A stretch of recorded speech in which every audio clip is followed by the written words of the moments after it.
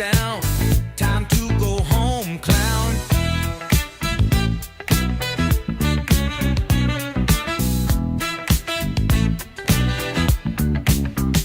Pack it up and take a seat. Slow boys can't ride with me. Oh, oh,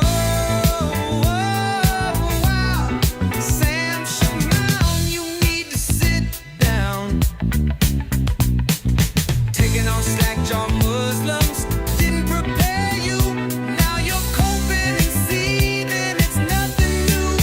Oh, Sam, it's sad what you done to you.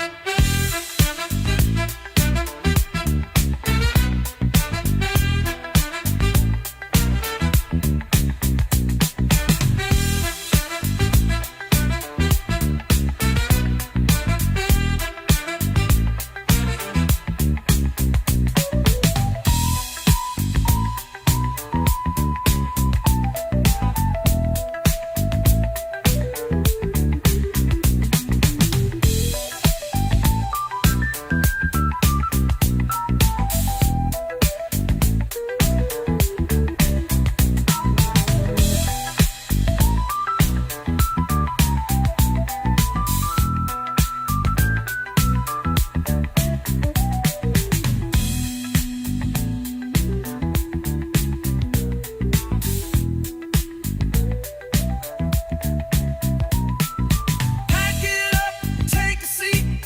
Slow boys can't ride with me.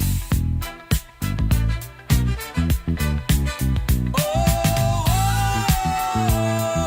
wow. Sam Shamoun, you need to sit down.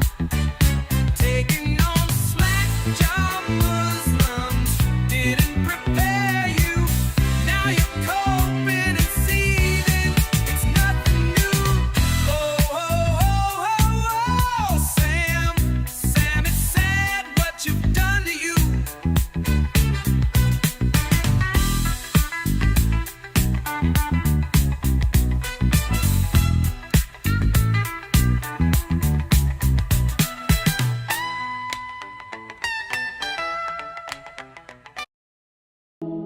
Pay Piggy.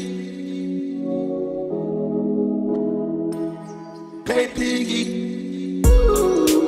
Don't make me go back to that 9 to 5. Wage cut ain't no way to be alive.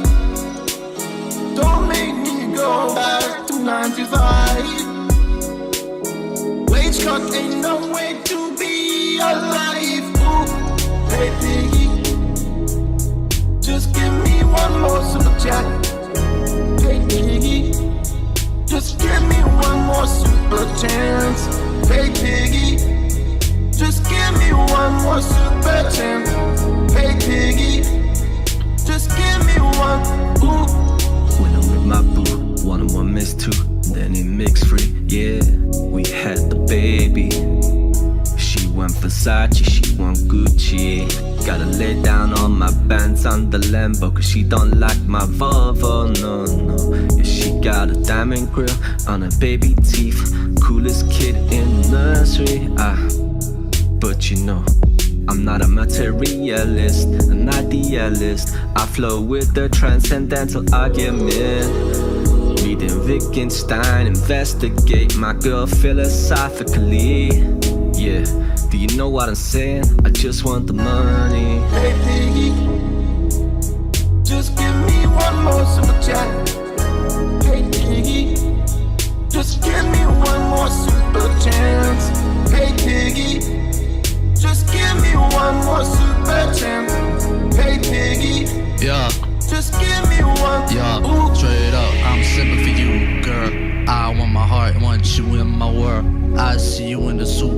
I see you wanna go from me. I see you on the OnlyFans and you've got my heart in your hand. Please don't crush it, girl, understand that I'm a simp, but I'm proud. I'm a geek, but I'm proud. And I wanna feel your breasts at a convention. I want my picture of you groping my ass to be on social media. I want my friends to see it on Discord.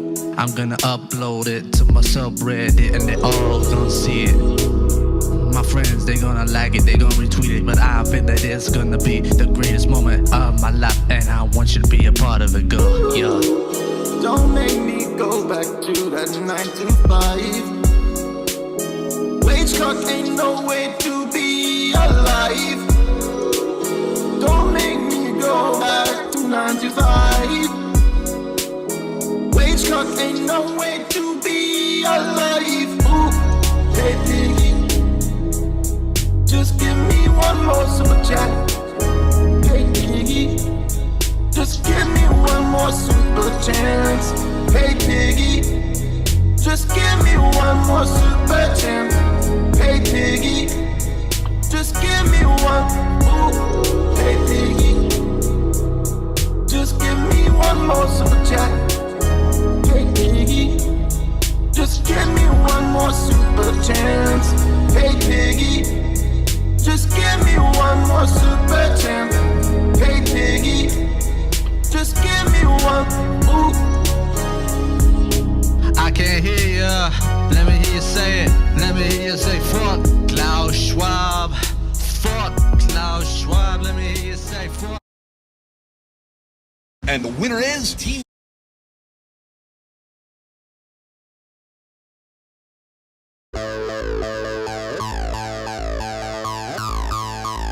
Oh yeah!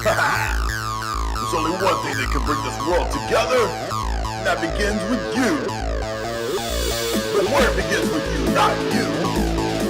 I'm gonna tell you what word it is. Usually on the dance floor. Get that ass up.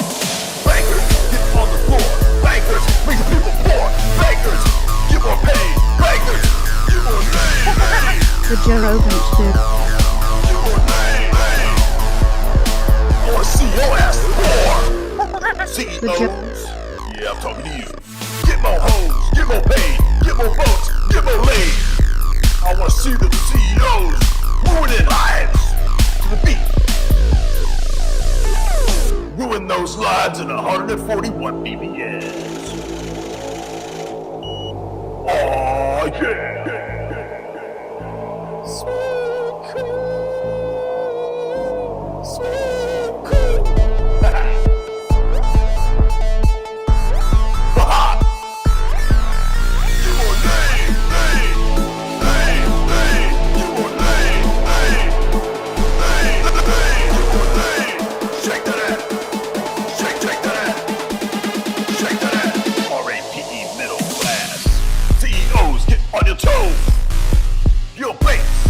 Where's the interest rates? I wanna see the banker on the floor. I wanna see your ass poor. Make it clap. Make it fiat clap. Shake that ass. Usury on the dance floor. Oh, yeah. Yeah! What's up, y'all? Welcome to another stream. We're going to have fun today. Not a heated, heavy, hot thing.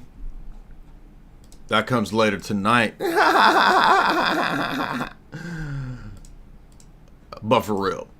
So, in the midst of all the drama, isn't it funny that the actual offer to debate is ignored? As you may be aware, I have continued to simply offer to actually just have debates. We know last night I called 3 times on Skype. I suggested that everyone go over to the Crucible. Nobody wanted to do that. Now, this, keep in mind, they said they wanted to debate on the Crucible. I offered here. Kai and I offered to debate Shamoun and Albrecht on the Crucible on their inconsistent Assyrian Church of the East position and pre-post Vatican II contradictions. The debate must be formal with cross-examinations on the Crucible. Now, keep in mind, Shamoun himself said that he wants a debate set up on the Crucible. Remember that Albrecht said he's willing to debate me on any topic. So he says I get to pick the topic.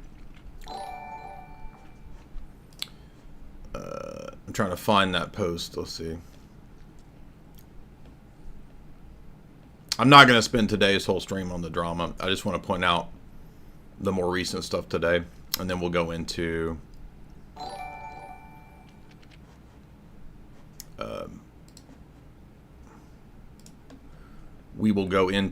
the other clips, debates, discussions that are hot on the internet right now.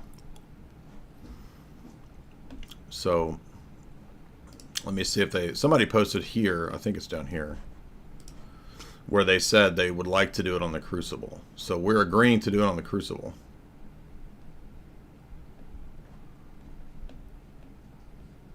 Yeah, here it is. Tell the dog gay liar to debate Albrecht in the near future instead of the last minute. So the offer was given, right? So this is to the Crucible. See that? To the Crucible. Tell him to debate. Here's the offer. Kai and I will debate on the Crucible. What's their response? No, it's got to be on something else, 1-to-1 on some rando, nobody even knows Catholic channel. But last night you said it could be on the Crucible at any time, and I get to pick the topic. Albrecht has always said I'll debate Jay on any topic. But this is the same rigmarole that has always happened with Albrecht. I showed you 2019, 2020, the text messages when I tried to set up a debate with him at that time. He would say, give me 6 months. I need 6 months. 6 months later, give me another 3 months. I need more time. Give me more time. I got a lot going on in my life. So this is the rigmarole that they do. And it shows that they never had the intention of actually having a debate. They don't want to discuss the actual subjects. They want to have all of this meltdown drama so that people will be so disgusted with interacting with them. They can then say, oh, look, they ran. They ran. And so I've just continued to be pressing for a debate on the Crucible. Why would I debate on some rando Catholic channel when Shamoun himself said we can debate on the Crucible? The Crucible is one of the largest, fastest growing debate channels on YouTube. Why would I go to some rando, no-name Catholic channel to debate? It doesn't make any sense. And it's just them looking for reasons and excuses. So when they get an actual offer, again, as I called 3 times last night, I was willing to go to the Crucible last night. They won't do it. So they don't want to debate this. And everybody knows, even Shamoun says he doesn't have the ability to address these topics. Yet he's going to teach on the Trinity. He's going to teach all this stuff, but he doesn't know the basics. Well, I think he might find a better career path over at the Discovery Channel together with Jason Hawes and the Ghost Hunters people. I might need you. Did it say I might need you? I just saw. I swear to God, dude, it was like a white thing coming right at you behind your back. Behind me? Behind your back. Watch how incredibly this bright light anomaly manifests out of the spirit box. Oh, it manifested? It's demonic. You see, anytime you DM somebody during a live stream, it's demonic. Now, last couple points I'm going to say on this, because I just want you guys to note that he's not debating. Yes, people didn't know. He actually believes that when there's dust and particles and reflections in his laptop camera, which is just his nasty ass catnip, cat hair filled apartment, he thinks it's a proof of angelic entities. The orbs are the dust particles that fly past his nasty ass apartment and that filthy ass kitchen with his Wheaties boxes and his Pop-Tarts in the back there. So that's what we got going on. And today, unfortunately, he just had a complete meltdown. Here he is praying for the death of Orthodox. Right? While seeing the splinter in the eyes of others. Filthy, wicked orthobros. You guys, you are a cancer, dude. May God cut you off permanently in Jesus' name. I don't know where he thinks he gets the authority to cut people off of the grace of God or pray for their death amongst the Orthodox. So you can see this guy is just completely, I kind of think he's had a manic episode. Like, that's a better explanation, I think, for just how weird and insane all of this is, because I sent him one friendly message asking to have a debate on the topics that we've actually been debating for a few months now. And then here's what he says about me. This. Are you ready for the prophecy? You guys ready? Because he's a narcissist. Okay, watch what's going to happen. So he's in prelist. He thinks he has prophetic powers. You ready for the prophecy? Because I've seen this. Sadly, I had to live with this for 10 years, and it's turned me to a bitter man. So wait a minute. He had to live with this, and he's going to say that the wife is going to divorce me. So he means that he had to live with it. The wife's divorcing him because he's a narcissist? Is that what he's saying? Jay, gay liar. Here's what's going to happen. You're not going to last in your marriage. Your marriage is going to end. Listen, I'm not wishing it on you. God knows. I don't wish this on anyone. But because you're a sick demon, you're full of Satan, you're scum, narcissist, this. Are you ready?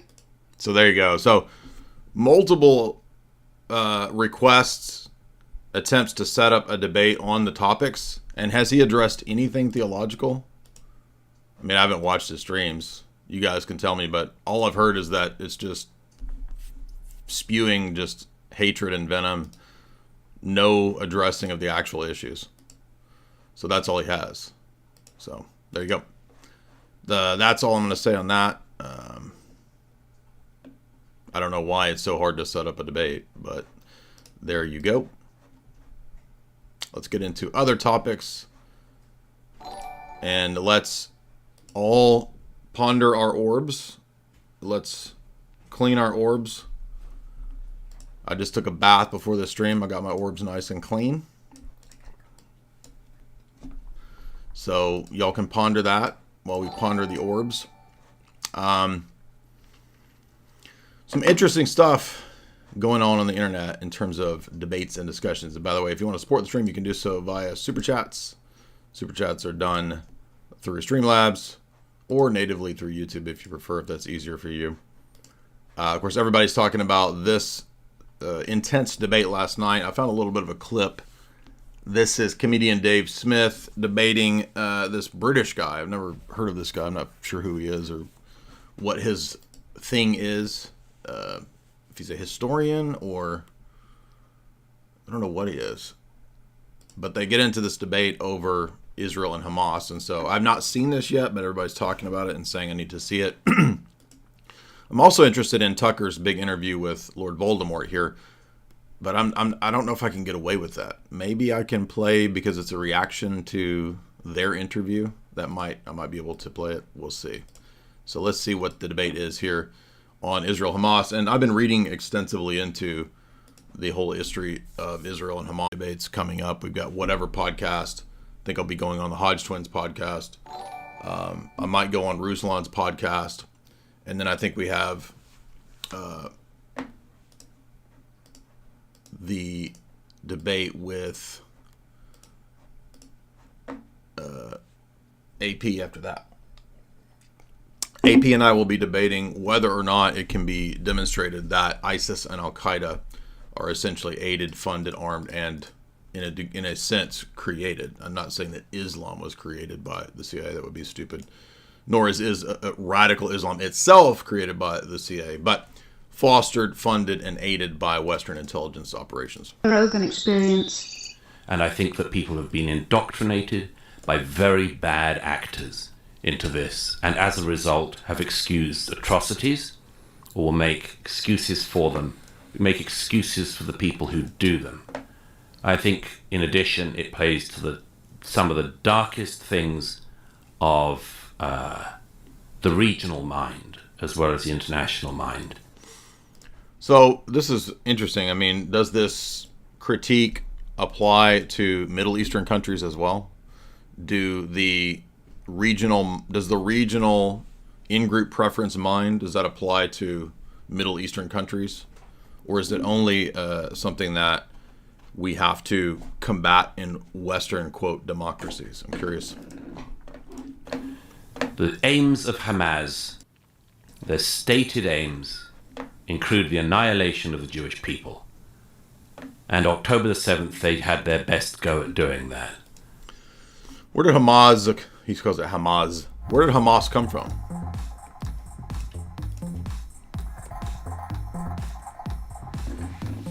I have here with me Victor Ostrovsky's 2 books, wherein he discusses Israel creating Hamas. Why would Israel create Hamas?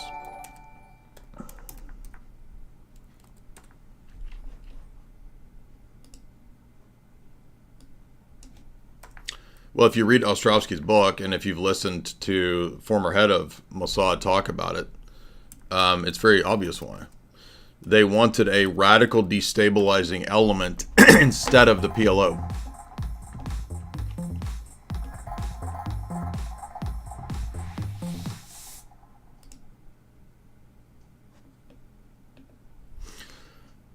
In other words, the PLO, which was a secular Palestinian Liberation Organization entity that had a stabilizing force. I'm not agreeing with the PLO or saying that they were, quote, good guys, but Arafat and those and that outfit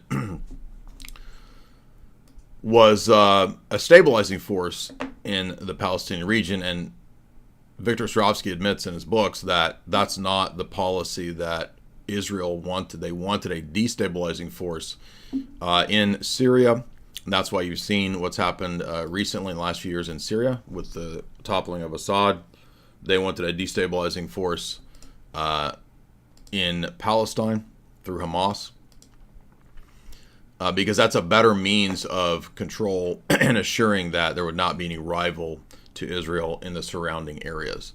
Ostrovsky also speaks of funding these radical elements and movements in Jordan and Egypt as well, Muslim Brotherhood in Egypt, etc.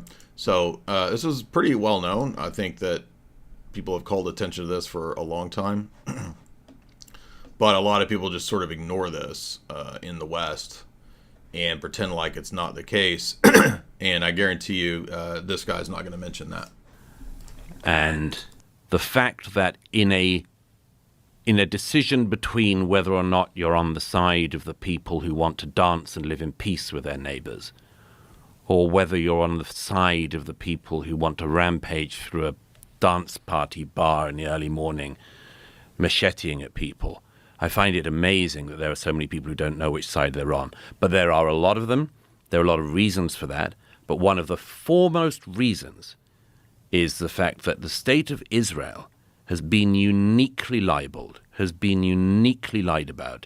Its history has been uniquely lied about. It has been uniquely put under an international spotlight and then misrepresented in a way which I cannot think of many other countries in the world that have been treated that way. And there are... Now, maybe that's the case, but I'd like to hear what the arguments are. What specific events is he referring to? I mean, the nation-state of Israel is not that old in terms of what we think of as the modern nation of Israel. So what exactly is he referring to in this brief span of history here? Maybe he's correct. I'd like to know what specific examples, though. He just kind of brushes past this in terms of sort of propaganda. It sounds like emotive propaganda, but what exactly are you talking about? Deep reasons for it and shallow reasons for it. The deep reasons include some of the most ancient bigotries of the human heart, and the shallow reasons are people who don't know what the hell they're talking about. This is the premium Garmin Duffel 45 liter by Half Day. It's a transforming 2-in-1 travel duffel bag for long. Okay, I think that there's...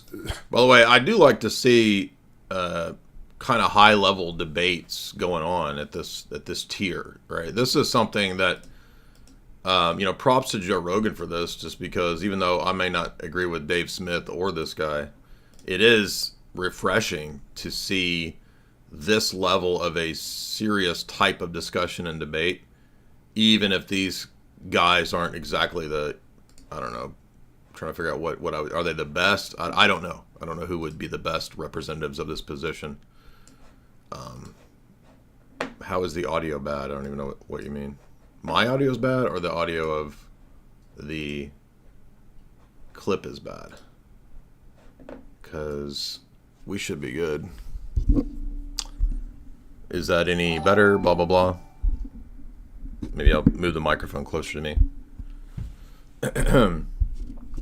If you're saying the audio is mad or bad, mad. I'm looking at orbs and I'm thinking about orbs here, so I'm getting distracted by the orbs. What if let's see if we can get some dust particles and let's see if we can cause some miraculous appearances. Oh, look at that! That's the demons flying around manifesting? That's the bat demons manifesting. It's the bat demons manifesting to fight the orbs. On Sam's channel, it's dust orb, angelic dust orbs, right? The dust angels. But on my channel, it's the bat demons because of the manifestations that I'm engaging. I'm demonically manifesting. And people were saying, where did you get the idea that he's influenced by charismaticism? The idea that anyone who disagrees with you and all the events that are happening in your life are caused by angels and demons directly, that's like a charismatic 101. And it's also kind of it's almost like a manic, insane psychosis to actually believe that. So who knows if he really believes that, if he's just sort of putting on a show for the camera, or, I mean, I actually think he's kind of having a breakdown. Look, I'm not going to speak for what every person out there believes. I don't exactly agree with like the characterization that there was no outpouring of like feeling after October 7th. And certainly like everybody I know was just like, oh my God, this is like a horrific atrocity. And like an unprecedented terrorist attack from Hamas, the worst terrorist attack in Israeli history against Israelis. And it was horrible. I think what a lot of I'm not arguing that there are no people who are actually pro-Hamas or there are no people who are actually like hate Jews or something like that. I do think that what happens is that a lot of people get put in that category who do not belong there. Much like we've seen this over the last year and a half, where a lot of people, you have John Podhoretz calling Thomas Massie anti-Semitic scum, because he said, we're dead broke. We can't afford to fund everybody else's war here. People have been calling Tucker Carlson anti-Semitic all over the place. When these are two guys, Thomas Massie and Tucker Carlson, who have never uttered the words "the Jews" in their life. Like they're just not anti-Semites at all. So there's a lot of people, I think, who are when they're well. What does Victor Ostrovsky say about this again? And his books are really good, by the way. He has a very interesting comment on this very topic. We'll see what his opinion is. Let's see what Victor Ostrovsky says.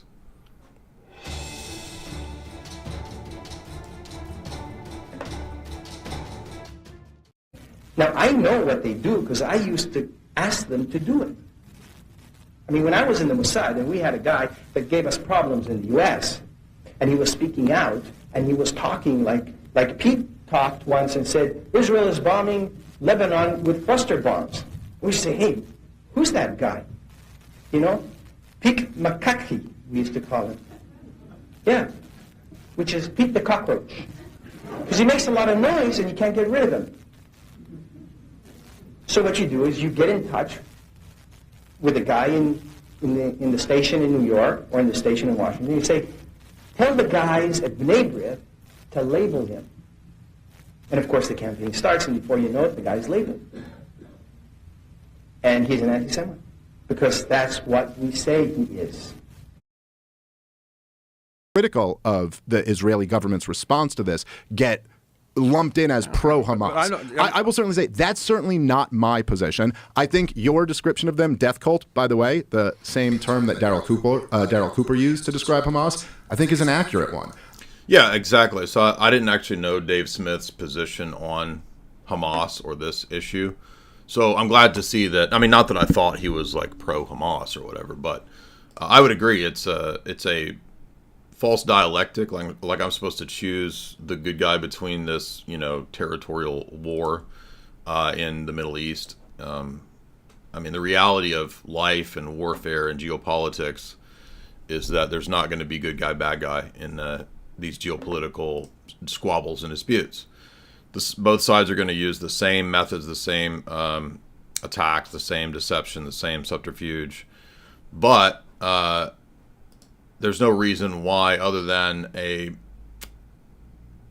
let me put it this way. I would say both sides have a long history of mistakes. The idea that it needs to be ethnically cleansed is, I think, part of the problem. But also, just in general, Arab peoples, they accepted Islam centuries ago. So that's another problem. And I don't know why, because there used to be a lot of Arab Christians, especially the further you go back. But for some reason, I don't know exactly why, maybe because of ethnic pride. And if you are familiar with the Quran, there's that section of the Quran where Muhammad says the Christians have their revelation for them. The Jews have their revelation for them. This is God's revelation for the Muslims, the Arabs. So there's actually this sort of ethnic racial component within the Quran itself, although it contradicts because it later says, okay, now go out and conquer the world because this is for everybody. But at one stage in the Quran, it's actually an ethnic for the Arabs, quote, revelation. And maybe that was something that appealed to an inferiority complex on the part of Arabs, and that people group, and which led them to abandon a lot of their Christian past and heritage. And so you get this false dialectic between an idiotic Islamic religion and an equally bizarre cult-like rabbinic religion. And sometimes they can work together, and sometimes they hate each other. So there's really not a good guy, bad guy in this conflict. And I'm well aware of the history of, but we were there first. But then actually before them, there was another group. And then before them, there was another group. Ideally, as many have pointed out, I think in the 1200s, the 13th century, this was a Byzantine place. It was a Byzantine kingdom. Ideally, it should be a Christian kingdom because only Christ can reconcile Jew and Arab, right? There's no other way for that reconciliation to occur.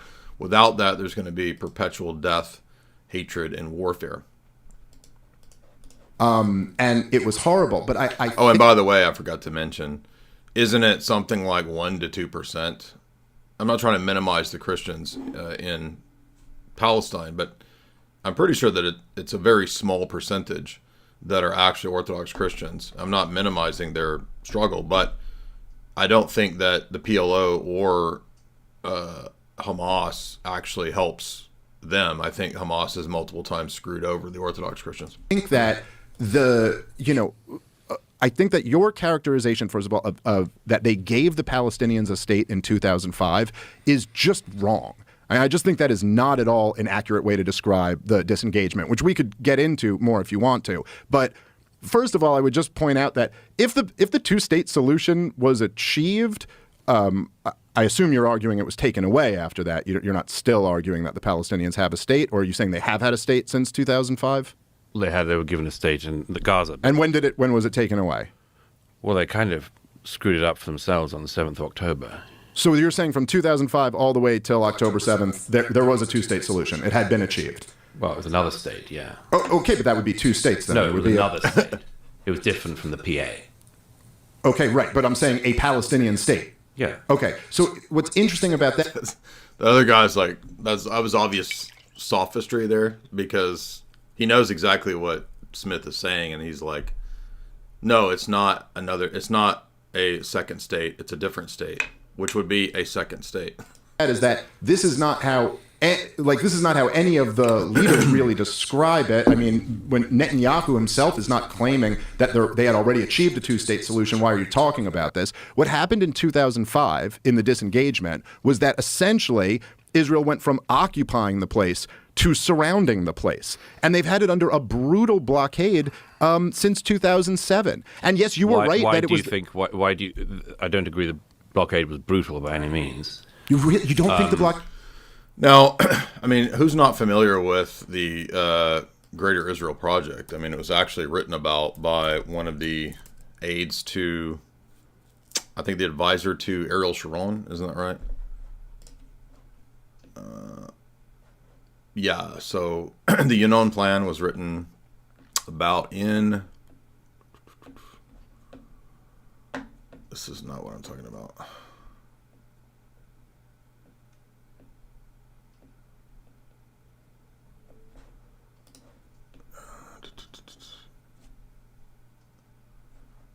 Is this it? This might be it.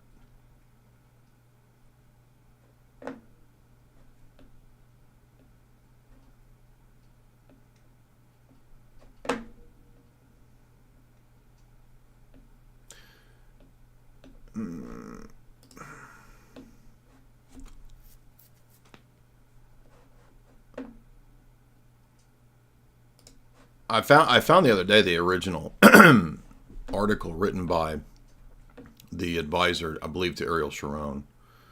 I'm not talking about Herzl's project.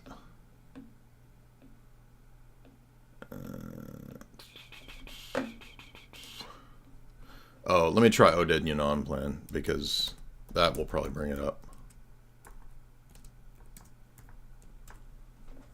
Yeah, here we go. The Yinon Plan is an article published in the Hebrew journal Kivunim, Directions, a strategy for Israel in the 1980s. It was penned by Oded Yinon, former advisor to Ariel Sharon, told you, and senior official with Israeli Foreign Ministry, and a journalist for the Jerusalem Post. Can we...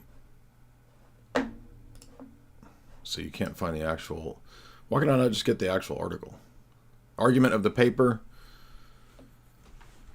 The rationalist humanist foundations of Western civilization were going to collapse. Therefore, this needed to be preserved in Israel, and that would then work if you had an expanded Israel. The blueprint for the Middle East included the idea that the David Accords were mistaken. One of Israel's aims for the 1980s would be the dismemberment of Egypt, described as a corpse, in order to reestablish a status quo ante when Israel controlled the Sinai Peninsula. Yinon helped to see the formation of a Christian Coptic state, hoped to see, within Egypt's borders. So you notice right away that this is not, it's not a black or white issue in the sense of like, who's the good guy, bad guy, because it's very similar to the Mossad's attitude towards Iran. Because as we saw, Mossad funded and aided the Phalange, right, which was the Catholic sort of militant guys in Iran. So the Christian militia in Iran, Lebanon. The Christian militia in Lebanon was the Phalangist, and the CIA and Mossad wanted to arm them and help them as a bulwark against Hezbollah. And you see a similar sort of attitude here, where in the Oded Yinon Plan, he wants to see a Coptic Christian state in Egypt, because that would be more amenable than Muslim Brotherhood, or these sort of not Muslim Brotherhood. It would be more amenable than like a Nasser type of situation, or a secular Egypt. And I think what happens is that you get this similar policy with whether it's the British imperial policy or the CIA or Israel. If there's a situation where a secular Arab state could be beneficial in some cases, they'll go with that. You see that with the CIA in the 1940s and 50s, helping to set up pan-Arabism, Arab nationalism. And then the decision later on to fund, arm, and ally with radical Islam to take down those countries when they pose a problem. So in the Cold War, you had a lot of those secular Arab nation states beginning to align with the Soviets, and that caused a problem for Western democratic-oriented countries during the Cold War, and that led to more and more alliances with radical Islamic groups to destabilize those secular Soviet-leaning Arab, and not even just Arab, but also like Iran, right? Because it's debated to what degree the two-day party was really influential and were they really aligning with the Soviets in Iran. Perhaps they really were. Perhaps it was overblown. But in the Yinon Plan, we see that Jordan and the West Bank, their plan there was Israeli invasion of Lebanon, the liquidation of Jordan that was ruled by the Hashemite kings. That's interesting because I wonder if this didn't happen because the Hashemite kings have for so long been on the CIA payroll. If you didn't know that, that's actually pretty well known. It's reported in Time magazine for many years. I'll show you what I mean.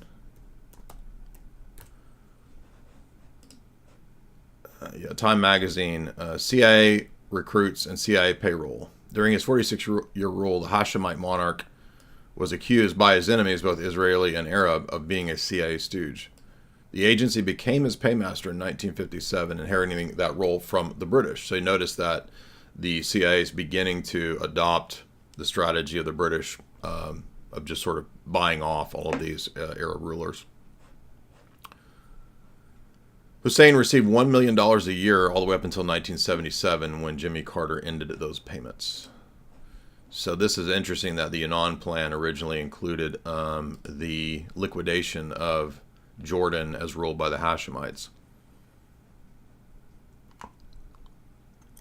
The dissolution of Jordan, Yinon thought, would bring an end to the problem of the existence of the dense concentrations of Palestinians in the Palestinian territories that Israel had conquered in the Six-Day War of 1967, allowing them to be spirited away into the former kingdom's territory. I mean, I know it's like if you're Hamas or whatever and you're like this committed, why would you not want to just go live in, an Islamic country? You know what I mean? I've not been to the West Bank. I mean, is it some beautiful place? I don't even know. I mean, I've heard it's actually not that bad. I think I've heard they have shopping malls and stuff. Not saying they weren't, brutally boxed in or whatever, but I mean, if you really love Islam, why wouldn't you want to be under some Islamic, theocracy or something? Let's see what the plan for Lebanon was. The Yinon Plan's papers on Lebanon focused on that fed into an old Lebanese conspiracy theory against its territorial integrity back to 1943, in which the country was to be cantonized along ethno-nationalist lines. So this would be just sort of destabilizing it or controlling it through sort of creating these rival controlled groups. And if you've listened to the interviews that we've done with Jim, who's in Lebanon, he kind of describes it as this way. When we did our analysis of Middle Eastern intelligence and we covered Hezbollah, Lebanon, and all the factions within Lebanon. And if you read Victor Ostrovsky's chapter at the end of the book, the first book, By Way of Deception, the whole chapter on Lebanon actually speaks of it this way. So I would say this seems to have been pretty effectively executed, this Israeli plan to cantonize Lebanon into ethno-nationalist gangs, factions, and organizations. In the 1970s, the idea took wing, and especially after the Civil War broke out in 1975, it came to be associated with the figure of Kissinger, whose Middle Eastern diplomacy was thought to be greatly detrimental to Lebanese interests, who was rumored to be planning to partition Lebanon into two different states. Interesting.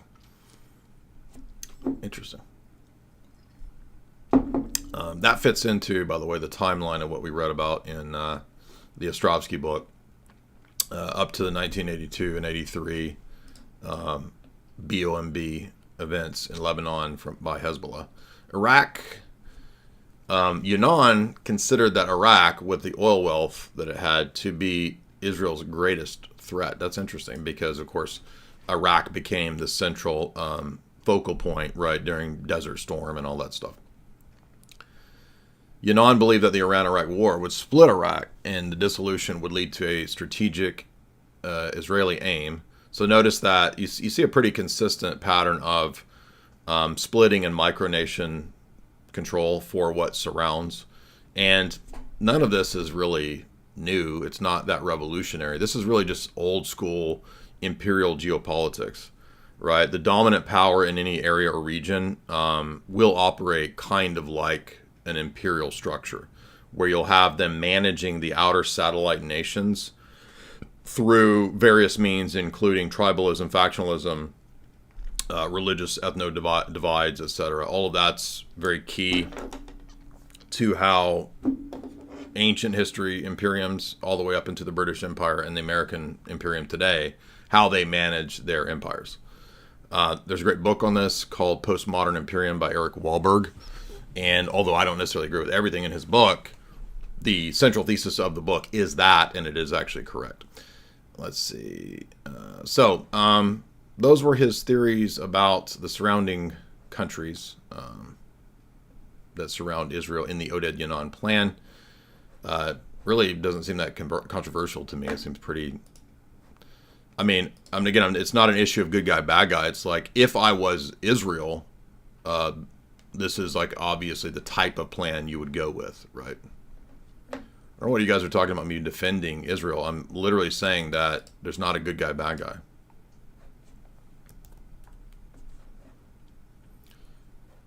Okay, where have I lied? If anybody would like to come and have a debate, you're welcome to. You'll notice, like, I've offered to debate all these different people. Now, again, let me give you an example. If Israel arms the Phalangists, and if Israel wanted in that situation to set up a Coptic Christian state, who's the good guy or the bad guy there?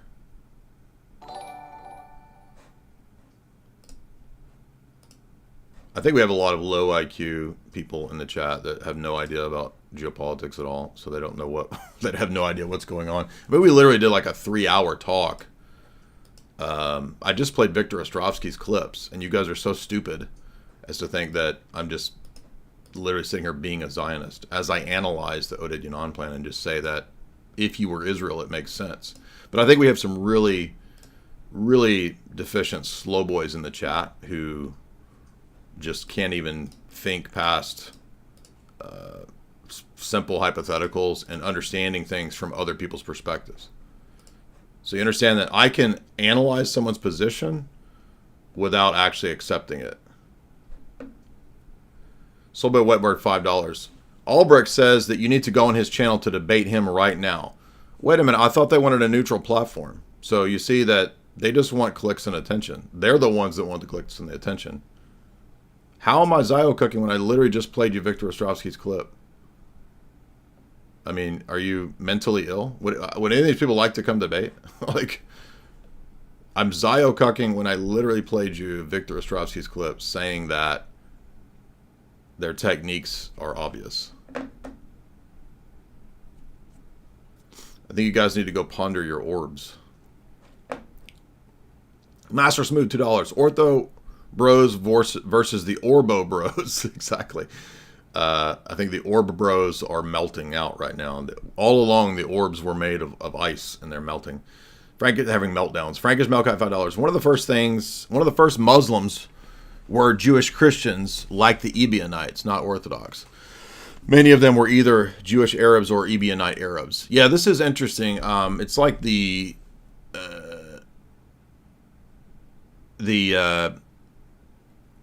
how can we say this? Arabs, the Arab mind seems to have a hard time with things like the Trinity. And that's just my observation.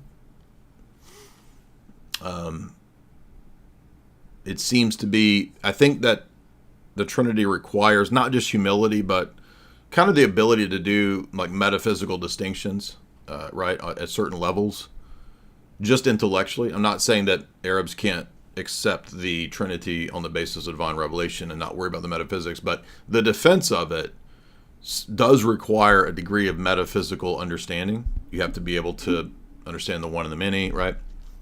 This kind of stuff.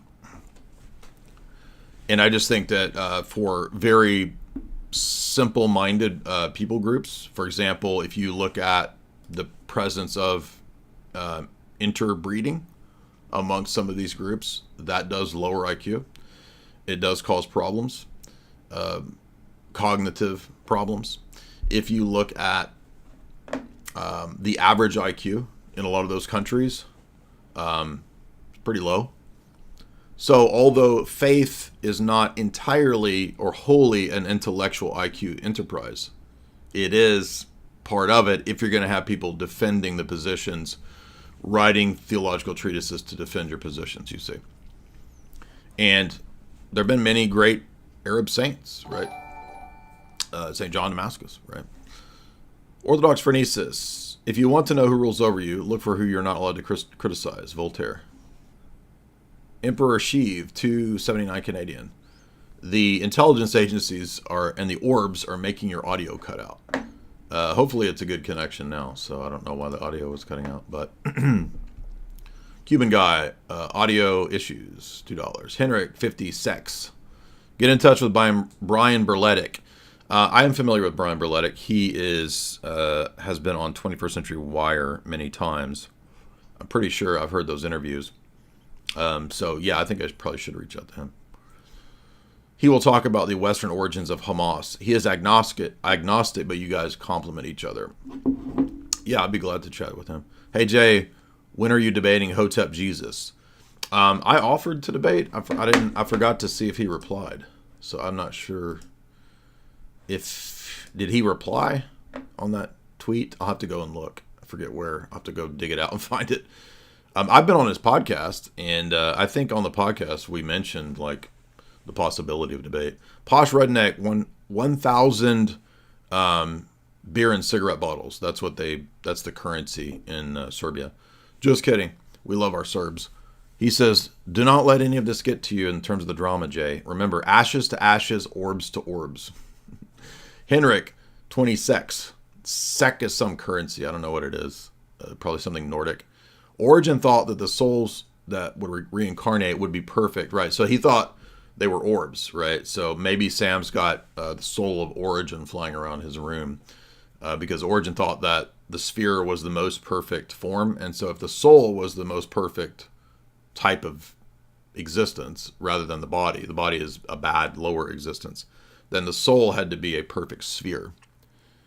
Andy Montes, $2. Sam is projecting. Cuban guy, did Sam actually wish death upon Orthodox because he's salty? Man, what a time to be alive. Yes, he did. I played the clip earlier. Zalmoxis, membership for 2 months. The bottom line is that Roman Catholics and Protestants do not have the Trinity. Exactly. That's what the initial disagreement was over, was that he was making the argument that here's your tier of the better and worst of the Protestant Roman Catholic Trinity defenders. And I was wholesale rejecting that either Protestants or Roman Catholics have good Trinitarian models.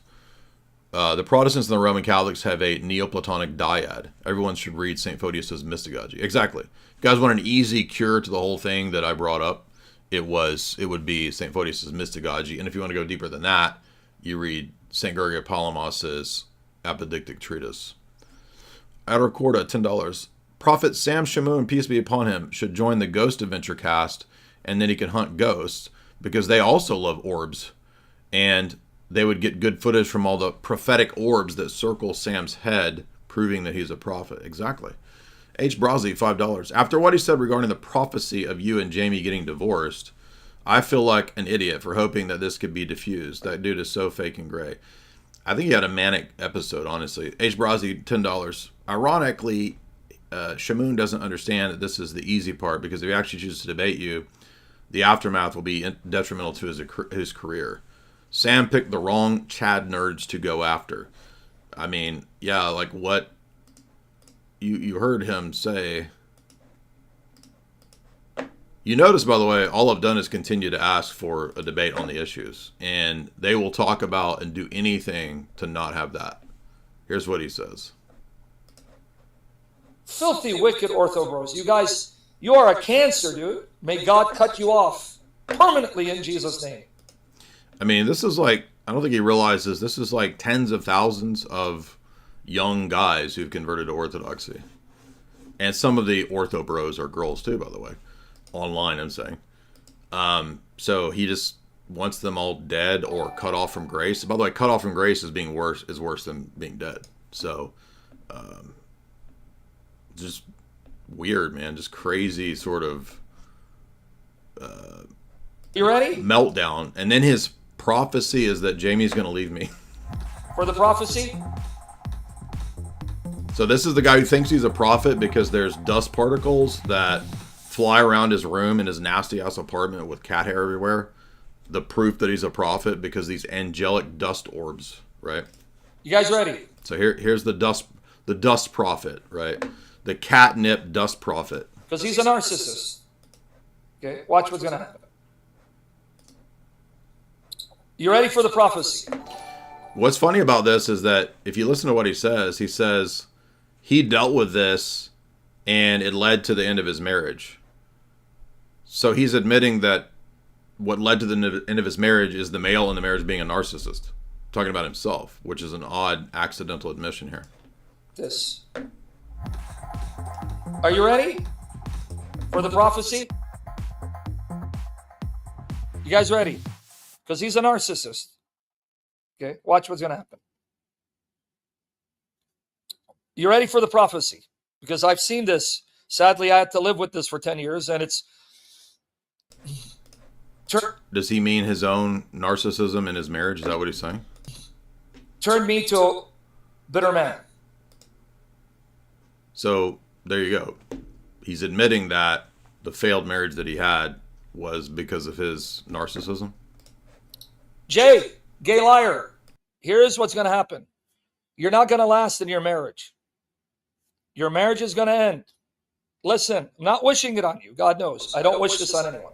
But because you're a sick demon, you're full of Satan, you're a scum, narcissist. There you go. So, all because I asked him to do a public discussion in a civil way on the Trinity and the energies. There you go. And they won't do it, will they? I mean, I haven't seen any updates, but as far as I could tell, they're not going to do it.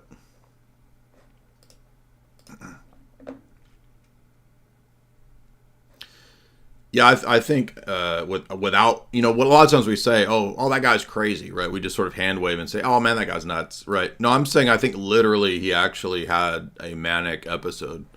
And it's crazy because if you watch the stream from a couple days ago or whenever it was, when I just simply messaged him, he went from he would say like, Jay, buddy, I love you, bro.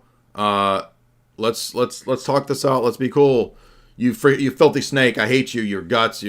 Your mother's a whore. By the way, I love you though. It's like he would be flashing back and forth between like two personalities almost. Like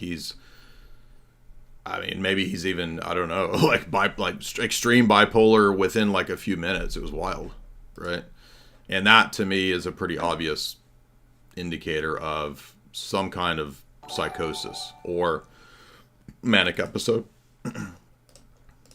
I still don't understand why. I mean, he deals with people disagreeing with him all the time. It doesn't make sense why.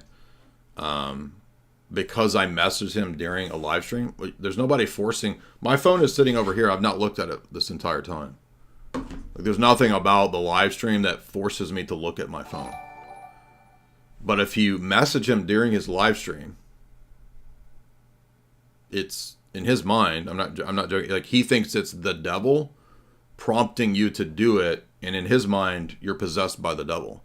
So imagine this guy's life. Like, everything that's happening in his life is either directly caused by angels or demons in his mind. And no wonder he's having these sort of meltdowns, because that's some sort of weird charismatic delusion. That's not true. It's not orthodox. But he's in the world of Roman Catholicism, which has adopted Pentecostalism and charismaticism. So I guess he found his niche. That's where he That's what they're a perfect fit for each other, him and Rome. Crunch, $5 Canadian. I'm a new fan. I like your stuff. I'm new to the faith. I look forward to learning. Found you through Perfect Guy Life. Well, thanks, Crunch. Appreciate that. Open Mind Daily Grind, $5. Maybe he's tremendously saddened because of his daughter. I don't know about anybody's... I don't go after people's personal family stuff. That's what they do. You notice all I've done is ask to keep having a debate, and he's going after my wife. I mean, that's how bad this is. Steve McLovin, $5. Could Islam be prevented if Arabs were part of Galatians 3:28? If Arabs were part of Galatians 3:28, there's neither Jew nor Greek, slave nor free. I mean, Arabs are part of Galatians 3:28, so I don't understand the question. I mean, because they're not literally mentioned. I mean, Paul's just saying that ethnicity is not of prime importance in the gospel. It doesn't mean you lose your ethnicity. But there have been Arab Christians since the very beginning. I mean, Antioch converts in the book of Acts. Mr. McPickle Pounder, $5. What's up? Do you have a Discord private community? I'm not that active in the Discord. I gave it away some years ago. There is an Orthodox Discord, though. It's the largest one. Koenigsegg, £2. I don't know if I can read that one on here, but you mean Hamas? Again, I think Hamas is not good guys. But I also don't think that makes the Zionist philosophy good. Big Iron, $10. Respect for being unwaveringly dignified about the entire Shamoun hee drama. Sometimes his orbs are just his spit when he's frothing. P.S. Blue light filters help with eye strain. I think these are blue light filter glasses, but thank you for that. Sigismund, 26. Life is good. Have some Swedish orb coin. Exactly. He's donating orb coin. I added the coin part. Jason Cassell, $20. This is the new norm. If you criticize Israel, you are part of Hamas. Yeah, exactly. If you're critical of Hamas, then you're a Zionist. So people are just falling into the dialectics, which is partly how it's constructed. Apparently, you cannot say that both have done horrible things and that both are bad. It should be obvious. But we have a lot of slow tier boys, shall we say. Evgenia, $10. Thank you always. Thank you, Evgenia. Appreciate that. Irina, $50. Glory to God. Thank you so much, Irina, for being very generous. Appreciate that. Critical News, $7 Canadian. I appreciate all your work, Jay. I knew that Sam was bipolar the first time I heard him speak. Well, I have noticed a lot of comments that have popped up in the past couple of days from commenters that claim to be psychologists and therapists, and they are saying the same thing, that, you know, if you've done work with people that have these bipolar manic issues or whatever, it's obvious. I don't work with bipolar manic people, so I don't really know the signs, but I guess the signs are there. JML, $30. Do Catholics have the concept of prelest? Not really.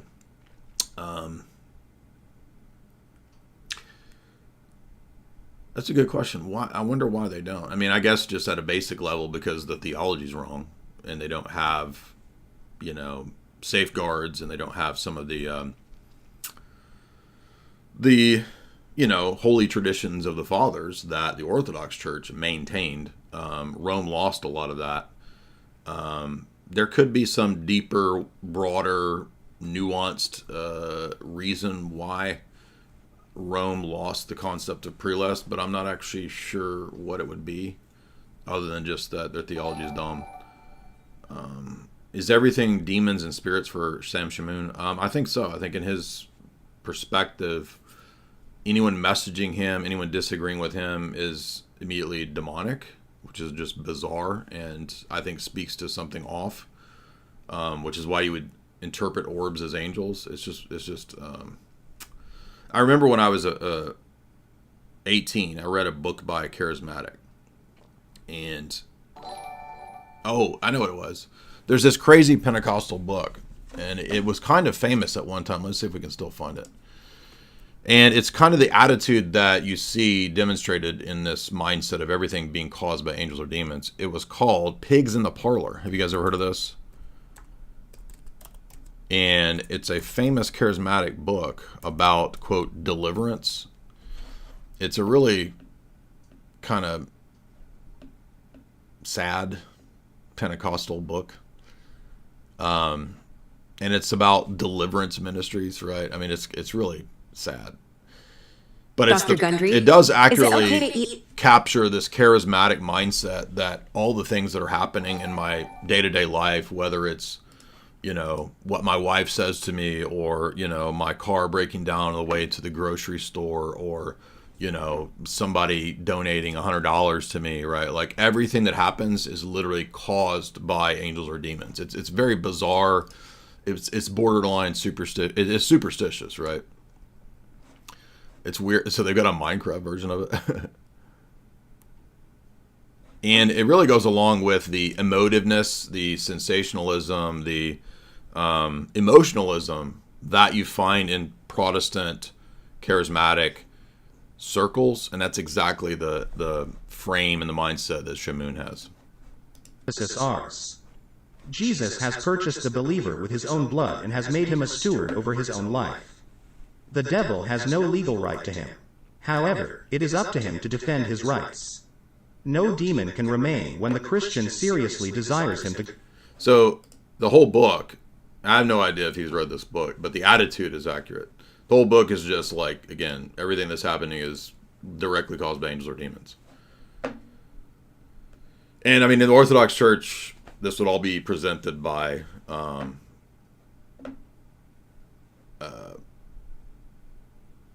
this would all be prevented by a spiritual father guarding you against pre-lust. Quantum Yakub became a member. Did you see DHS would be vetting people on social media for certain comments that can be denial of entry? No, I did not see that. I'm not aware of that, but I'll have to look at that. I'm not surprised, though. Johnny G, 10 Canadian. I asked Shamoun if he thought that Osama did WTC 7. He responded by saying, Osama raped my prostitute mother. I unsubscribed. I mean, it's almost like the irony is that if anybody has a demonic manifestation, it's this guy.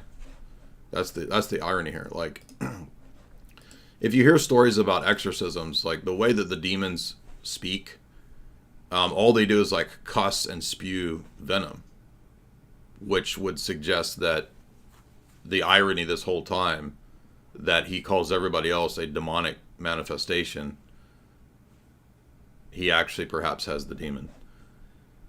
Jasper Daddy Falker, $5. My area is somewhat of an Orthodox hotspot. I was wondering if, as an acquirer, I should go to a Serbian, Greek, or OCA parish.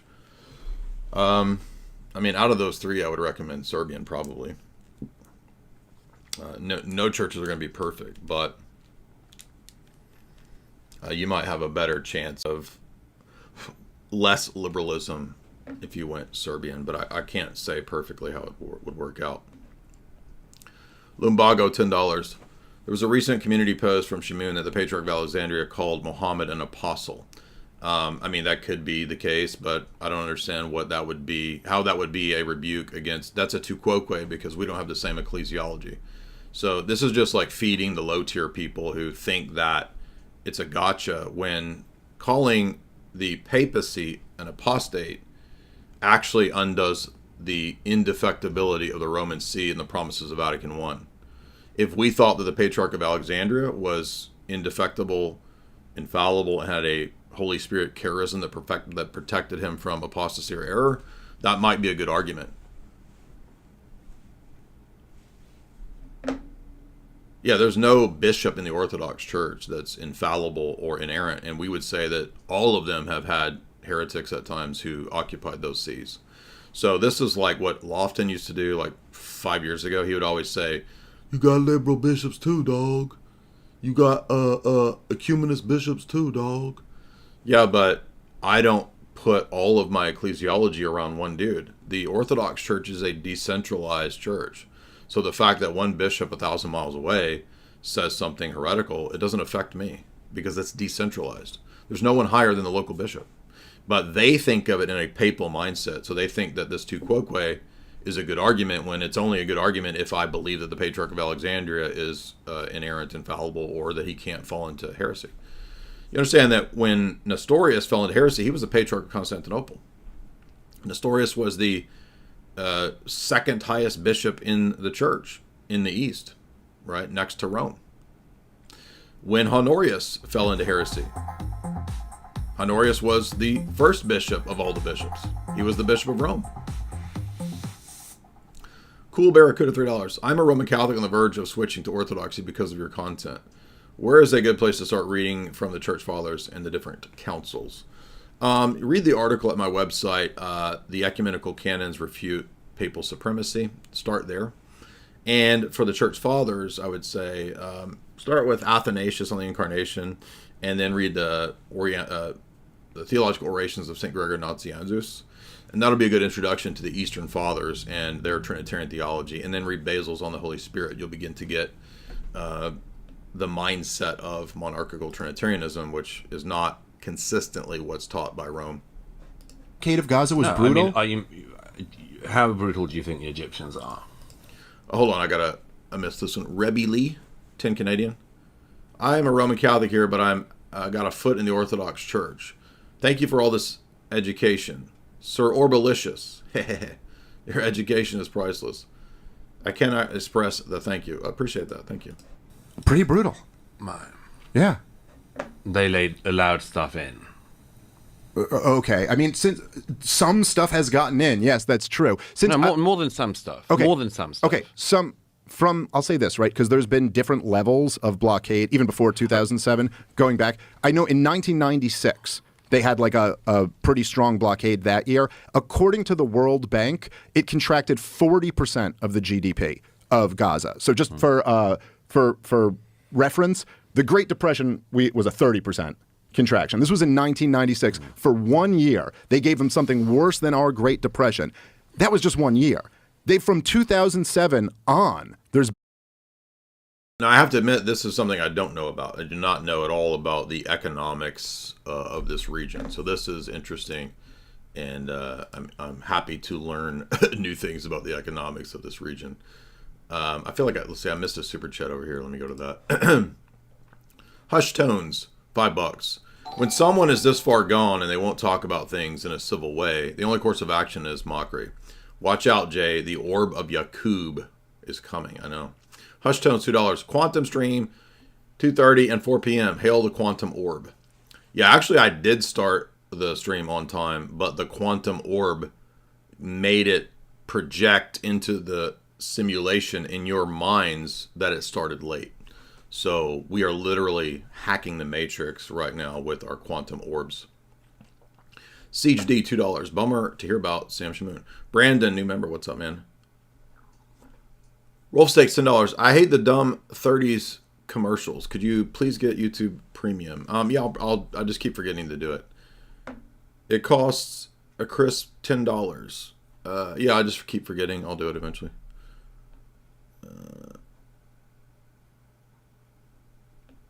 Let's see. Got to make sure. I think I missed another one up here.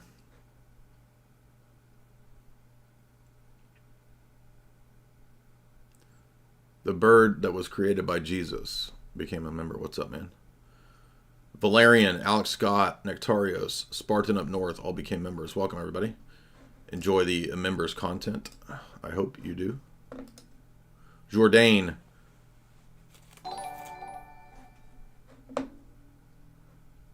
Actually, your point about Nestorius is mute because the Patriarch Constantinople is a saint because Voice of Reason said so. Exactly. Even though that totally undoes all the anathemas of Ephesus and the theology of Saint Cyril. I mean, Cyril and the anathemas are all wrong because they're directed against Nestorius. Victor G 10264, $5. Jay, I'm happy that you're getting on all the bigger podcasts. I knew it was a lot of patience and tenacity to keep doing it for so long. Yeah, I think we're gonna have fun. I mean, we've had some big podcasts in the past. The only bad news is that I don't know. I think that with Timcast, when we're going to do this Catholic debate, so we couldn't get Michael Knowles, we couldn't get Charlie Kirk, there was some other Protestant evangelical guy with like 100,000 followers they were trying to get. I guess he didn't want to do it. Wes Huff said no. By the way, I should have added Wes Huff to the list of people who declined the debate. I don't know that we'll be able to do this Timcast debate, which I was really hoping would be able to be done. Because they wanted a Protestant, a Catholic, and Orthodox. And now there's no Protestant. And so it would be like me versus Tim Pool and Tim Gordon. And it just does. I don't think that even Tim Gordon was like, we got to get a big name like Knowles or Charlie Kirk, right? So I don't know if that one will happen. I mean, I'll keep pushing for it. Maybe if we could find a Protestant who wants to go on Timcast. But the other thing too is like the more people that you add, the less of a debate it is. It just becomes like everybody taking turns yapping on a open panel. So it's not really a debate. You know what I mean?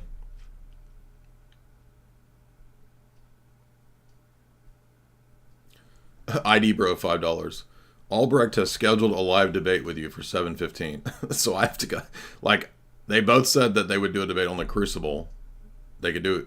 Albrecht said any topic that I want.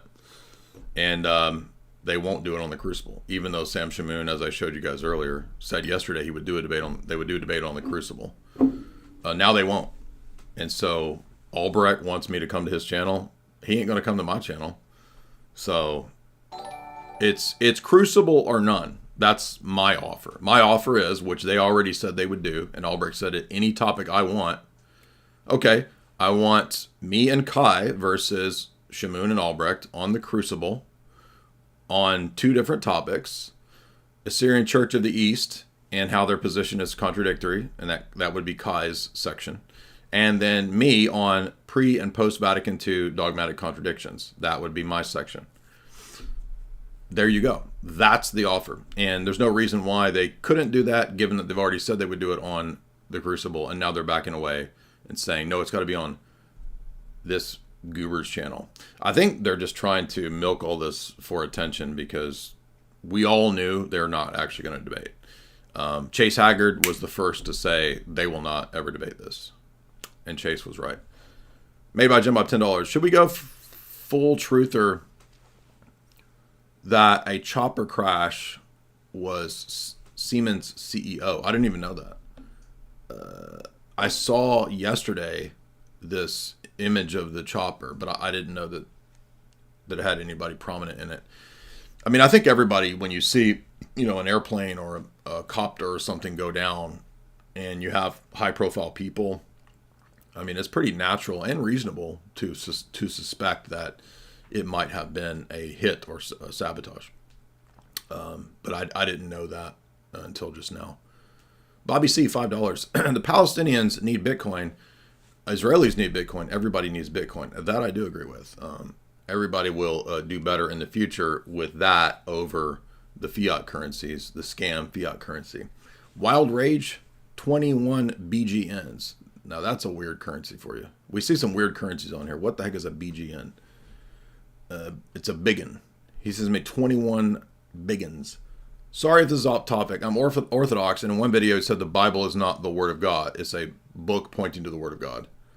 How can we explain that it's primarily a liturgical book?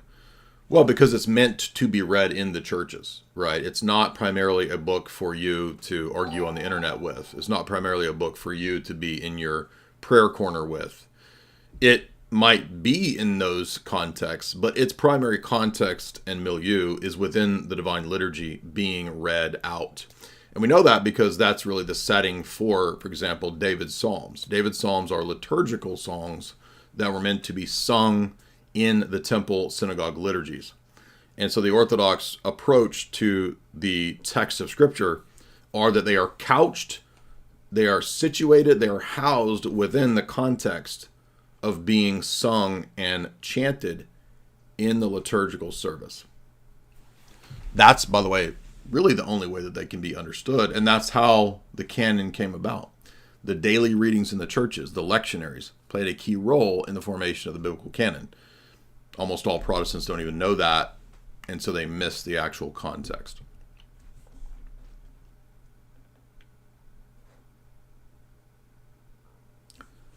Victor G 10264, $5. What is your take on Rex Jones becoming Orthodox? That's great. I mean, I think everybody was happy to see that. Last year? I think he was received at Father Moses' church last year. Yeah, I mean, I think these discussions on this podcast, this channel played a role in that, as well as others. I'm sure he found a lot of camaraderie with Father Moses. So I hope that he's doing well. I think I've only talked to him briefly on Twitter Space and maybe a couple emails. So I've not met Rex. I don't know him in person. What about Alex? Any nudges? Well, Alex has expressed interest in attending Orthodox Church. He had said a few months ago he wanted to go. I don't know if he ever did go check out Father Moses' parish. In fact, he messaged me about an Orthodox church, and I suggested Father Moses' church. So I don't know if he went or not. I first heard about you on the Tinfoil Hat podcast. Yeah, well, I think if we go back out to LA in the next month for whatever Ruslan, Hodge twins. I will try to also go back on Tripoli. Whenever we go to LA, I try to do all the podcasts I can out there. Emperor Sheev, 2 Canadian. Ask Christ developed to debate on Temple. It's got to be a big name. Like, I don't know who that is, but it's got to be somebody with like over 100,000 subscribers. Yakub, Quantum Yakub, $5. I just got the Bitcoin Standard by Saifuddin Amus. Are you familiar with the book? Can you recommend it? I actually have the book as well. I ordered it in Tennessee. I don't have it here. And I'm looking forward to reading it. I've not yet read it, but I've never heard anything bad about it. I think it's probably going to be an excellent read. I intend to read it very soon and do a podcast on it. I just haven't gotten to it yet, but I've never heard any bad about it. I think most people think it's probably the best Bitcoin book. But there's also our friend Julia's book, Thank God for Bitcoin. So I doubt Saifuddin's book will touch on the sort of ethical, biblical views of Bitcoin like Julia's book does. But I'm sure they complement one another. But thank you for reminding me about that, by the way. Coach Crucible, $5. Thank you for the advice. I submitted to my church father. I no longer need debate online. I will no longer debate online without authorization. Well, I mean, it just depends. Like, if you're a catechumen, the recommendation is that you don't debate for 1 to 3 years. When until you can complete that catechumen process, and then you're under authority, because all of us, we all need checks and balances. That's the point, right? Victor 10264, $2. You versus Milo would be very legendary. I think maybe 4 years ago, there was a brief text DM back and forth, and I asked Milo if he wanted to do a debate. And he wasn't interested. And he said he was interested in my book, though. So I think I mailed him my book like 4 or 5 years ago. But I never heard back. So maybe he didn't like the book. I don't know. Jay Dyer on Tucker 2025. Now that's what I'm thinking, right? I feel like, maybe by 2025, 2026, right? Maybe there's a possibility of Tucker. I think my numbers are just kind of, what I mean? Like, if I can get on some of these bigger podcasts, if we can get up into the 200,000s, there's a lot better chance. So you guys need to follow me on Twitter. If we can get, I'm right at 100,000 on Twitter. So the quicker that we can get the numbers up, because that's what the big podcasts look at, right? I talked to one of Tucker's people. I talked to PBD's people, and I've not talked to like Rogan people, but I'm assuming that it's the same sort of attitude for Rogan as well. Like the schedulers look at your channel and your stats and your profiles, and if you're not up in the 200,000s range, at least in the 100,000 range, right? Which, okay, yeah, for the channel, but like we need to get the Twitter up, and we need to get the channel up into the 200s, and then I have a lot better chance of the big boys, right? But I would say for sure, like, give us another 3 or 4 years, and we'll definitely, Lord willing, be up in the 2s to 300s for sure. And maybe then we got a much more likely shot. I don't know. I think in the next year or two we got a decent shot, but we'll see. Jasper Daddy Falcor, $5. Maybe Ed Mabry would be a good candidate for the Tim Pool debate. He's doing a Bible study series on the Nephilim Death Squad. Oh, that guy. Yeah, that could be an interesting person. The scheduler woman, she's messaged me multiple times about different Protestants she's trying to find, and they're I guess she's having a hard time finding a Protestant that will come do it, because we've had 4 cancel. Everybody liked the stream. Clarity conversation.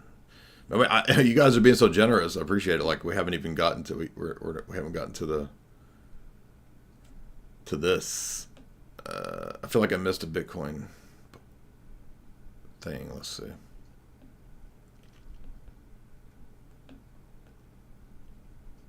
Bobby C, $5. I'm currently reading the Bitcoin Standard. I just started chapter 8. It is very good. I read it from the beginning. Don't skip to the Bitcoin part. Okay, there we go. That's good advice. By the way, I think made by Jim Bob. Shout out to Jim Bob. I think Jim Bob's going to be in Santa Barbara at the same time, and this is going to be awesome. We're both going to have the debate with Not So Erudite and the other ladies, whoever happens to be there that day, I guess. So that's going to be fun. And I hope you guys check out the recent episode of the Sam Hyde podcast. Did you guys check it out? Excuse me, Sam Hyde Show. It's also pertinent to today's topic. So head on over here to the X, and you'll see pinned at the top is the newest episode, Moist Thinkers. I think it's episode 4. And good news is I think we've almost got episode 5 wrapped up too. So episode 5 will be coming soon. Getting decent viewage. It'd be good to get the other one. The last one had about 500,000 over here on Twitter. It'd be good to get these up into the millions, but I mean, these are, people are saying that these are really, really well crafted, and I have to agree. I mean, obviously it's not just me and Sam. It's like a whole team of people. So, all the MDE guys, the team, and I'm not the only writer, by the way. There's me, Sam, at least, I think there's about 4 of us. Maybe 5 on some episodes. I think there was more writers on the first episode. That one was really, really intense. We might have had 6 or 7 writers on the first one. So it's interesting. It's a collaborative effort. It's a lot of fun.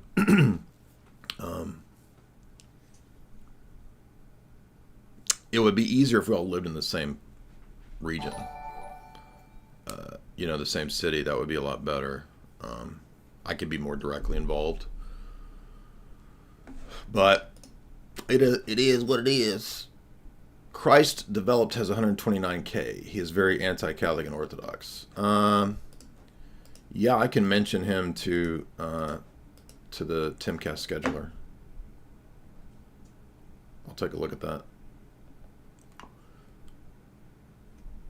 Victor G 102645 $5. If you look back on everything, did you think you would have such an impact in spreading orthodoxy? No, I had no idea about that. Not at all. I mean, I don't even really want to be in that position. What was your vision for your future?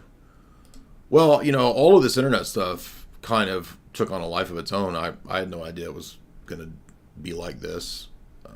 It was all just kind of an experiment in the sense of when I was my last job after grad school was working at AT&T. I was selling cell phones because it was just the first job that I could find when I was no longer interested in grad school. I just had to take whatever job I could get, and actually I had fun with that job. It was actually fun to, sales is not the worst of normie jobs for me. So I did that for maybe a year, and then I found another job that was sales, but it was a different company. And it was a funny thing because it was like the job was not what I thought it was going to be. They hired me as a person to come in and edit and write their product descriptions, right? And I was like, yeah, this is going to be fun. I get to. It's not going to be the most exciting writing, but I'm going to get paid to write stuff, and that's better than, I don't know, shoveling poop at the poop factory. I don't know, right? And it was not that at all. So as soon as I get hired, they put me in the call area, and it's like, the call area? Yeah, you're making calls to all the people who place an online order and that want to call in. And it was what was the name of that company? I don't know if it still exists anymore. Auto Trim Design. And it doesn't sound like what it was. This sounds like some kind of like Cholo Pimp Your Ride type of place. It wasn't that at all. It was like a big factory building that sold all of this like pimp your car stuff. So it was not like a small, I don't know, is there even a word for, Cholo Pimp Your Car type places? I don't know what those are called, but it wasn't like that. It was a big warehouse with all of this pimp your car material. And they had this office, this upstairs office where you sit on the phone talking to all of these people. There's a lot of rednecks. And for those that don't know, in the South, when you are selling pimp your car gear, you got black dudes and redneck dudes. Those are the people that pimp their cars. And there's a lot of overlap with those two, right? And anyway, it was a really goofy, stupid, annoying job that was fun for like 6 months. Anyway, those were my last 2 jobs. And then I went into thinking, all right, I could either keep working these dumb jobs, and the cell phone place, they offered me that I had to be a manager. So I would have made a lot more money, but I would have had to work 60 hours a week. I was like, I don't want to be a manager of a cell phone store. That sounds like a nightmare. I wanted to stay on as a temporary person, part-time worker, because I was able to work on my blog and do podcasts. And they were like, well, you either have to take the manager position because you're overqualified, or we got to let you go. So I was like, dang it. All right, fine, I'm out of here. And then I thought, why don't I just try to make it with a blog? And this is back in 2011. So maybe 12. Blogging was, still more popular back then. Audio podcasting was getting really, really popping off. YouTube was just kind of beginning to be dominant, right? But most people were still blogging and podcasting. So I was like, yeah, I'll try that out. And it took about 2 years. By 2014, 15, I was doing it full time.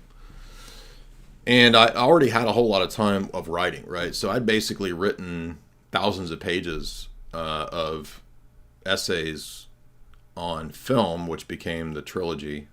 And then I've written thousands of pages on, a couple thousand pages on other stuff, which was the geopolitics and stuff. Maybe not, maybe about 1,000 pages. So about 1,000 pages of film reviews and about 1,000 pages of like geopolitical stuff.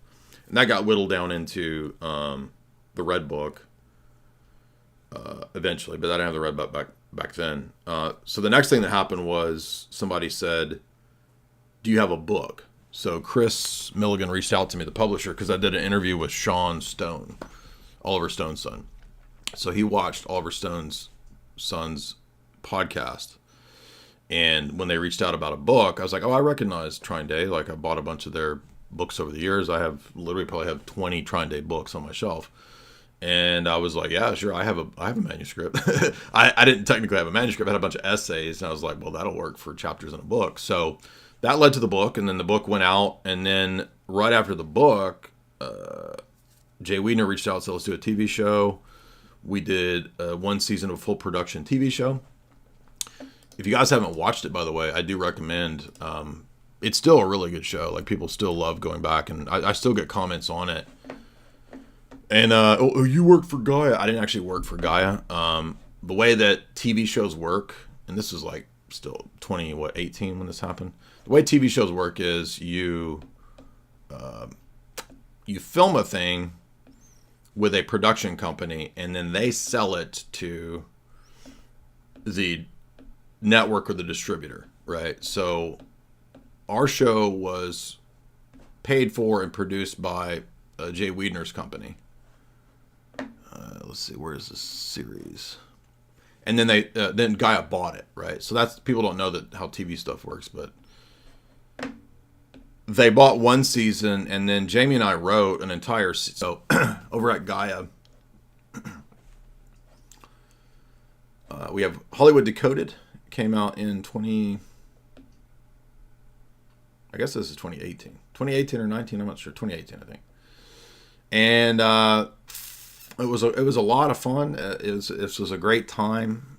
I spent 3 or 4 weeks in Colorado filming, because they're not located in California. They're actually located in Colorado.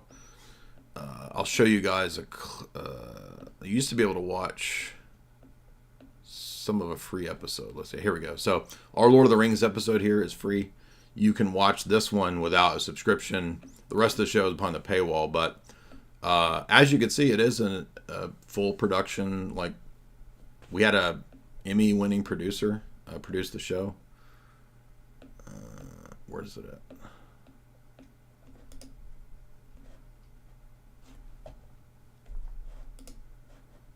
So I'll give you guys just a little brief peek into the TV show. By the way, I was a lot more carb bloated back in. That was before carnivore diet, right? So I didn't know about carnivore diet at the time. And I was like, man, I cannot lose this weight. I was like, I'm eating so many vegetables and I'm being so healthy. Why can't I lose weight? Is there a deeper, hidden, more esoteric meaning to the Hollywood films that we all love to watch? Carb bloat. I'm Jay Dyer. And I'm Jay Widener, and you're watching Hollywood Decoded.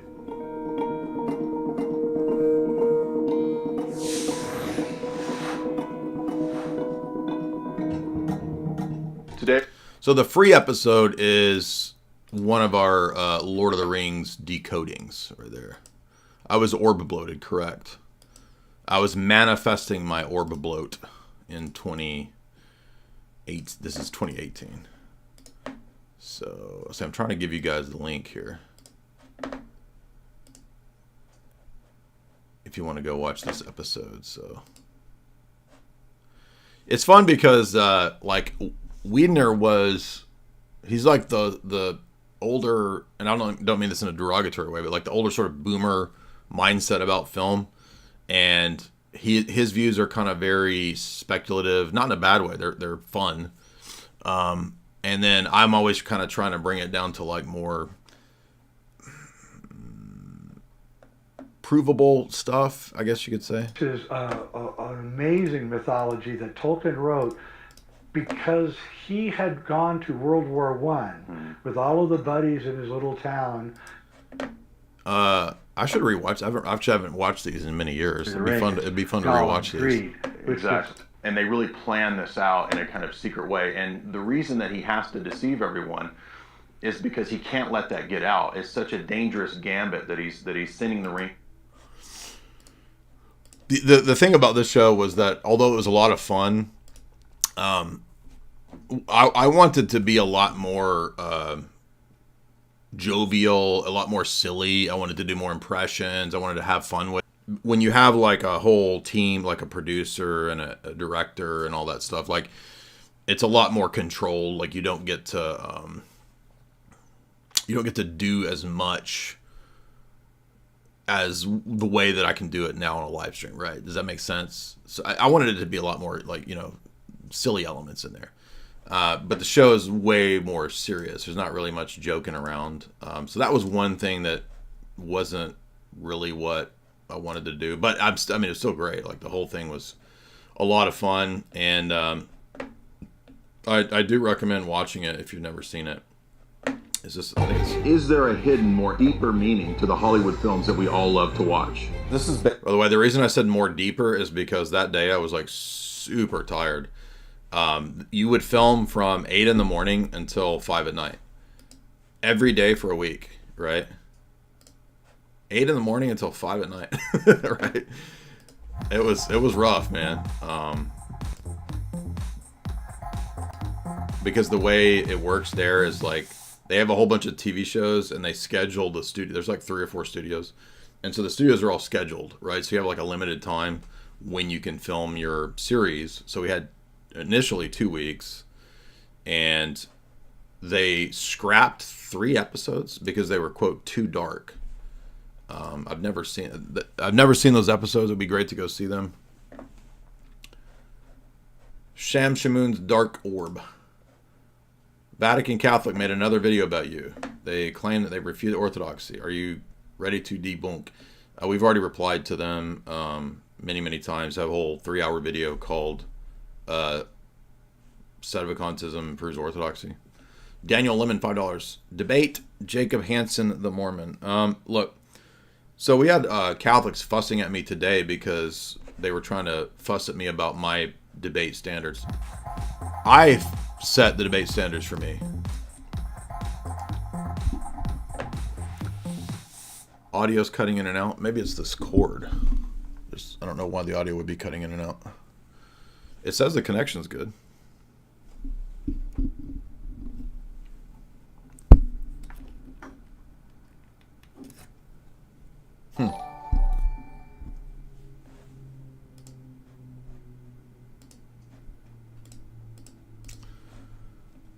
Test. Can you guys hear me? Let me check the notifications and see if it's... Okay, so the frames are dropping. How is it now? That's weird because it says good connection. Huh. It's a YouTube issue. Refresh the stream. Yeah, so my audio input is perfect. It does say there's a couple drop frames, but that shouldn't affect the audio. And YouTube is telling me the connection is perfect. So, okay, cool. Anyway, we got way off into Esoteric Hollywood Decoded, excuse me. Let's get back to this. Been a blockade of that country. You don't think that's kept the country poor? Why do you think there's a blockade of any kind? Why is there a blockade? Oh, wait. I forgot this question. I'm sorry. Daniel Lemon, $5. Debate Jacob Hansen. You have not debated him. You debated Robert Gurr. He's much bigger. He was interviewed by Alex O'Connor. He made a video about the Trinity with God Logic. God Logic did not do well in that discussion. Okay, we'll see. H. Brosy, $5. A customer asks for a new cell phone case, and Jay starts pre-supping them. Oh, okay, what's your upstream justification for that? Choose AT&T over Verizon. I'm trying to remember what it was like.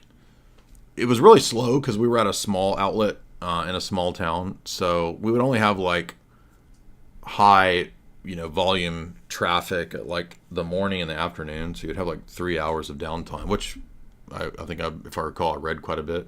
I read all of Frank Herbert's Dune at the AT&T store. I remember that. I remember reading that intently.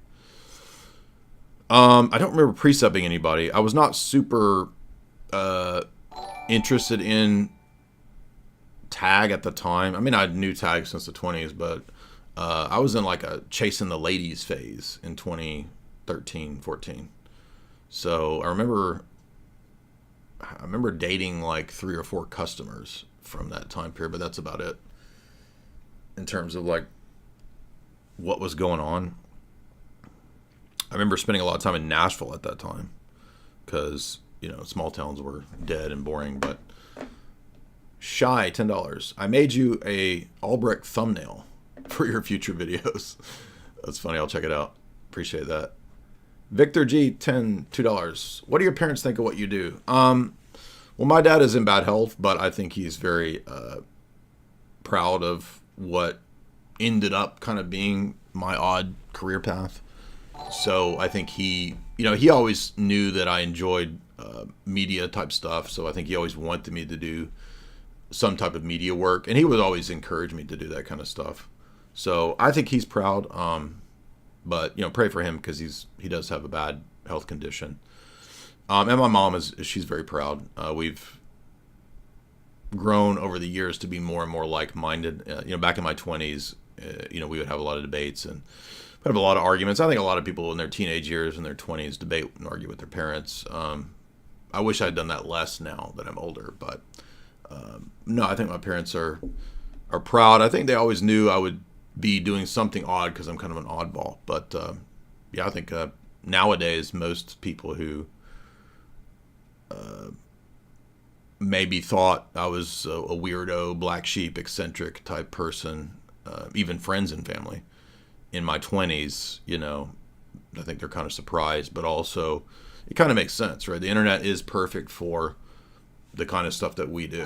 BMX 1966 $10. Thank you so much, man. Appreciate that generosity. You guys are being so generous. Like all of the super chats are coming in. Vlad is mad, $10. I'm sorry this is off topic. I grew up Protestant. I was baptized as a Russian Baptist. Interesting. I want to convert to Orthodoxy after watching you, but I've been reading the Church Fathers too. Can you point me to a book on icon veneration and praying to the saints? Yeah, Michael Garton just put out a book on icon veneration. I've got it on. I've not ordered it yet, but I'm looking forward to getting it. And his book deals directly with the early period, right? Early icons, Christian image veneration before 325 AD by Michael Garton. So look for Michael's book. I've always liked Michael. I think we haven't interacted in many, many years, but I hope he's doing well. And I think people should get his book. I'm sure it's going to be really good. It's on my to get list. I haven't bought it yet. So I would look at that for early evidence. And then Ostrovsky, Ouspensky have a 2-volume book that's kind of a classic that's a little more advanced than Michael Garton's book. I don't mean advanced like his book's low tier. I'm saying that his book is directly addressing that time period, and the Ouspensky book is addressing the whole history of iconography in 2 volumes, and in part 2 it gets really technical. It gets really heavy into energies, so I'm not dissing or saying that Michael Garton's book is not sophisticated. That's not what I meant. Straight White Male, $2. Audio issues. Yeah, I think we saw audio issues earlier. Bobby C, $2. Damn, Jay, when you're on that show, you were chunktacular. I didn't know about carnivore diet. I thought that the way to get healthy was to just eat organic everything, right? So at that phase, I was eating organic pasta, organic vegetables. Like I wasn't eating any what I thought was junk food, right? And I was like, I still can't, but I didn't realize that it was carbs that was the source of a lot of the bloat. And thank God for Tristan and Michaela Peterson and Jordan Peterson, because I listened to their podcasts and their talks, and they changed my life and they saved my guts. Bobby C, oh yeah, you call me I was chunktacular. Also, that was right around the time, I'm trying to remember if I don't think I drank beer in 2018. I think I was already quitting drinking by that time. Yeah, that's right. The last time I drank a beer, like, that I noticed, it was when my second book came out. Esoteric Hollywood 2 came out.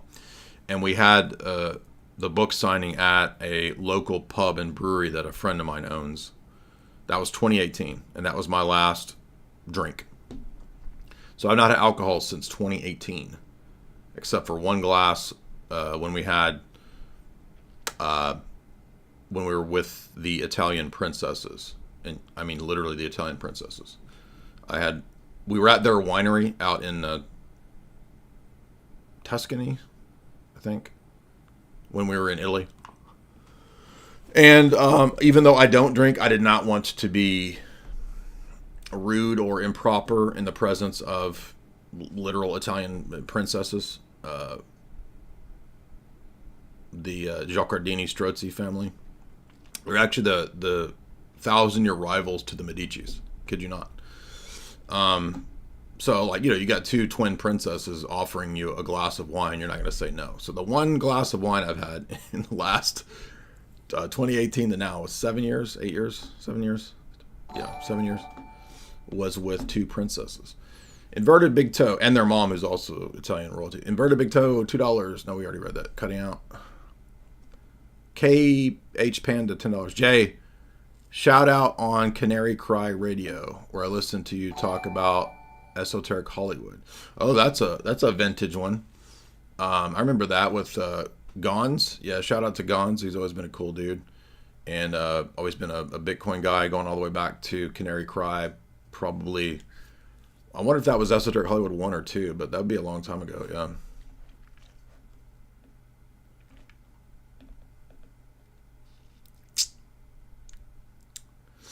Cold Quest, $5. I'd love to see you chat with Brian Callen, maybe on Fighter and the Kid. Yeah, I'd love to go in there. You know, I did do a discussion with Brian Callen. So we did Tripoli, when he had the old podcast with Tripoli, we did a show.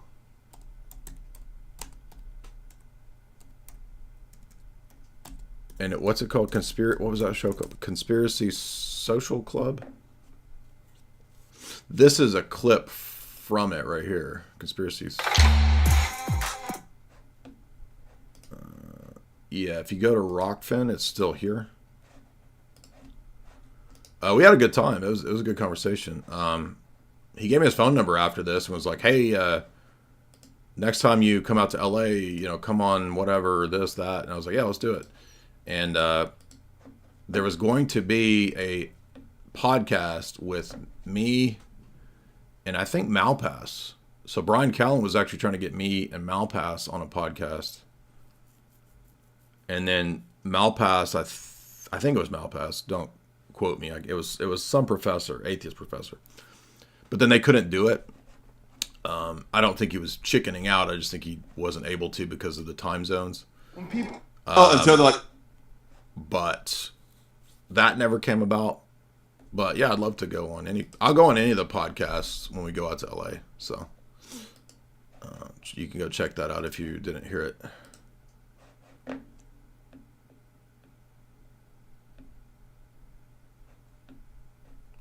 W.S. Gilbert, $5.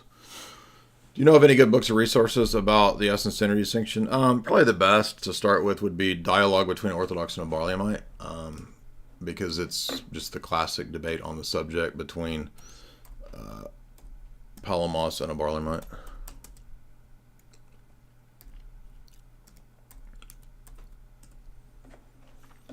Dialogue Between Orthodox and a Barlaamite. You can get it from SNUI Press right here. It's funny, it used to be $20. Now it's $31. Interesting. And, you know, there's other texts as well. You can read Dr. David Bradshaw's books are necessary reading for this, especially Divine Energies and Divine Action by Dr. David Bradshaw.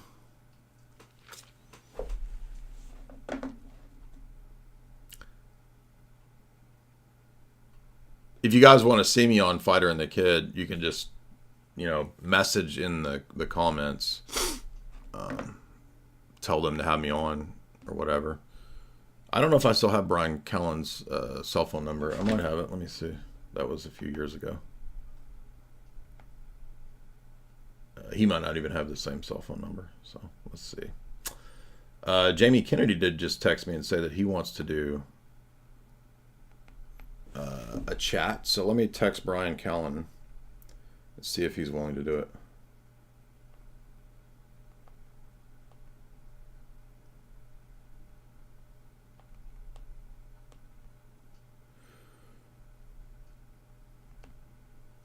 Coming to California next month. Would love to do a podcast chat if you guys need a guest. That's a good way to put it.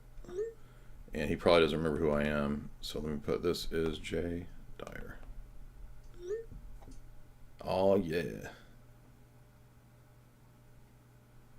Jamie Kennedy. Yes, let's do a podcast. Awesome. So look for, but we're going to have a wild month. Whatever podcast, Jamie Kennedy, Hodge twins. Ruslan. I feel like I'm missing something. Tinfoil hat. It'll be wild, boy. Be wild, son. All right, where are we at? Cold Quest. No, we did that. Contemporary Compendium, $5. You need a grift like Andrew to get bucks rolling in. Perfect one. Muting yourself, and people will send super chats to tell you're muted. Well, that's what I said last night. I said I'm going to mute myself more. And then because everybody sends super chats telling me to unmute. It was just a silly joke. Jordan, $5. Can you react to the Nectal video with the non-Chalcedonian? I guess, since everybody keeps asking about it. I'm not super hyped about it because I wish it was real, like Orthodox people that were doing it. But hey, Jamie. Oh, that's right. She's not here. Shout out to, we got, I think we had up to about 2,000 today. Maybe we hit pretty close to that. Is the internet cutting out right now? So it seems like there's a little bit of choppy internet waves. H. Brosy, $10. The real diorites know that as soon as you bring up Hollywood Decoded, it's going to be a 20-minute rundown episode viewing. You left out the part wearing that guy's suit this time, though. I don't have to go through that whole story if y'all are sick of it, but yeah, one day I came with the wrong color clothes and I had to wear, what's that lunatic's name? The guy with the giant head. New age dude with the big head. Oh, David Wilcock. I had to wear David Wilcock's suit. So my cock has been in the same place as David Wilcock's cocks. He has two. That's a joke. I did have to wear his pants and his suit, though. It's kind of like a silver spacey suit. It was kind of cool. Felt like I was from the Pleiades. Cool Barracuda, $3. Thank you for the resources. If I become EO, would it be okay to go to the Roman Catholic Mass? No, you cannot. My grandmother goes to Mass. I go with her. You might get a permission from your spiritual father to attend, but you can't participate in the liturgy. She's a Mexican granny. I'm trying to push her towards Orthodoxy. It would be like trying to move a mule. I understand. And sometimes your spiritual father in those kinds of situations will give you the blessing to do that kind of stuff. You just have to not act. You can't take communion, and you have to not actively profess the creed with the Roman Catholics. But there can be situations where they allow you to attend. Jourdain, $2. Brian Callen lives in Austin now. Oh, okay, I didn't know that. So I guess that won't work. Well, actually, we will probably drive out there. If we drive, it might be on the way. Depends on what way we go. I don't know. Jourdain, $2. No, bro. His initial convo, his cope about it. Oh, you're saying I should go back on Brian Callen's podcast to discuss the fact that we were debating conspiracies on the old podcast. Yeah, I'm open to talk about whatever. Eddie Bravo is my jiu-jitsu coach. He's pretty deep into conspiracies. I've been on Eddie Bravo's podcast twice. He's been recently getting into Christianity. I can ask him. Yeah, I would go on Eddie's podcast again. I've been on there. If you go to Rockfin, I think I'm one of the top, because he had me on his third or fourth podcast. So I think I'm one of the top ones. If you come over to Rockfin, which is a great free speech-based platform that's still there. Look at me, I'm number 3. So Eddie Bravo's number 3 podcast of all time is me and Tripoli. Number 1, Santos Bonacci. Number 2, Lord Voldemort. Number 3, me and Tripoli. Then Alex Stein, Bryce Mitchell, James Watson, Isaac Weishaupt. So, and then I was on again. And the funny part about the second time I was on was me, I forgot about Eddie Bravo. Is he in LA? I think he's in LA. Oh, that's right. Last time we were in California for our event, we went to see Eddie Bravo's band play. That was pretty wild. I have Eddie Bravo's number. I could text him about that. Yeah. Thank you for mentioning that. I forgot about Eddie. I don't know if he does in-person podcast, but it'd be fun if he does. I played Pay Piggy for him, and it's like I don't think he got what I was after with Pay Piggy, but he thought it was funny. He was like, "Yeah, ooh, Pay Piggy."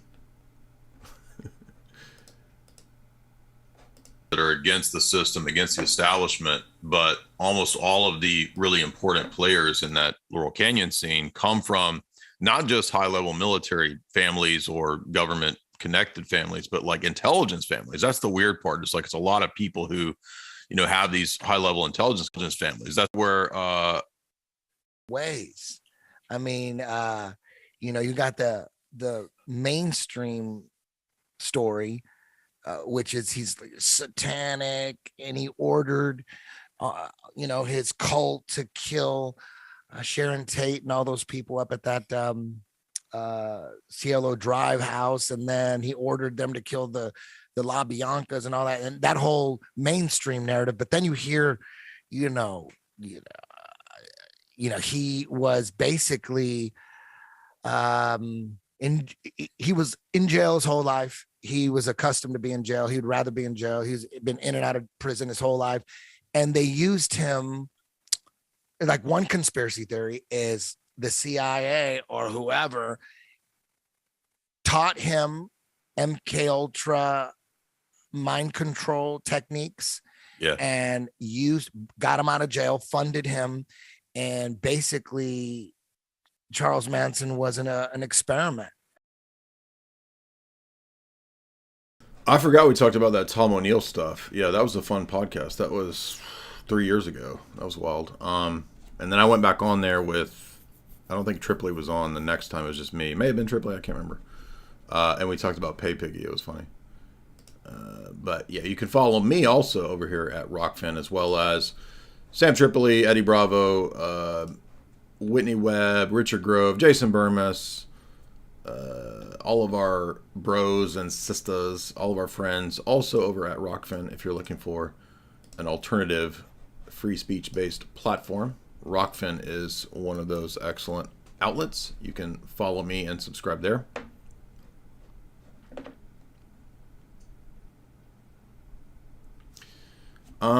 I read the first few chapters of Chaos. I didn't finish it, not because I didn't want to or didn't like it. I just got busy. But I would like to get back to Chaos. That would be a good one to cover. Well, I mean, the argument from Israel would be... No, why do you think? In just the last 7 days, 8,000... We're going to get through this clip here with Dave Smith on Rogan eventually. I would say, okay, I think that the disengagement, I think Smotrich was correct when he said that, I'm sorry, my mistake there. I think which another quote that I'm sure you're familiar with, but Dov Weissklav, who was the senior advisor to Sharon, was the prime minister at the time. He essentially said the reason we're doing the disengagement, the reason we're doing this is so that we can put the peace process in formaldehyde. This is the reason we're doing it. You're not answering my question. You're continuing to cite very right-wing Israeli politicians. But what do you think is the reason? I'm getting there. I'm saying, so I think they disengaged in order to kill the peace process. I think they put the full blockade around the... I don't know what you're talking about running from, Sam. We offered to do the debate on the Crucible, and they won't do it.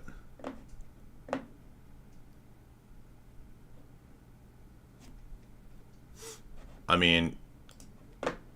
You can look at what I posted right here.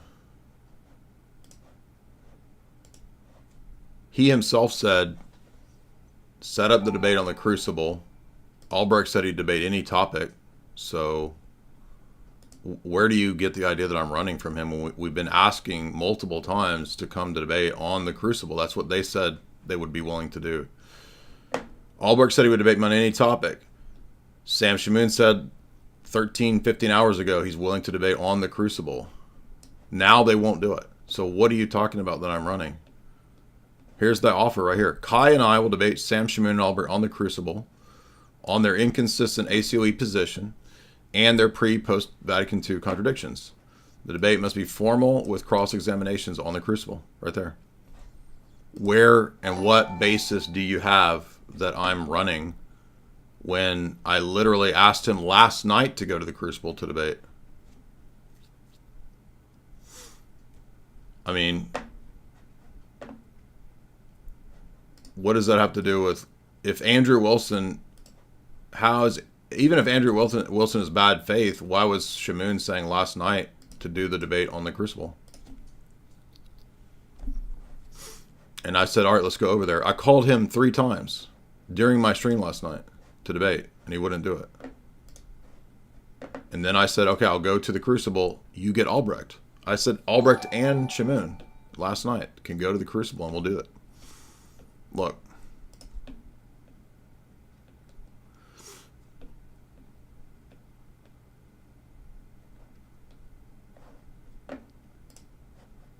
What did he say last night?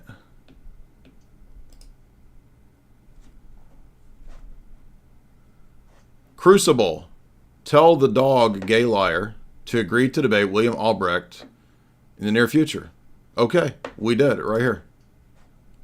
Kai and I offered to debate Shamoun and Albrecht on the Crucible.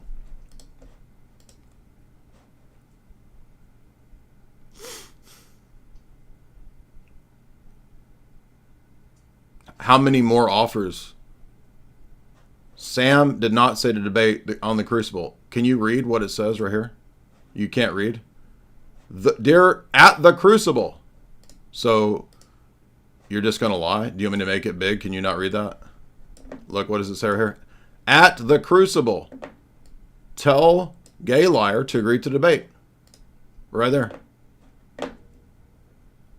What do you mean he didn't say the Crucible? It's right there.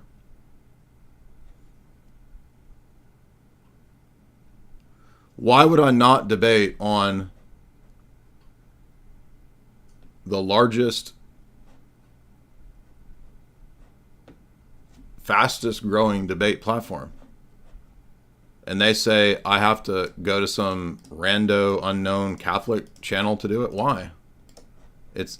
I'm agreeing to what he said like 20 hours ago, whenever it was. He said this last night. At the Crucible, tell gay liar to debate William Albrecht. Okay, let's do it. Here's the offer. Kai and I will debate Shamoun and Albrecht on the Crucible. Albrecht said he would debate me on any topic. Let's do the inconsistency of the Assyrian Church of the East position. And second, let's debate pre and post Vatican II contradictions. And then what did Sam do to make sure that that didn't happen? He went after Andrew for no reason. Andrew invited Sam Shamoun on and William Albrecht on to debate me. So Sam attacks Andrew for no reason.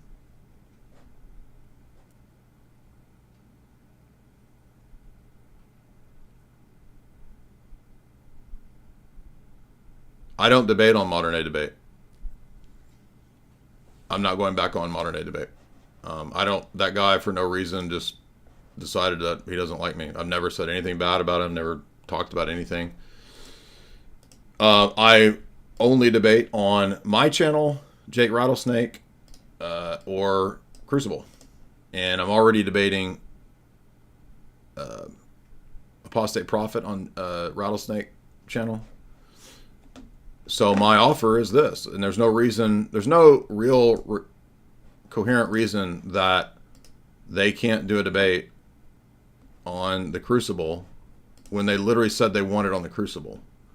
So these people play games. This is what Albrecht has always done. Did I not tell you guys at the beginning of the stream last night? This is what Albrecht has always done. In 2019, I tried to schedule a debate with Albrecht. He said it has to be in person or on radio. I'm like, radio?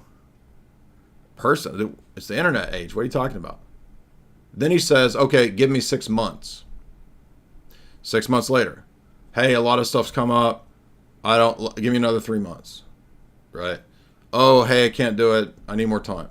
So I just gave up. And then Albrecht says, you run away, you won't debate. The reason Ubi said he's not interested in debating with Albrecht is because Albrecht did the same thing to him. And then they say, oh, you see how they run? See how they run? Show the comments of Andrew Wilson responding to Sam. I don't know where. But, I mean, this person is having like a straight up meltdown. Do the people in his chat not see they can't recognize like a manic episode? First of all, why does he think that dust particles are miraculous signs that he's a prophet and that God's angels are with him? You know he believes that about these, quote, orbs that are literally just dust particles in his ratty-ass, cat-infested apartment. So cat hair flies past his camera, and he literally thinks that the orb dust angels, the catnip angels, are like blessing him. And he's doing everything he can to make sure that we don't even want to interact with him because he's so nasty. Because he doesn't want to have a debate about the topics. While seeing the splinter in the eyes of others. Filthy, wicked orthobros. You guys, you are a cancer, dude. May God cut you off permanently in Jesus' name. Right? While seeing the splinter in the eyes of others. Filthy, wicked orthobros. You guys, you are a cancer, dude. May God cut you off permanently in Jesus' name. Where does he think he gets the? I think he thinks he really is a prophet. Like he thinks he is some sort of ordained, self-appointed prophet, and he has the authority to cut people off of the church or the. I mean, he's just insane. Like he's literally having a manic episode.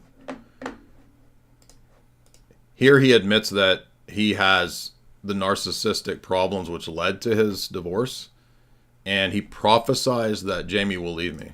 For the prophecy? You guys ready? Because he's a narcissist. Okay, watch what's going to happen.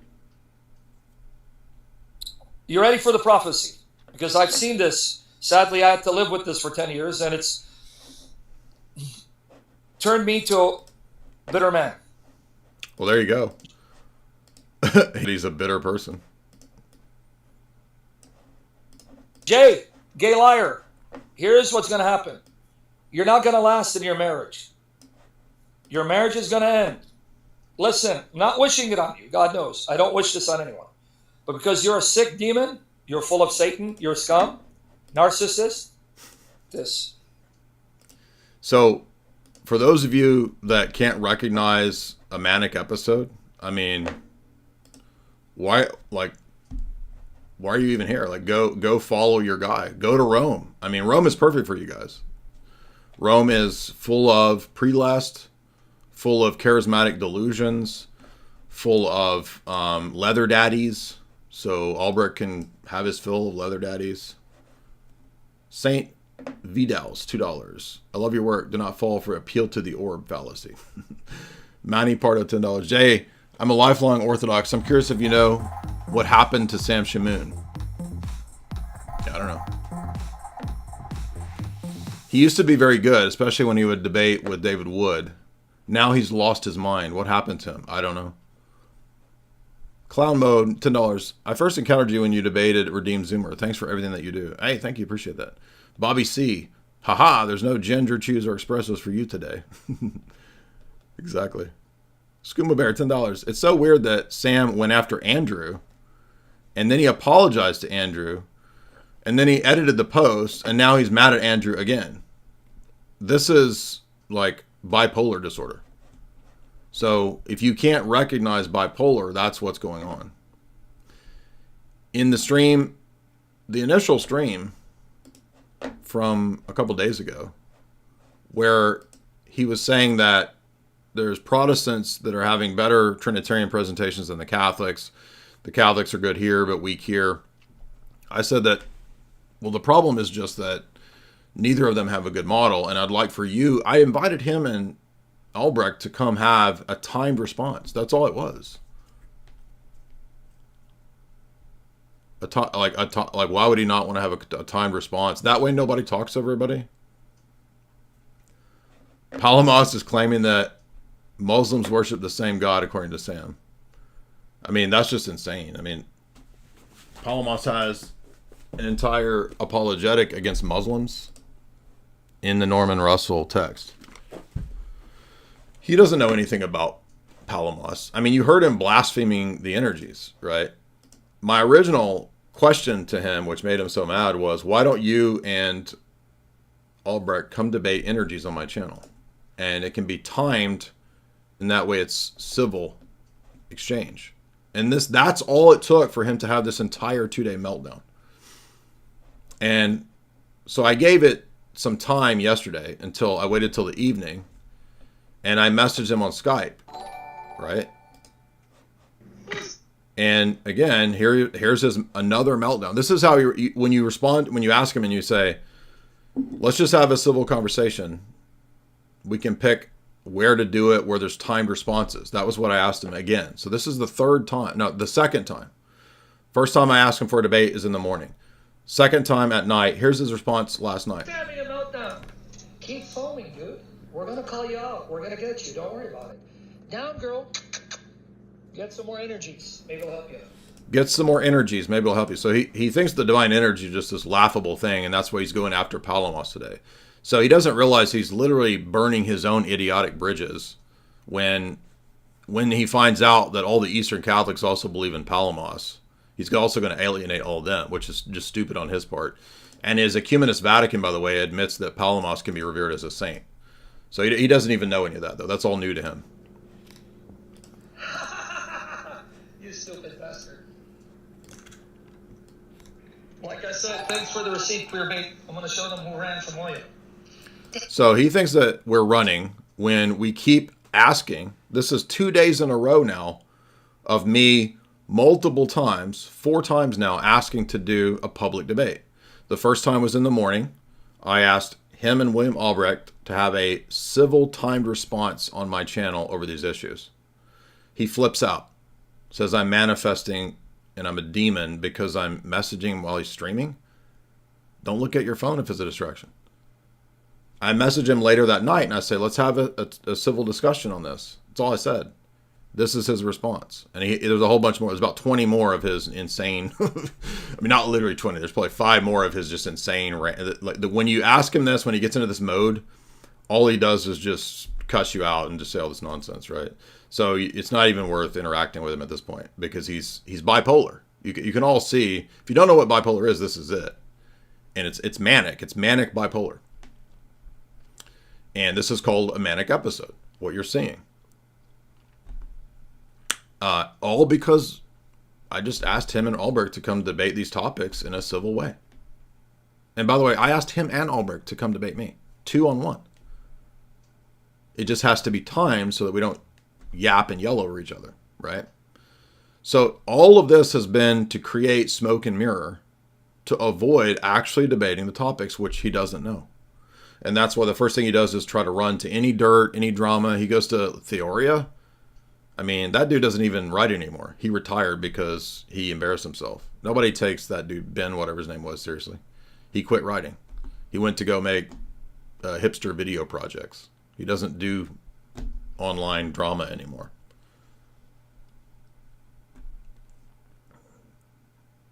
So this is the second offer to debate. Last night, when I'm doing my stream critiquing them, he says, come debate. You're scared. I call on Skype 3 times. He won't answer. I say, send me the StreamYard link. I don't go on StreamYard. I say, put the link here in the chat. He doesn't reply. This is on Skype, okay? Then it's come to the Crucible. Andrew's live. Come, we'll all hop on the Crucible. I say, let's go. Go get Albrecht. Let's go on the Crucible. They won't do it.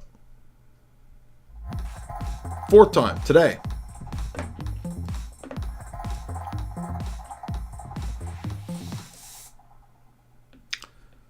Fourth offer today. Kai and I will debate Sam Shamoun and Albrecht on the Crucible. The very place that Sam Shamoun originally said he wants to do a debate. Why do you think he's going after Andrew? So that Andrew won't have him on. Do you see a pattern here? Every opportunity that actually arises, he then has a nasty meltdown so that it won't happen in that way. There won't be a debate there. So that he can eventually just have some random Catholic guy who nobody knows. And then when I say, I'm not going on that random dude's channel, oh, look at you running. So if you're claiming that I'm running after 4 offers to debate, after he won't answer 3 Skype calls, where he can stream and I can stream at the same time, where's the evidence that I'm running? You understand that Shamoun himself has said he doesn't have the capabilities to answer these questions. That's why I told him to bring Albrecht. I've asked 4 times to debate them both. Now he's made up with Andrew again. He's just doing this so that Andrew will get tired of him, and then he can say that Andrew's a bad person and it has to be a debate on whatever. He did all the same stuff to Nick Fuentes. I'm sure he did. Yeah, I'm sure he did. Imagine if Peter called Paul a demon and a gay when Paul was trying to correct him. Well, I mean, who's actually acted like they have a manifestation? Who's the one that says he wants to see the death of all the orthobros? While seeing the splinter in the eyes of others. Filthy, wicked orthobros. You guys, you are a cancer, dude. May God cut you off permanently in Jesus' name. So this is a person with severe delusions, manic bipolar, and he's having an episode. It's that simple.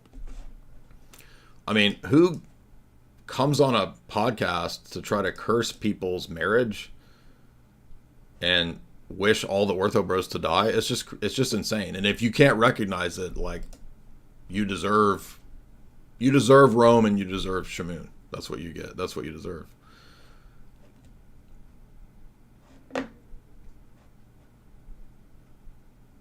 William is a good man. You guys are crazy. Get out of here. It doesn't matter if Muslims are having a field day, so what?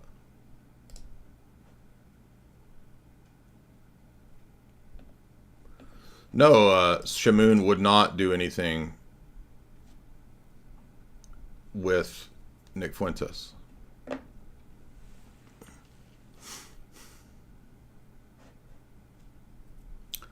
So where's the evidence that I'm running from a debate? This is the 4th offer to debate. All right, let's get back to this. 4. I mean, all this drama stuff is stupid anyway. I mean, look, here's what's going to happen. We all know he's going to run off William Albrecht. So, I mean, when a person is this unhinged, they're their own worst enemy, but they can't even see it. For the reason that they've always kind of done it there, that, yeah, they don't want too much stuff getting in. They want to keep them, as they put it, on a diet, and they don't want rockets to fly into Israel. The second one is a kind of important one, isn't it? The final one. Yeah, you said. It is. If the Palestinian leadership in Gaza after 2005 had not from the get-go decided to use Gaza as a stockpiling place for rockets to fire into Israel, all of it would be different. If they had just resisted the temptation that so many of us do in our lives to stop keeping RPGs in our cellars and then Katyusha rockets in our children's bedrooms, all of it could have been different. If that desire to live in peace beside your neighbors had superseded the desire to stockpile rockets, it would all be different. Yeah, or if And Israel what just you hadn't describe occupied as- them for 60 years, it would all be different too. They I mean, weren't why is it the onus occupying- always they on weren't them? Well, you believe in self-determination, I'm sure. Yes. I believe in individual rights. Yeah, sure. Okay, individual rights. And that includes the right to make bad decisions. Here we go. Yes. The Palestinians in Gaza. I mean, here's your leather daddy. Tell me this is not... This is so leather daddy, dude. Look at that. This stupid-ass AI picture of him in this tight leather black outfit, motorcycle leather daddy outfit. I mean, come on, dude. Tell me that's not a leather daddy.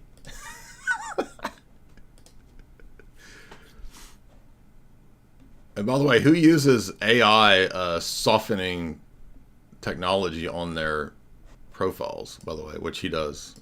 Look at this. He's like, I don't know how old he is. My age?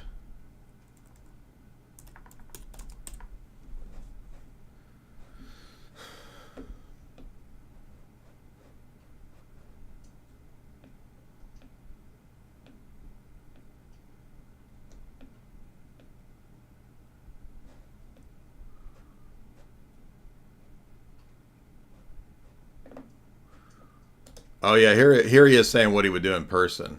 right? I found this, by the way. This is from a long time ago. Don't worry, let Dyer know I would bully him in person, not just behind the computer. Ooh, uh-oh. What does that mean, Leather Daddy? Where is his profile? I'm trying to find his profile. By the way, here's his classic Nestorian statement, if you didn't know. These guys are hilarious. They don't know that the Christology of the Syrian church is correct. I was going to defend the Assyrian Church of the East. They refused to face me. This is the fourth time we've offered to debate you in the last few days. This was from 2021, by the way. I'm trying to find his actual profile, though, because he's got this, like, filter that he used. It's funny. Watch this. Yeah, that is not what he looks like. He's, like, photoshopped his face to be all smooth, right? And it fits perfectly with this leather daddy ethos, right?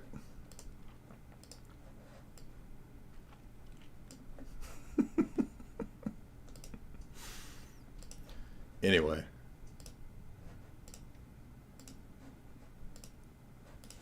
when they voted in Hamas, made a very bad decision. Yeah, of course, and Douglas. In the but years, but, hang on, yes, hang on. And in the years after that, they made bad decision after bad decision. It was a very bad decision to continually fire thousands of rockets into Israel. It was a very... You're wondering why he would defend the Nestorian church. It's because he's a Roman Catholic. Roman Catholics have revised and rejected Ephesus. They think Ephesus was wrong. You've heard Voice of Reason say it.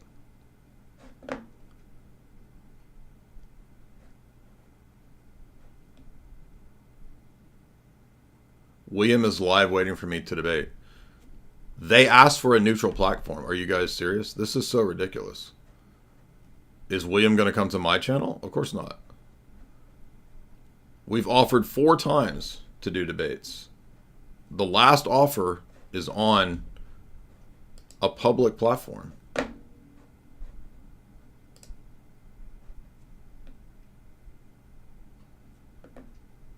All they have to do is tell Andrew when they want to do it. Let's do it.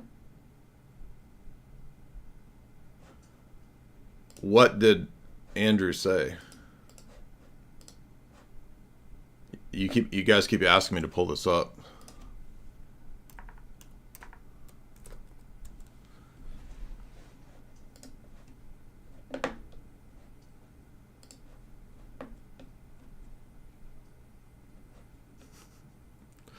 Does he not understand that the Russian Orthodox Church is not a papacy? Like, the MP isn't the Pope. And if they do this, it's just as wrong as the papacy. But I don't have the same ecclesiology as the papists.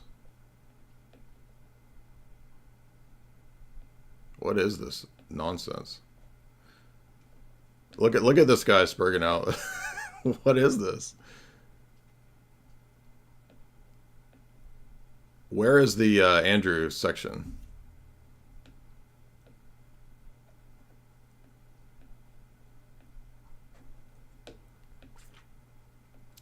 I mean, all these arguments might be good arguments if the papacy, if the patriarchate of Russia was the papacy. But is it under this one? Let's see if it's under this one. Crucible Andrew, it seems unreasonable to think I would have the backstory in all this. All I said was I was willing to host a debate as I was live at the time. I didn't say negative about either party. I'm happy to moderate a future debate. Sam liked that comment. My apologies, brother. I assume you're an enemy since the ortho baits keep foaming in the comments about you.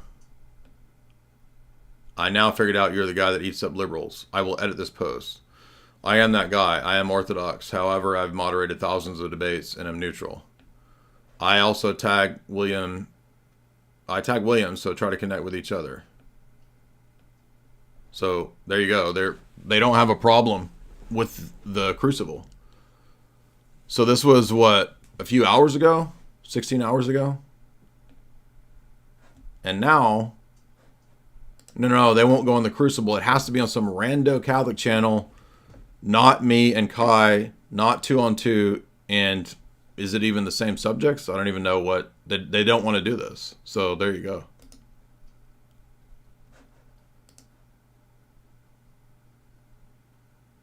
That's not even Andrew. Are you sure? Pretty sure it is. Because, I mean, I was talking to Rachel on DMs during the midst of this. Rachel was DMing me, and she sent a super chat saying we can just do the debate on Crucible. I actually messaged Rachel this morning asking if we could set up the debate on Crucible.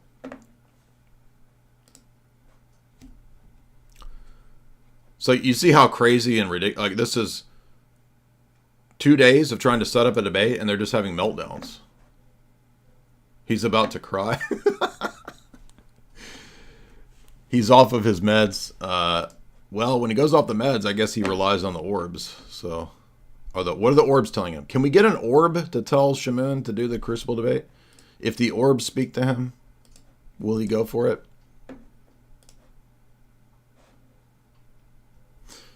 When he starts cleaning the house, does he think that, is that going to like mess up the orbs, right? Because like he would get the cat hair all stirred up, and it would be like an orb orgy, an orgy.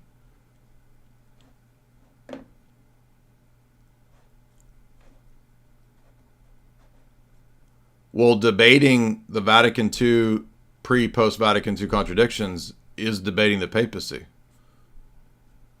and isn't it interesting that that's not what Ibarra wanted to debate either? We even have Redeemed Zoomer sticking up for Jay. Sam screwed up. Well, that's a wild one. I never would have expected that. All right, we got to finish this. I know you guys just want me to get all into this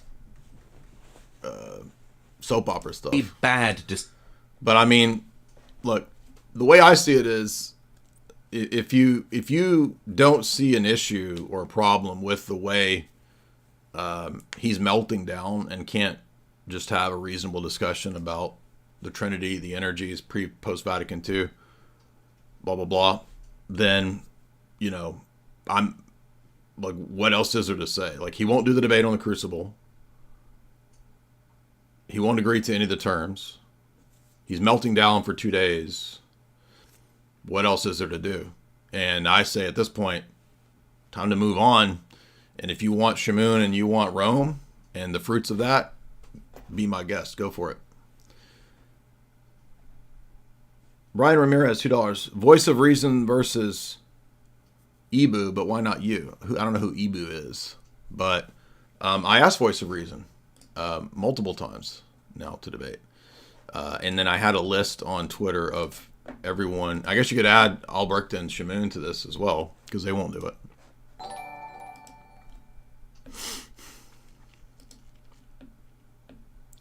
The other thing that's weird too is, like, does he not see that like the meltdowns are evidence of the fear? Like, I've tried for 4 times now to set up a debate. All he's done is meltdown, which shows that he's terrified. Debate offers that were declined and ignored. E. Michael Jones, Kennedy Hall, Cosmic Skeptic, Mohammed Hijab, Matt Frad, Trent Horn on Papal Geopolitics, Voice of Reason, William Lane Craig, Calvin Robinson, Taylor Marshall. Forgot Taylor Marshall in there.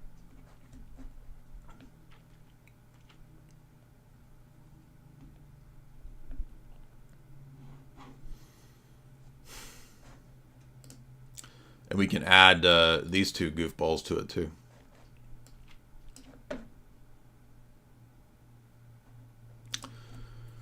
So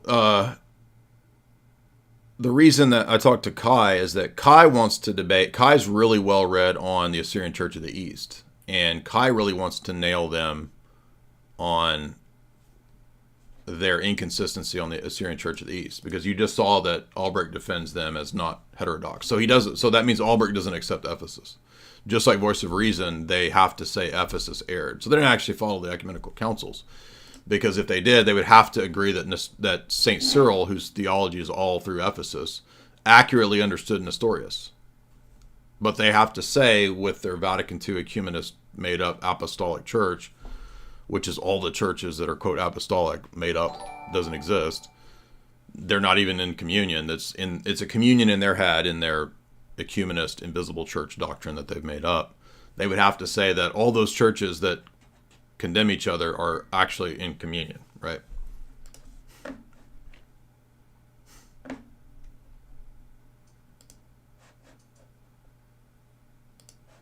Decision to use what boats came in early on and to use the smuggling networks from Egypt, not to bring in supplies you could actually build a thriving society with, but to bring in rockets. It was a very bad idea.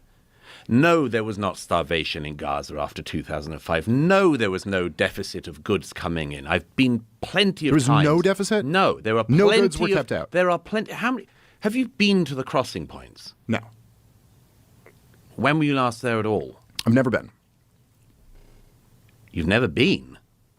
Well, am I not allowed to talk about it now? I've never been to. Have you ever been to Nazi Germany? Are you allowed to have feelings about them? You can't time travel, but you can. But you can travel. Okay, but so what? So what's the point? Like, no, okay. I find that lots of people have been there and agree with me, and lots of people have been there and agree with you. Yeah, but so if I don't you're know going to what spend a year and a half talking about a place, you should at least do the courtesy of visiting it. I mean, this is a tough one. I guess yes and no on both sides. Like, obviously, you don't have to be somewhere to talk about it or have been there. Like, it's not even possible, really. Like, can you talk about the past? I mean, are you in the past? Were you in the past in every other place? No. So you can't talk about it. I mean, it's a kind of a odd requirement, but it would help your testimony if you had been there. So they're kind of both right and both wrong on this one. All right. I just think this is a non-argument. You don't think? Okay. No, I think it's a non-argument. But if you're an ex... Will you have to go and touch the ground? No, I think you have to see... I think it's a good idea to see stuff, particularly if you spend a career talking about something. Yes. I have a... I mean, I've never been to China. Most of us, 99% of the world has never been to China. I mean, or in America. Does that mean we can't have an opinion or a thought on what the relationship with the Chinese Communist Party should be in the West? I mean, it doesn't make any sense to have this strict of a requirement to have an opinion or to talk about it. I'm not a woman. Does that mean I can't have an opinion on women's rights or women's bodies or any of that stuff? Of course I can. However, it would help your testimony and your assessment if you had been there. Rule of trying never to talk about a country even in passing unless I've at least been there. Okay. It's sort of normal. That just doesn't seem realistic. I never talk about a country even in passing unless I've been there. Okay. What? So you can't talk about I mean, what counts? Like, I can't talk about Canada, but I went to Canada for a day and saw Niagara Falls. I mean, it's just kind of a silly requirement. It's a normal thing to do. I take this as a kind of a weak attempt to discredit what he's arguing. And it would help Dave Smith's argument if he had been there and seen things firsthand. That is true. But this is kind of a weak way to undermine it. You're talking about crossing points. And not only have you never been to a crossing point in either Egypt or in Israel. But this is exactly what that veteran guy was doing in the Jim Bob, Jake Rattlesnake versus not so erudite debate, right? They were debating patriarchy and women in the military and all this stuff. And he just kept saying, well, have you been to Israel? Well, he said there's Israeli women at the checkpoints. Okay, so what? Like, how does this actually prove or argue for women on the front lines? Like, it's a terrible argument. I've even been to the region. Okay. Again, I think this is a non-argument. I don't understand. No, it's not a non-argument. Yeah, it is. It's not a non-argument if you're insisting that you're an expert of some kind, or not claiming you're an expert, but still talking about it, about the provisions going into Gaza or not, if you've never seen any of this going on. So you're not That's allowed to amazing speak to about me. things that you've read about. You can only speak about things that you've seen with your own eyes. You can talk about what you want, as you're proving. Is it me, or are these Joe Rogan guests sus? Fish Tank edits $2. I don't even know who this British guy is. Never heard of him before. I do think that Dave Smith is pretty good on the history of just the Israel-Gaza issue, but I think he lost his debate to Andrew. And it's weird because when they had that debate, I watched the whole thing and I read all the comments and then all the comments after the debate. And it was just really bizarre the degree to which the people in the audience just could not understand the basic philosophical argument that Andrew was making. It was pretty bizarre. Like, they just couldn't follow it. And it wasn't even that intense of a debate. It was like Andrew was just making a basic point about morals and how you need some way to justify or ground the morals, or else if you're a normie libertarian, Savings, you just can't. If you're a normie libertarian, why can't I, have intimacy coitus with my mom and my sister and all of us together, right? It's like there's no, well, you just don't want to. It's gross. It's not good for everybody, and blah, blah. And it's like, well, yeah, but there's nothing inherently wrong with it, right?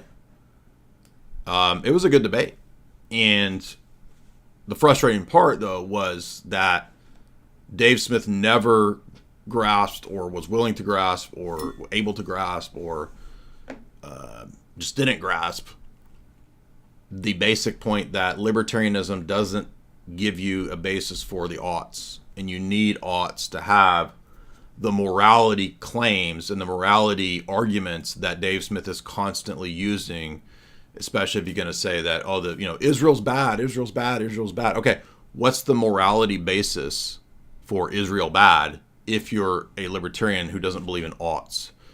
So I thought that was a great debate, and it was a great point, and the audience that were Dave Smith fans never got Andrew's point, which is pretty wild, honestly. Now, I'm not saying that I think Dave Smith is a bad debater or bad on this topic, but there's a lot of limitations there. But that is a different matter from spending an awfully long amount of time talking about an issue in a region you haven't even had the courtesy to visit, whilst developing all of these views about it. I mean, now I slightly get an idea of where you're coming from. You've read about this blockade, and so you imagine that that's what it is. I imagine you've read all the people who say that Gaza was a concentration camp, and you probably think that too. Am I right? I mean, again, literally a concentration camp. It shares a lot of similarities, I would think. Wow. Well, as I say, you can't time travel back to the Nazi era. Let's but go you back to could the go blockade. to the Middle East and actually visit it. Okay, It's the not hard to World do. Bank said in 1996 for the one Now year the of the blockade. libertarians are quoting the World Bank. I love it. Actually, that's a fallacy, because he doesn't know the fact that Dave Smith is quoting the World Bank doesn't necessarily mean the argument is bad, because a libertarian might disagree with the World Bank in principle and its existence. But that doesn't mean that the World Bank saying something is false because it's the World Bank, nor does it mean that the World Bank doesn't provide accurate information or doesn't have actual power because a libertarian disagrees with its existence. So that was a sneaky, fallacious line of argumentation from the British dude there. Doesn't mean anything. This is a non-argument. Yes, I'm saying the World Bank did their own analysis of this, and they said that it was a 40% your of own analysis? Hold on. You got to stop interrupting Okay. and let him finish the will. sentence. The Fire World away. Bank said that 40% drop in the GDP of 1 year due to the blockade. And there's been a blockade from 2007 on. So are you saying that this hasn't had an economic effect? Is that the argument? No, of course it'll have an economic effect. So you're saying you have to be on the ground and do an audit of the blockade blockade in order to be able to comment on it? I think you should at least know what it is, what the territory is, what the situation is in the region. Yes. So now the requirement has become basically impossible. Unless you do a direct personal economic audit and go and visit and do it in person, you can't comment on it. Now, wait a minute. Did Douglas Murray go do a direct audit? I mean, no. So even he can't live up to that criteria. This is kind of absurd. Absolutely. And the only way to do that is to be there in person. I think that's the best way. It's not the only way, but it's the best way, for sure. For sure. If you have never seen the countries in question, you've never spoken to the people in question, you've never interviewed anyone, you've never gone around, you've never seen the terrain, and so on, and you've used Wikipedia, I'm sorry, no, that's not the same thing. Okay, well, I've not just used Wikipedia, but didn't you... Yeah, that was kind of, again, another kind of underhanded argument, as if Dave Smith only uses Wikipedia and doesn't have any... I mean, he's done fairly high-profile debates on the subject matter, which doesn't itself necessarily mean he's right, but to equate the level of debate that he offers with just reading Wikipedia, that's kind of that's a little underhanded again. You write a big piece when the war in Ukraine first came out, titled something like, "I've been to Ukraine and they can win, they can repel the Russians." So you could go there and still get it wrong, right? No, I was with the Ukrainian armed forces in 2022 when they were retaking territory from the Russians. Right, the last time they had any advances, yeah. Yeah, right. I said I can see how they can win, which would be advances like that, yeah. You said if we just fund them, or if we just arm them, that they can then repel. Is this guy some British intelligence operative? I mean, like, what, he was in the Ukraine when they were taking back territory? ID Bro $2. Willie Boy agreed to all the terms. Okay, cool. So do they want to do it? When do they want to do it? I'll have to ask Kai when he's able. Let's see when Kai can do it. I'm not saying he's not able. I'm just saying, like, when can you debate?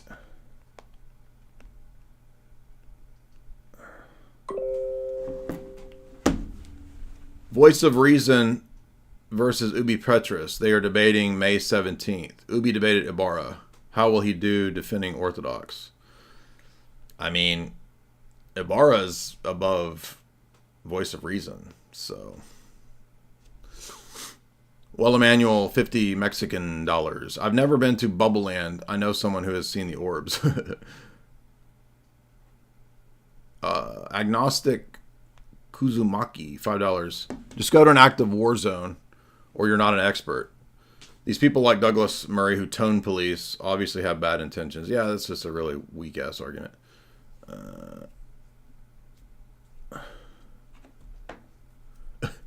ID Bro, $5. Sam joined Albrecht's live stream and told him to slow the chat because he's complaining about the manifesting dogs and the Ortho Bros. It's like the only thing he talks about is like the manifesting dogs. That's like the only. He has like 3 insults: stop barking, manifesting dog, your mom's a whore. That's the only thing he ever talks about. It's an Orthodox church that you recommend in Los Angeles. Message Father Deacon because he knows that layout better than me. He's on Twitter. Straight White Male, $5. The thumbnail he has, like you, is funny, not gonna lie. That's an old thumbnail, by the way. Rolf, $2. Stream Snipe. Albrecht.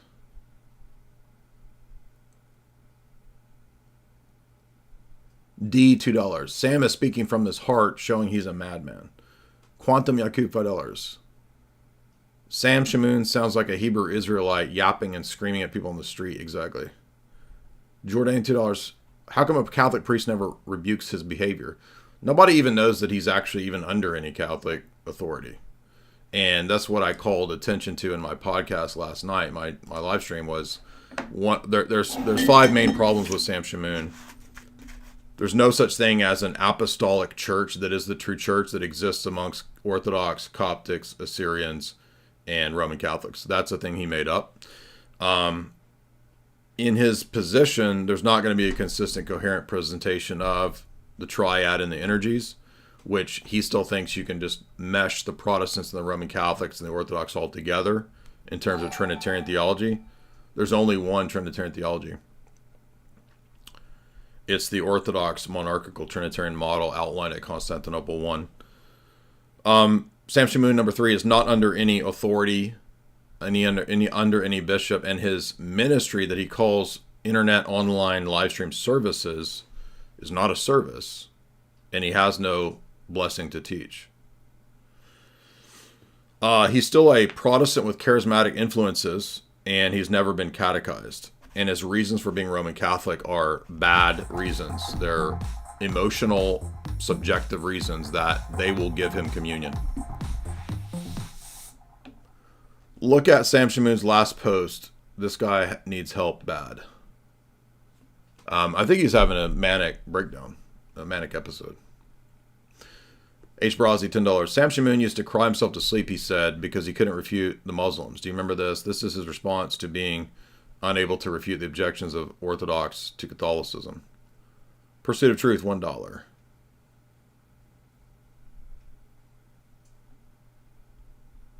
I just started listening to your stream from the beginning. Derp Eyes, $5. The Shamoun song is fire. Manny Pardo, $2. Kyrie eleison. Keep up the good work, Jay.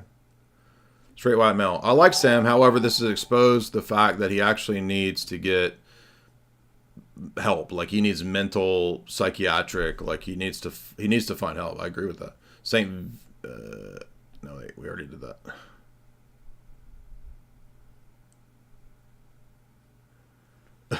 Jourdain, $5. On the stream, I don't know if you mean Shamoun or Albrecht, literally said they will do the debate on the Crucible, but then the chat slandered Andrew, and now they think that Andrew's bad. So this was a few minutes ago. So I don't know if this, who knows? I mean, like, are they really going to do it? I'll believe it when they show up. Jourdain, $10. Podcast idea. Jay, Andrew, Luigi, Jim Bob, Jake Rattlesnake have a conversation. State of the debate. Yeah, I'm down for any podcast. AC, $20. Thanks, AC. Appreciate that. Fish Tank Ed is $5. Jay, this is off topic. How are people even Skittles? Women are hot. Dudes, I mean, they're just dudes. How is dudes liking dudes a thing? Good question. I guess we need to ask Albrecht, because I don't know. Orthodox Life, $5. It's weird because Sam praises Orthodoxy. Well, not anymore. Now he's decided the Orthodox are demons. So he wants Orthodox bros, which is a gigantic portion of Orthodox, to die. So there's your loving apologist, Sam Shamoun.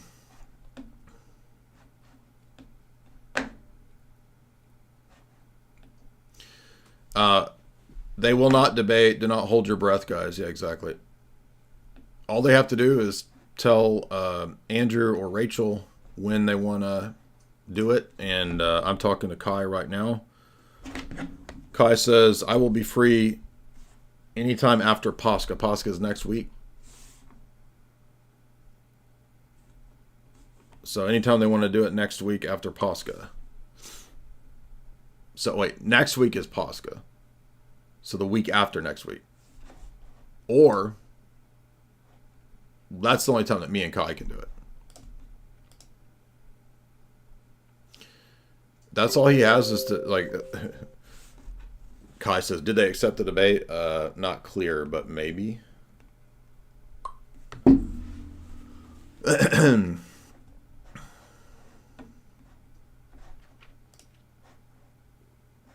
Ukrainian army was making great successes, which it was when I was with them in the fall of 22. Okay, listen, there were lots of people who went to Iraq and said... now, I want to remind you guys that we do have a show sponsor, and I'm going to mention that to you briefly here. And despite the gossip, the hot goss that you hear about our sponsor, it's actually a really good sponsor.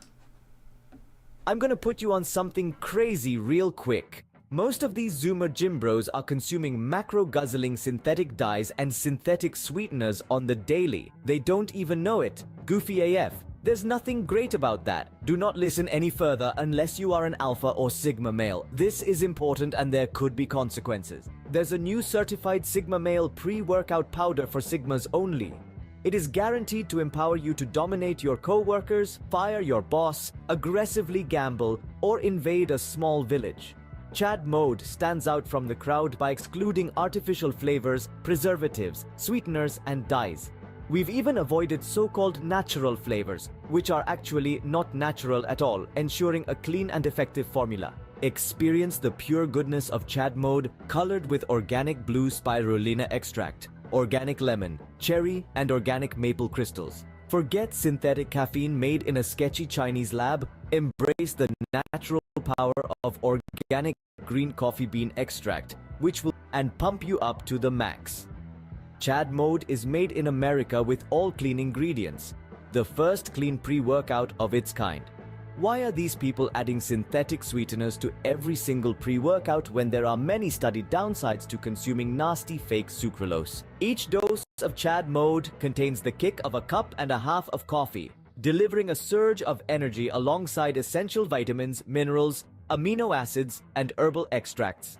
Chad Mode will allow you to fire your boss and dominate anyone who opposes you. Chad Mode will I want to show off something that we're all proud of. I got a browser here. This is Jay Dyer's much vaunted, much sought after Philosophy 101. Now, he just got this page up. We are just testing it out. You guys are some of the first people in the world to see it. I want to say, for my part, it's not Philosophy 101. I think this is a mistitling. I really think of it as like Philosophy Unleashed, because a Philosophy 101 course, they give you kind of some useless information that you can't make sense of. Jay actually lays out over 12 weeks, dozens and dozens of hours put into just the presentation of this, let alone the hundreds and thousands of hours of research that it takes to have a coherent evolution and history of the origins of philosophy, the uses of philosophy, the different ways to look at it over time, and how that has been brought out to what we have today, which is almost an absence of philosophy on the objective logic and reason side, and an overabundance of woke philosophy that is irrational and is made up day by day as people are like, I think we should bring racism back, and then here's a justification, and then it gets wokeified and spread out, and then all of a sudden you have a bunch of communist, socialist ideas where you become the property in action. You need to be able to stand your own ground. It helps to have a foundation in philosophy, because it's a method to find truth. When you get down to it, philosophy is there because you love truth enough to go and learn how to find it because it's valuable. So if you're interested in things like that, there is the landing page. We'll link it up in the notes. It is a longer one, so we'll get a shorter URL for this. I'm sure Jay has a link on his page. I just wanted to show it off. Now you know it exists. You can go look for it and see why this is not your father's philosophy, right? So well done. I'm proud of everyone who helped to produce and edit the course. And of course, Jay did a flawless job in presenting the course over those 12 weeks. And he's a juggernaut. He's another guy, just like John Bush, in action all the time, doing something productive, like very little wasted time in his week. Those 168 hours of being harnessed very well. I want to show off something that we're all proud of. I got a browser here. This is Jay Dyer's much vaunted, much sought after Philosophy 101. Now, he just got this page up.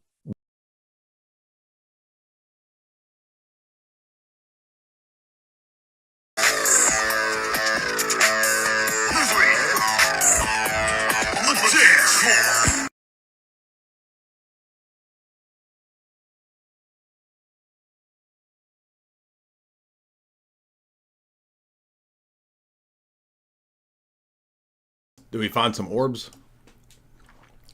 We'll see that again. Do we find some orbs?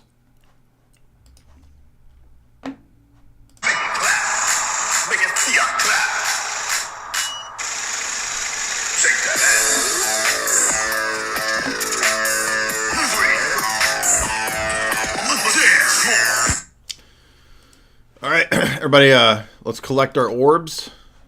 Focus! Focus! Collect our orbs.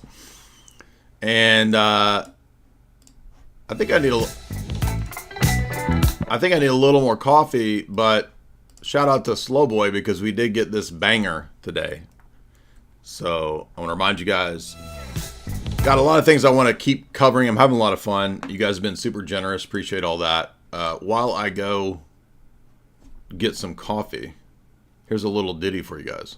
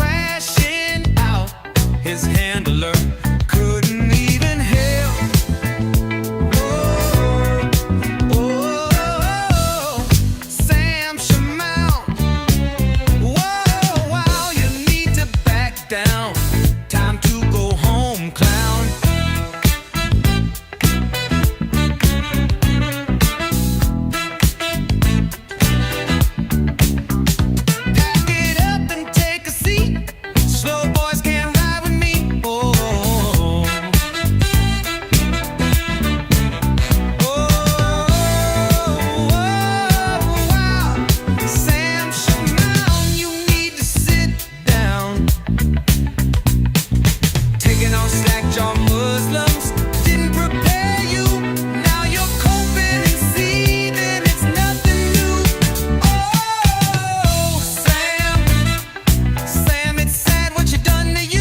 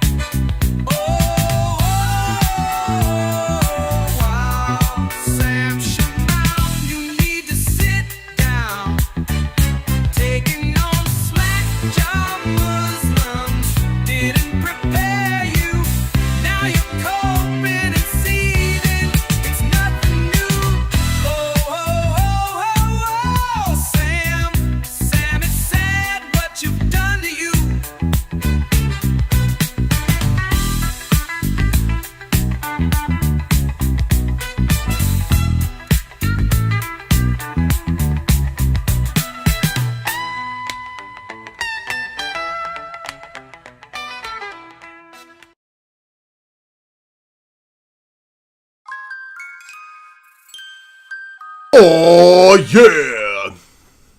All right. Where are we at? Doot, doot, doot, doot, doot. Doot, doot, doot, doot. Doot, doot, doot, doot, doot. Let's finish this. Will be greeted as liberators, and it'll be paid for in oil, and democracy will spread through the region. So I don't know. Either take on the arguments or don't. But I don't. But think I'm saying, but your argument's incorrect. Oh, okay, fine. Well, then present a counter argument to it. But to just tell me I'm not allowed to talk about something because I'm not an expert. You're not allowed to okay, talk fine. Well, about you're it. not I've an said expert, so you shouldn't talk about it. You haven't been there. Yeah, I know. But you keep playing this game where it's like the whole opening to this podcast was like the non-experts talking about this is such a problem. Now you're saying because I haven't been there, I can't talk about it. Is there a blockade there that's causing economic devastation or not? According to the World Bank, there is. First of all, I don't think it's a game. I don't think it's a game at all. Me neither. I'm not playing a game. Okay, but this is semantics. No, but this is important. Mm-hmm. I've seen plenty of this up close. I've seen plenty of this with my own eyes because I do believe that one of the things you should do if you're talking about something is to see it. Yeah, you've established that. Okay. Is there a blockade? The blockade that existed, to the extent it existed, was a blockade to try to make sure that the Israelis and the Egyptians knew what materials were going in and out of Gaza after the first rocket fires, when Hamas, in fact, before Hamas was elected. The Israelis and the Egyptians didn't do a very good job of it, were meant to be trying to make sure that the materials that went into Gaza were not materials that could be used to build up the Gazan Hamas war machine. The reason why trucks get searched is not because... This is a pretty interesting discussion. I kind of want to hear the whole podcast now. The Israelis want to search through grain or flour, it's because they wanted to stop the trucks containing the arms and the munitions that the Gazan Hamas and Islamic Jihad fighters were going to use to fire against Israel. And I'm sorry, it just makes the most obvious strategic sense. As the late great Joan Rivers once said, if as an appeal to authority. O'Brien's Kayak, $5. For that banger song, Sam, it's a shame, and that bass line. Shout out to Slowboy Whiteboard for that, Jim. WGM69, $5. Albrecht is panicking. He turned his chat to only subscribers. He ran away. I think you win. Guys, they're not going to do this debate. Come on. Somebody said, oh, he wants to debate you on Mary and the Immaculate Conception. So he said he would debate me on anything I wanted. I put the subjects forward, and now it's his one favorite subject that he always debates, the Immaculate Conception. By the way, it's storming here. That's why the internet's cutting in and out. It's a pretty hardcore storm out there. Nicholas Bucci, H. Brazzi, $5. Nicholas Bucci, how about do your homework on the ecclesiastical structure of the East and the West? You don't have to rely on someone else. You're a soy bot.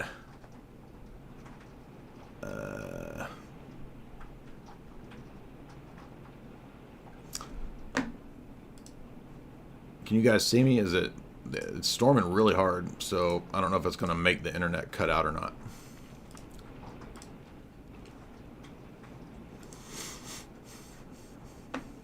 Manny Pardo, $2. Kyrie eleison. Keep it up, Jay. You're the best. Derp Eyes. Oh, we read that. Tabor, $5. Sam is smart, a smart guy, but this is sad to see. Lord have mercy on him. Heal his mind. Jay, you were a key influence on me during my journey to Orthodoxy. Thank you for everything that you've done and continue to do. Let's talk God, $5. Oh, we read that. Excuse me. Pursuit of Truth, $1. Thank you.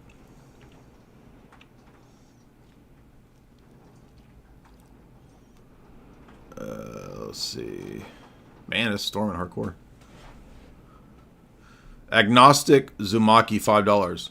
Quote, just go to an active war zone, bro, where you're not an expert. I'm sick of these tone policing people. You obviously have bad intentions. I might have read that one. I apologize if I did. I'm trying to make sure I don't miss them. AC, $20. Thank you. Fish Tank Edits, thank you. We did that. Let's see, Brendan Turner, $5. YouTube won't let me super chat. I'd love to see you talk to Dave Green. Who's Dave Green? If it won't let you super chat, well, guys, if you can't do it on YouTube, you can always do a super chat on Streamlabs. So, Orthodox Life, $5. It's weird because Sam. Oh, we read that. Orthodox Groiper, $3. I hope you like my song to Sam Shamoun. Is that a different song, or is that you talking about the same song? Do do do do do do do do do. I got that bass line in my head. Do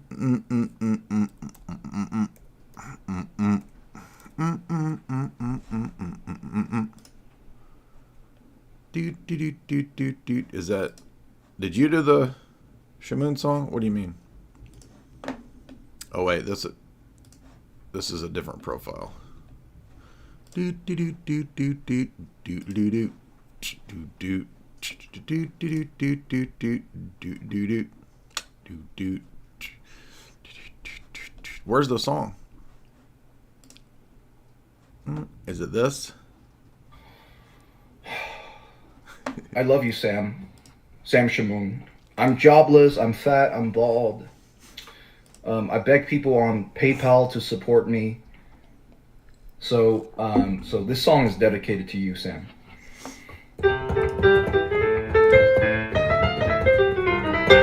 Sam Shamoun, why you so triggered over basically nothing? Jay isn't trying to be mean, you're just a big snowflake.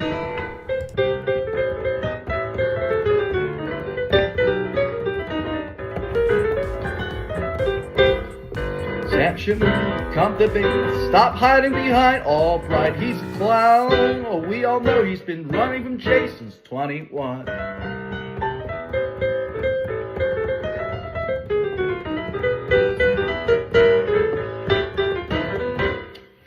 Sam Shamoun, stop trying to convert all the Muslims, because Vatican II tells you not to, so does Pope Francis. Exactly. I like it.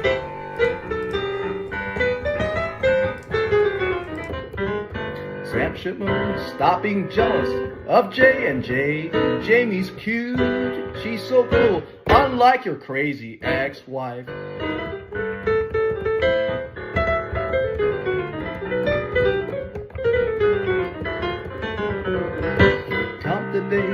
Come debate. Why don't you just come debate? William Albright, he ain't gonna help you. Why don't you just come debate? Sam Shamoun, why don't you just come debate? Stop hiding and be an RC, because they are all our scumbags.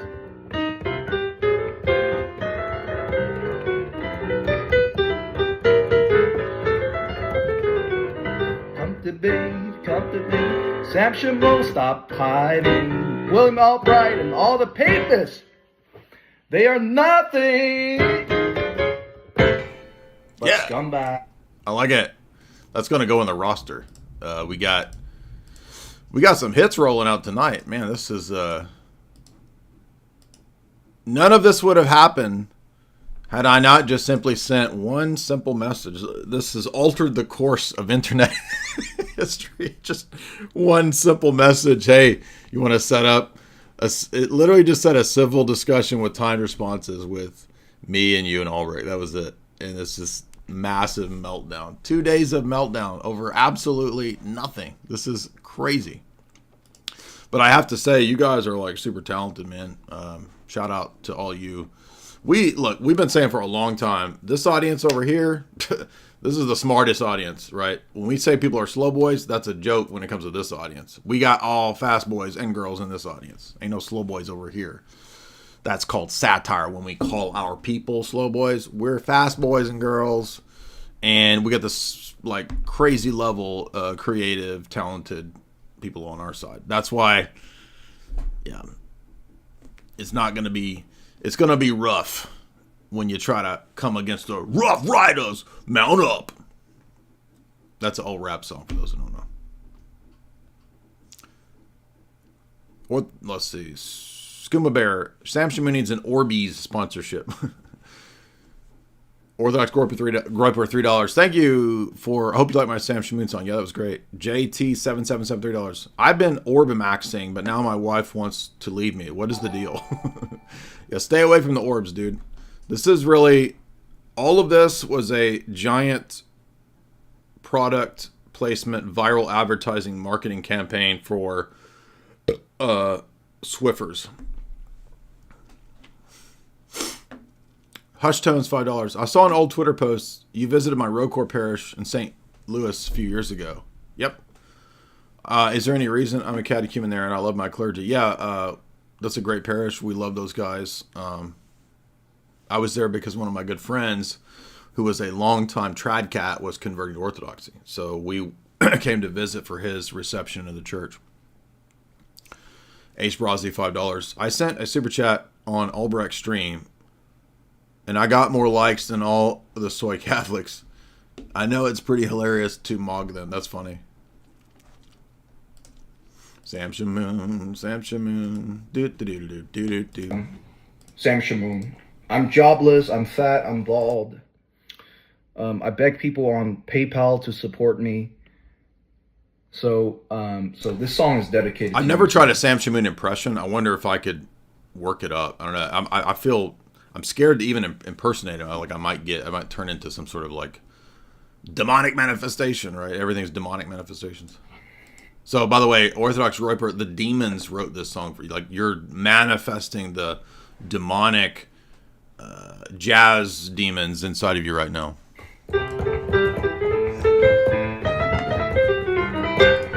If you've ever wondered what a jazz demon sounds like, this is it. Why you so triggered over basically nothing? J isn't trying to be mean. You're just a big snowflake.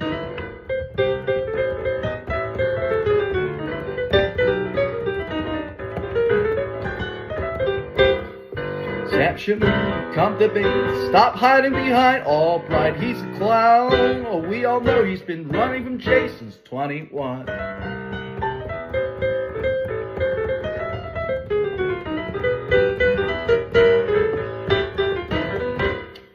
Sam Shamoun, stop trying to convert all the Muslims, cause Vatican II tells you not to, so does Pope Francis. This is Pete Cringecore. Sam Shamoun, stop being jealous of J&J. Jamie's cute, she's so cool, unlike your crazy ex-wife. I love that it's improv too. The improv makes it perfect. Somebody in the chat, will you say that you're going to do a formal debate? Again, for the umpteenth time, Kai and I offered to debate Shamoun and Albrecht on the Crucible on their inconsistent ACOE positions and the pre-post Vatican II contradictions. Debate must be formal with cross-examinations on the Crucible. That's the offer. They said many times. William Albrecht said, I'll debate Jay on any topic he wants. There it is. That's my choice. If they won't agree to that, I'm done. That's it. This is my fourth attempt in 2 days. And then I'm done.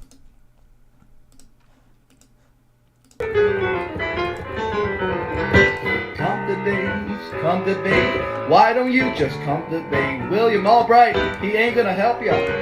Why don't you just come debate?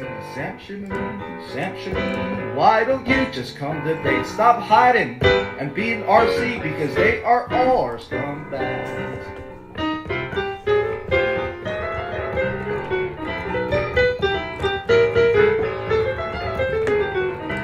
All right. Are we done with Doug Murray? Let's see. Is that his name?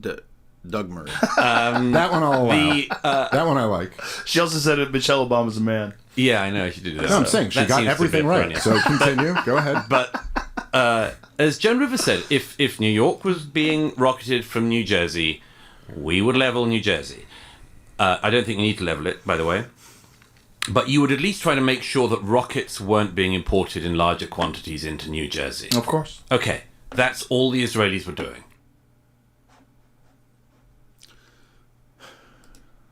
Yeah, I mean, there's just no easy answers to this kind of stuff. I wonder, I want to play this, but I just don't know how much you guys think I can get away with playing. Maybe I shouldn't.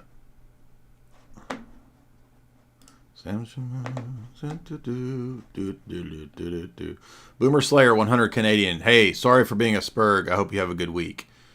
You're not a Spurg. In fact, I love the name Boomer Slayer, and I pretty much love all of your comments. No need to apologize if your handle is Boomer Slayer. In fact, you're an automatic VIP here. Dave Mustard Stain, $5. Jay's lone question forever launched us into an alternate timeline. Yeah, exactly. Who would have? I never would have dreamed it would be this crazy. Just saying, let's set up a private or a timed 2-on-1.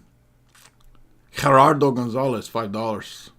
Jay, I love everything you do. God bless you and your family. Are you going to address all these community posts? No, I'm not going to. I mean, there's like, he's posting crazy meltdown stuff like every 5 minutes. Luca Belviso, Canadian 5. Is it me or is it ironic that Shamoun joins a, quote, church that says that they worship the same God as the Muslims? That's what last night's stream was about. Incredible. Is this ex-Orbthedra confirmed? Yes. The orbs told him that the papacy is true.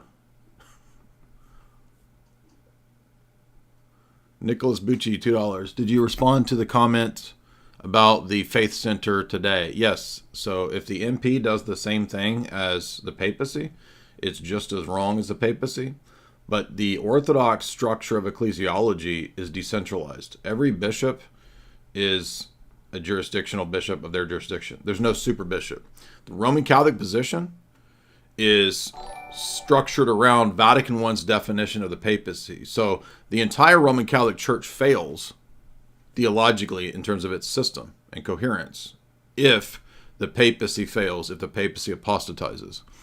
If one of the patriarchs apostatizes, which there have been many heretical patriarchs in the history of the church, it doesn't destroy our system. It's not a contradictory systemic level problem. If the papacy apostatizes, that is a systemic level problem that causes the whole system to fail. So it's a false equivalence, right? When he says, so what if the papacy teaches the Vatican II ecumenist, Abu Dhabi Faith Center stuff? You have liberal bishops too that have problems and that are ecumenist. That's true. But I don't hang everything on one bishop, and Rome does. So we're talking about people who, they don't even know what Vatican I says. He hasn't read Vatican I. He doesn't know what indefectibility says, what the perpetuity says, right, in terms of Vatican I.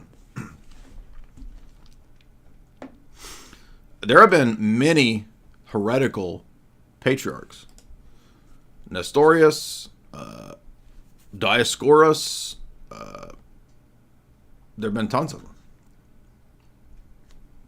And we live in the day when the chief error is ecumenism, right? That's the pan heresy. So my bishop doesn't endorse any forms of ecumenism, any heterodoxy. And if the Patriarch of Moscow does that, that's on the Patriarch of Moscow. And I can disagree with that. But because the Orthodox Church is decentralized, I'm not automatically damned or excommunicated or whatever because of what one bishop does, right?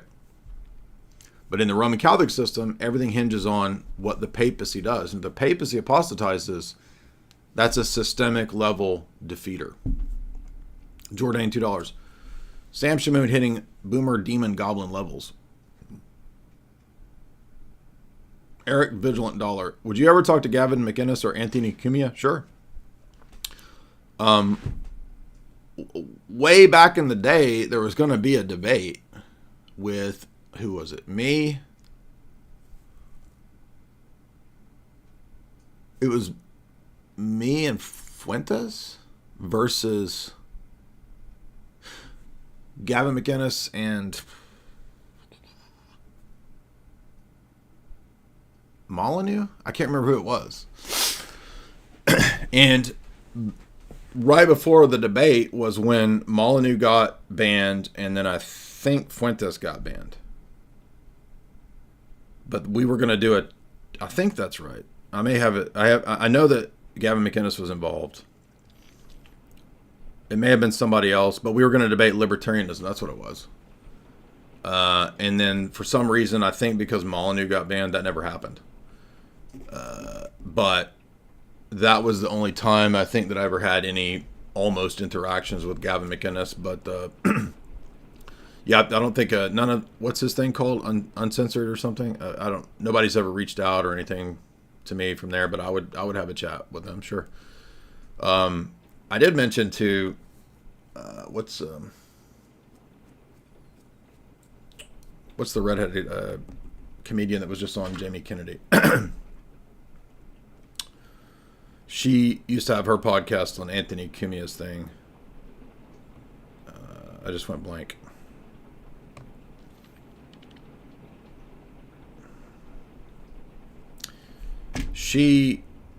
I told her to say that I'd love to go on any of the Cumia stuff, but yeah, it's never happened. But I'd love to do it. Nobody's ever reached out, but I would. Super River, $5. Don't say I ain't never gave you nothing. What's this? I hear you're fighting with ShamWow. I just asked for a simple timed exchange, and that was it. Orthodox Life, $2. Sam breaking down reminds me of Kanye. There might be similar sort of bipolar issues there.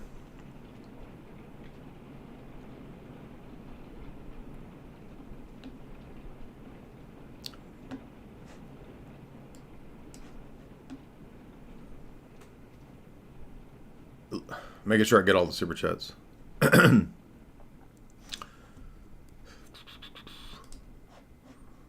All right, now I'm trying to figure out if I can. Can I get away with this, with playing a clip of this or not? I can't figure it out. Let's see.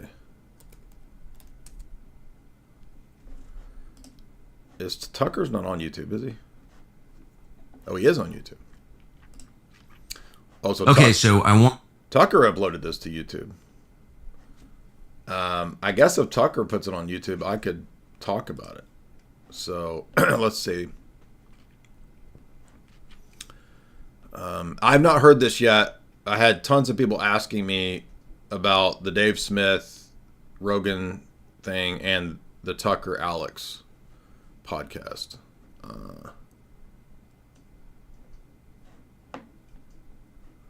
So this is all about the attack on InfoWars. Let's see.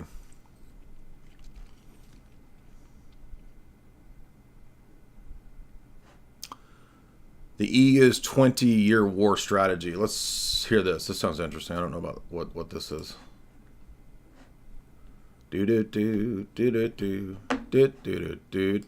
So the threat of nuclear war overhangs any conflict with a country that has nuclear weapons, of course. You push someone far enough, you don't know what could happen, and it could result in the extinction of humanity. So that's like the main fact. That's why people want Iran not to have nukes, right? Obviously. So with that in mind, what do you make of the repeated public statements by a bunch of European leaders, particularly Starmer in the UK and the president of France, that they're ready to continue the war against Russia with their own feeble armies? That seems crazy to me. What is that actually about? And they've said that now they're sending their troops, that if they get killed, then that's direct war with NATO. They admit that the EU population-wise is collapsing.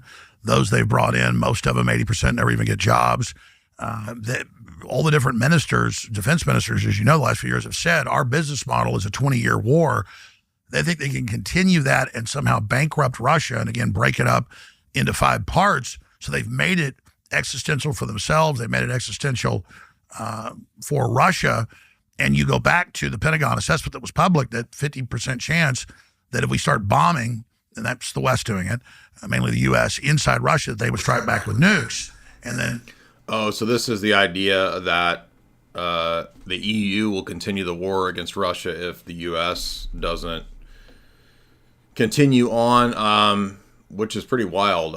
Does anybody think that they would actually be able to sustain that? I mean, what do you guys think? Would the EU be able to sustain a war against Russia without U.S. support? It seems like it would be far-fetched to me. Let's move on down to something a little more exciting. Not that nuclear war isn't exciting, but they want you dull, asleep, and spiritually dead. Main threat to civilization. And I mean, Tucker, you really have all the connections. You travel the world. You cover these summits. I don't know anything other than I think that people in charge of a bunch of different countries are reckless on a level that's without precedent in the modern era. And I don't think they're serving their own people, by the way, leaders like that. It's not just you've got a bellicose leader who's threatening war or whatever. It doesn't necessarily mean the people he rules are being served. He's putting their lives at risk. Our leaders have put our lives at risk for no good reason. And so, I'm hardly an expert in anything. I'm just an observer, and it's just also obvious. And I'm really worried about, my last question to you is, you get this sense that there's a spirit of dullness or fantasy. Maybe it's connected to living digitally or something, but smart, aware people are no longer smart or aware. They're sort of sleepwalking through this incredibly dangerous moment, and they don't even acknowledge any of it. That's a very perceptive comment. Yeah, I think, isn't that true? The world is pretty wild, pretty crazy on a daily basis now, especially with the internet. But the internet almost has this desensitizing effect to where we don't even notice it or see it anymore because we don't realize that we're dealing with real people, real lives, real events. It's all behind a screen, and it's almost kind of abstracted and fictionalized. You know what I mean? Even though it's real, it's like it doesn't seem real because it's on a screen. And perhaps everyone has become desensitized through living on the internet. And like, what is that? Well, that was the description I was going to use. There's like a mist that settles over all of us, and like we can't. It's like no one is even. No, Tucker, it's not a mist. It's the orbs. It's the orbs that are the angelic dust particles from the cat gods that are come to reveal to us our prophetic nature. It's not mist, it's the orbs. Wake. What is that? Well, that's how I describe it. Is how you describe it. We're sleepwalking into Armageddon. The Bible calls it a spell. It feels that way. Medically, they would call it a trance. And you know, since the advent, I say that sarcastically, of television and everybody gathering around it, people are way more highly suggestible. That's true. Alpha state, right? Alpha brain state. Most people are closer to a near dream state or daydream state pretty much all the time. It feels that way. You go to a movie, you see everybody kind of drooling. and I've never really had a lot of suspended disbelief. Even when I was a kid, I was always analyzing things. Me too. And so I guess that's a gift, but also it's kind of torture. It'd be fun to just be able to be mindless sometimes. But yeah, and the establishment itself is all about never actually making a decision they get in trouble for, having committees, having groups, having it kind of be policy where no one can be a. Yeah, that's definitely true. Everybody's in some sort of trance. Emperor Palpatine $1. Patristic Pillars is debunking your. I don't care. He's inviting you to debate. We have offered to do the debate, as they said, on a neutral platform 5 times. This is my 5th time. I'll offer again. How's that? Now it's 5. Crucible on the topics that I suggested because Albrecht said anything I wanted to debate. So there you go. And I'm inviting me to debate. So does he want me to call in on his stream? Because I'm not going to stop my stream. Lemonade pet insurance is none of those things. It's an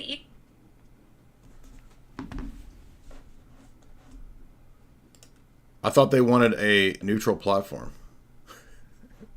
Accountable, but then that creates a runaway train scenario. To the transhumanist part here. Where together we're able to turn.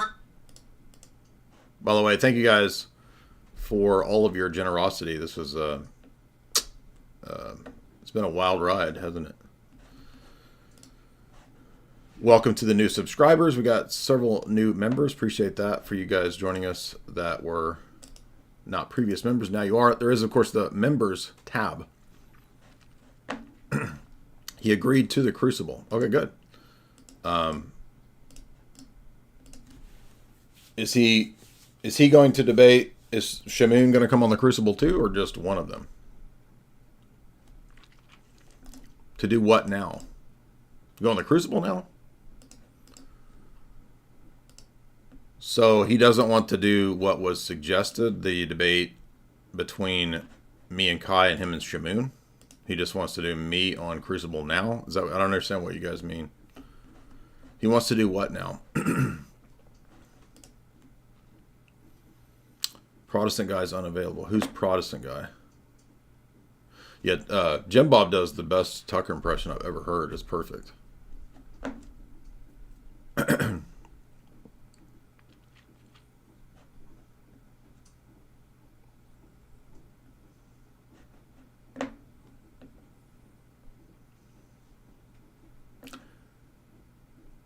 I'm trying to figure out what's actually happening.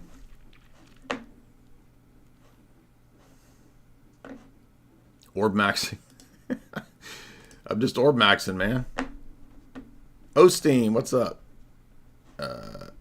Volk or Diego tomorrow. What does that mean?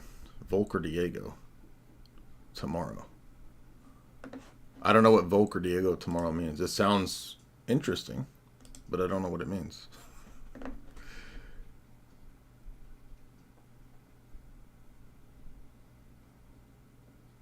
If you don't go on the Crucible, I will go read Lord of the Rings. Wait, this chat's going too fast now.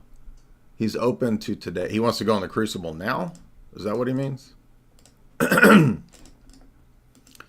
Is the Crucible on tonight?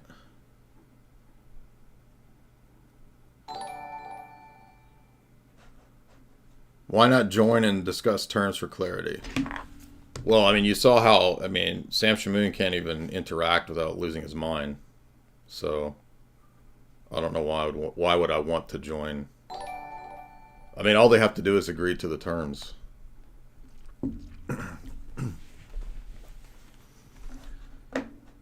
I don't understand if you guys are saying that he's ready to go on the Crucible tonight, or you're saying that he wants me to go on his stream. I'm not going on his stream. He's not going to come on my stream.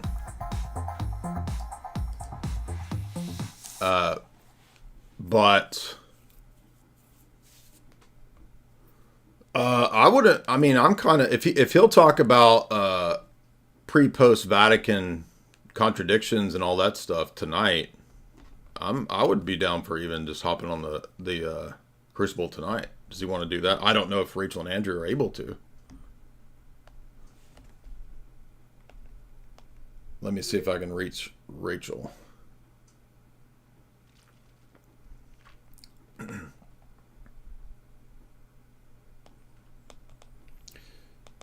Let me see. I'll text Andrew next. There's a Crucible invasion, TikTok invasion.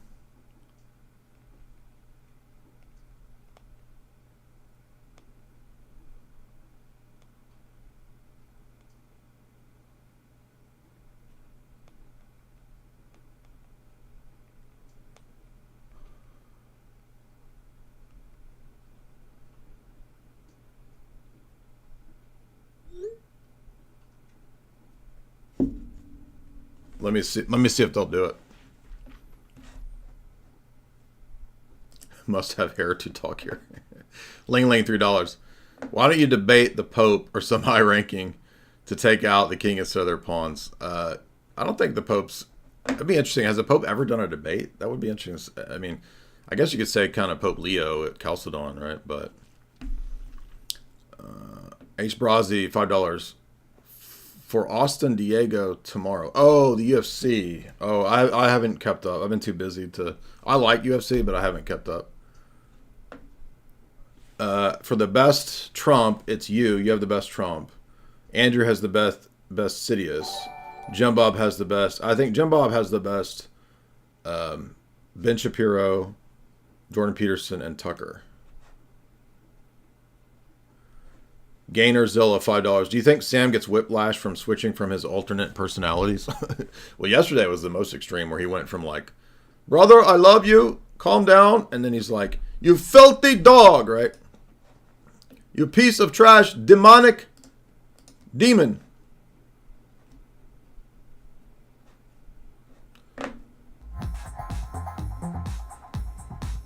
I don't think they ever accepted on the Crucible, because they're saying that Andrew is your boy. Oh, so yeah. So last night they wanted to do the Crucible. No, we're not doing that. Okay. Ortho Debo, $5. Volk versus Diego's UFC main card tonight. Another fighter, Bryce Thug Nasty Mitchell, has been openly noticing. Uh-oh. It's getting wild out there.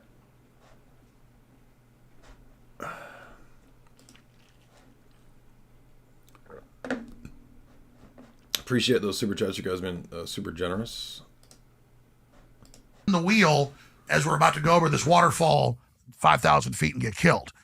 And so it's people that are dialed in and conscious versus people that are unconscious in the middle versus evil that is driven by a very nihilistic, destructive force.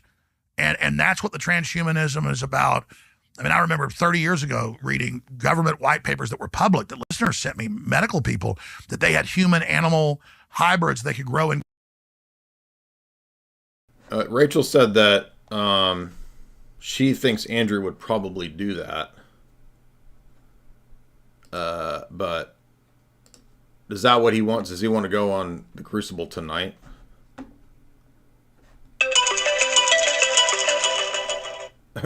Hello? Hey, what's up, man? Can you hear me okay? Yeah, what's up, dude? How are you? Good, good. How are you doing? Good. The chat is saying that they think Albrecht might be willing to come to debate tonight, and I didn't want to mess up your schedule, but if you have an opening, I'd be willing to do that probably. Yeah, well, let's see. Is he willing to actually do that? Let's see. Chat, can you see if he wants to come on the Crucible, perhaps, I'm assuming before your TikTok invasion, which is... It's not till midnight. Okay, so that's late. Okay. Yeah. Well, let's see if he wants to. If he wants to do it, I mean, we can have it set up and ready to go in the next 20 minutes. I mean, that's not a big deal. Yeah, he says any topic I want. He's been saying that. I want papacy, pre-Vatican II, post-Vatican II contradictions, if he's willing to do it. Yeah, sure. So, if you're live right now, if your chat can hear me, then maybe somebody can send me his Twitter, or his Twitter DMs open, or anything like that, so I can get a hold of this guy and try to get this set up. I think he's live right now, but I don't know if you can chat in his chat. I think it's on like subscriber only mode, but okay. Let's see. What's his name? It's called, his channel is Patristic Pillars, I think. Patristic Pillars, all right.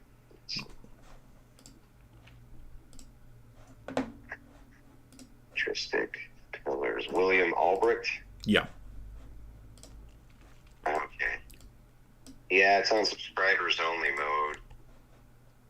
But that's not a big deal. It's only 5 minutes, I guess. Well, do you want me to tell you, like I'll text you or let you know in the next few minutes what the reply is and if he wants to do it or not?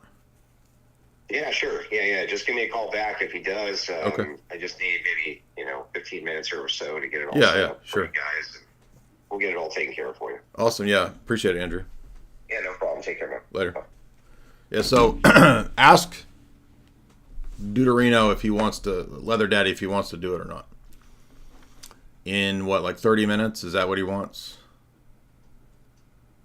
Good evening, Mr. Dyer. I want to thank you for destroying my worldview and leading me to the Orthodox Church. Thank you, Matthew. Appreciate that. Welcome, Matthew.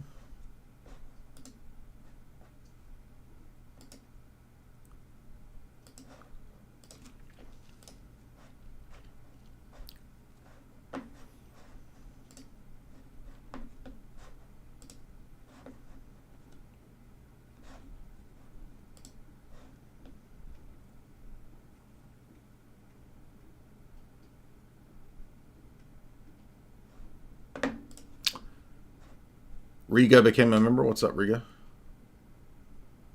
Glitchy Rhythm, $5. Bryce Mitchell is basically a preacher in the UFC, like a literal Protestant preacher. I hope that he wins. You missed my last 4 super chats. All right, let me see. I didn't mean to. There's a lot of stuff flying through here, and then the computer starts freezing up because the internet's weird. Glitchy Rhythm. Let me see. Glitchy Rhythm, $10. I don't think we should make fun of crazy people. I think you are doing that, but a lot of people are. Patristic faith should be kept in our prayers for speedy recovery.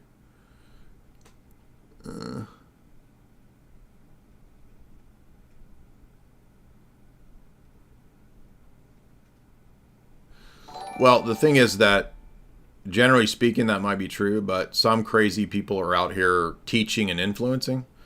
And in that case, there are times where you have to oppose them and you do have to satirize them. So I'm looking for the rest of your comments, Glitchy Rhythm. So there's 2. Osteen, $5. If we can get a debate without waiting months, that would be insane. UFC tomorrow will be the cherry on top. Yeah, this will be fun, won't it? But I want to debate pre- and post-Vatican II contradictions of the papacy. If he wants to talk about some of the first 1,000-year papal quote mines, which I'm sure that's all he has, that's what he's going to go to. I don't mind discussing some of that, but I want to, and I will be bringing up the pre and post Vatican II contradictions, because I think this is the kill shot, or at least one of the strongest kill shots for Romanism. Also, we need to know if he wants to do, how he wants to do the timed stuff. If he wants it timed, or if he wants like formal, or if he wants to. I mean, I don't know if it would work to do it informal with that dude.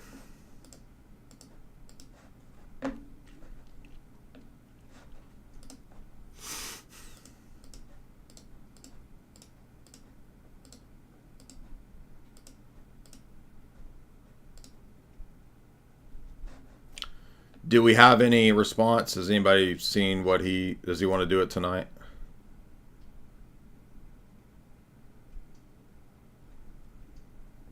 Albrecht is going to run and say, make it in June.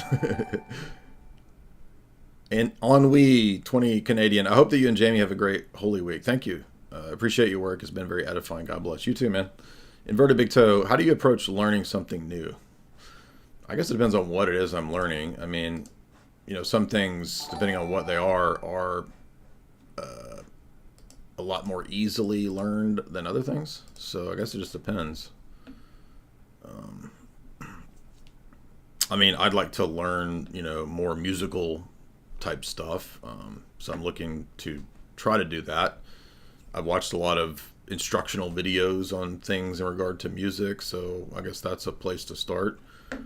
Lectures, like more recently when I was interested in studying the IRA, I didn't know a whole lot about the IRA, so I spent an entire day just watching documentaries on the IRA, Irish Republican Army, British intelligence. So that was a fascinating way to, you know, or topic to get into. But my approach was just to read, I read several articles on it, but mainly I watched a lot of documentaries and I took notes. So for me, listening is good. Reading articles, obviously, books, watching lectures and videos. I mean, probably the same stuff that all you guys, everybody else would do to learn something new.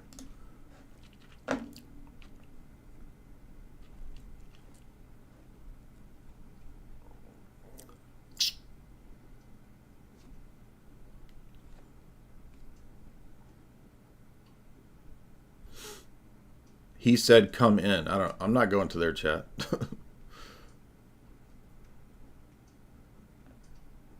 I'm not the one requesting it. I thought they wanted to debate tonight. You guys are crazy. I mean, not you guys. They're their people. I thought they wanted to do. I thought Albrecht wants to debate tonight. I don't mind.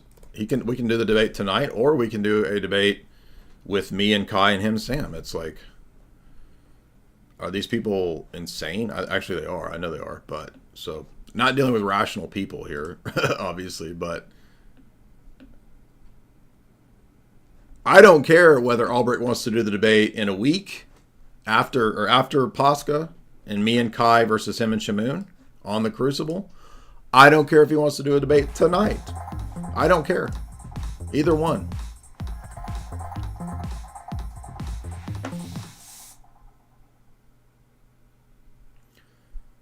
You guys are saying just do a debate tonight. I'm saying I will. Like,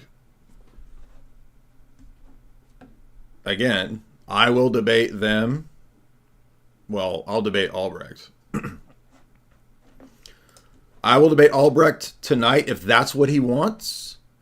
Or I will debate Albrecht and Shamoun after Pascha, if that's what they want, on the Crucible. There you go. I don't care either way. Now they're whining and complaining that I knew they would do this. They would say, "Oh, he's trying to make it right now, so we don't have time to prepare." Come on, dude. They said to go on the Crucible, and now they're running. Guys, they're not going to do any debate, right? Chase Haggard called this from minute one. Chase Haggard said they're not going to do it. They are putting on a show and praying for you and your family that you'll get better. Oh, the same family that Sam cursed and said that he hoped my wife would divorce me, and that he prophesied my wife's going to divorce me, and that And the ortho bros that he wants to die, and now they're praying for me. Oh man, this is. Are these? I don't even think these are serious people. Like, are they just trying to get clicks? Jewish skeptic, $5. William is now soy jacking about Peter made the dogmatic papal decree at Jerusalem. God help the Catholics. Oh man, the Catholics are crazy, dude.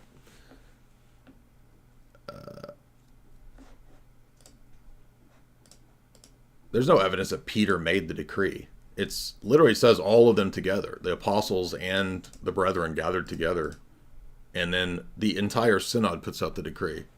Does it read like a papal decree? Does it say, and Peter, I write my, we the, chair of Peter, blah, blah, blah. It doesn't say any of that. It doesn't read like a post, like a Renaissance era, pope with a giant army and speaking in the royal we, right? Does it have royal we in it like the popes write after the Renaissance? I'm being serious, by the way. So I need to tell Andrew what they want to do. I don't care if I will do a debate on the spot right now on the Crucible if he will do it. If he doesn't want to do that, then we can do the original offer. Kai and me debate him and Albrecht on Assyrian Church of the East and pre and post Vatican II contradictions. Either option.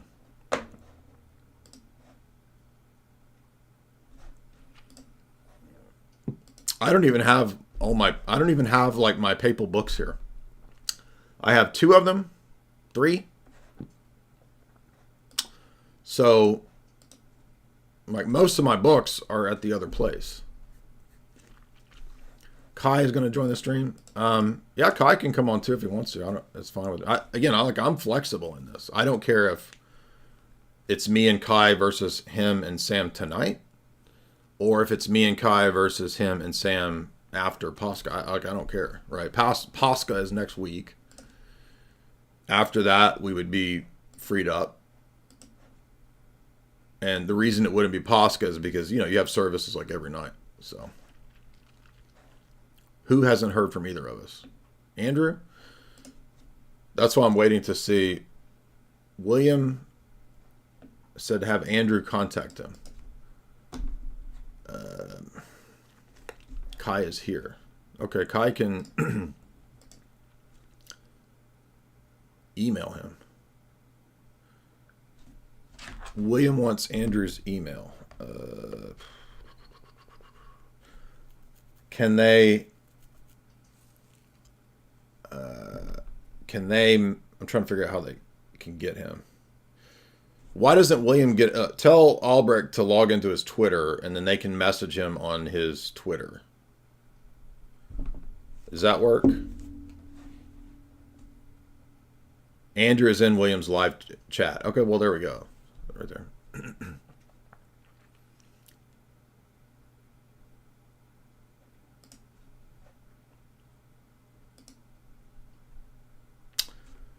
I wonder if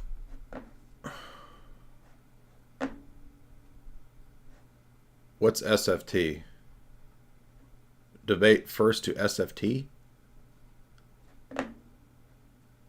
Oh, I don't care what he offered the debate to. I don't give a shit about his offer to some random Catholic Protestant channel. William needs an invitation from Andrew. Andrew's in his chat.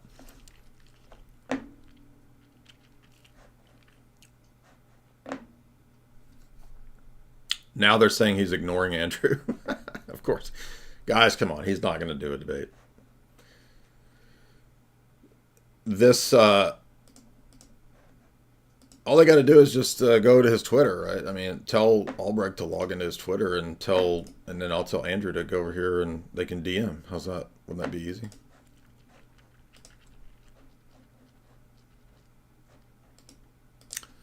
William Albrecht.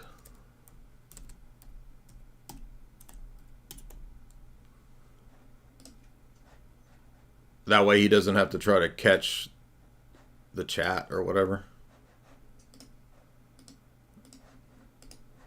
All right, let me send this to Rachel.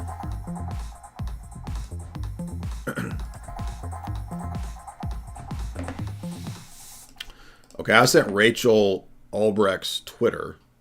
So Albrecht can DM Rachel if he wants to do it tonight.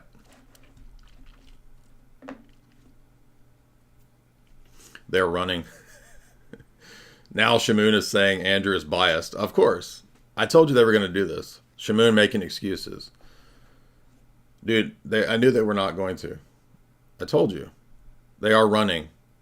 They're making excuses. Of course. Chase called this minute one.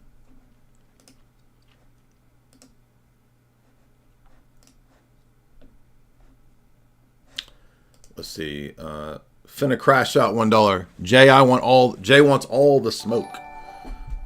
Coach Crucible $2. He wants a long boomer style email. This is the thing that Albrecht has always done, right? Like when I tried to set up a debate with him in 2019, give me 6 months. It has to be in person. It has to be on radio. Give me another 6 months, right? This is what they do. I told you guys they were going to do this, right? And it doesn't matter like how many times I cave into it, right?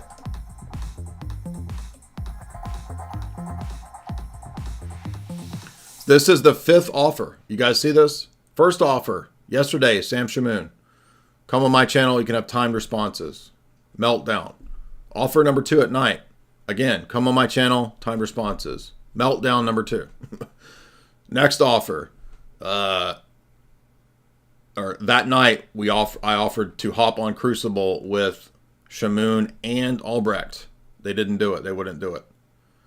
Offer number 4, right here, 5 hours ago. Kai and I offered to debate Shamoun and Albrecht on the Crucible on these 2 positions. They said they would do Crucible.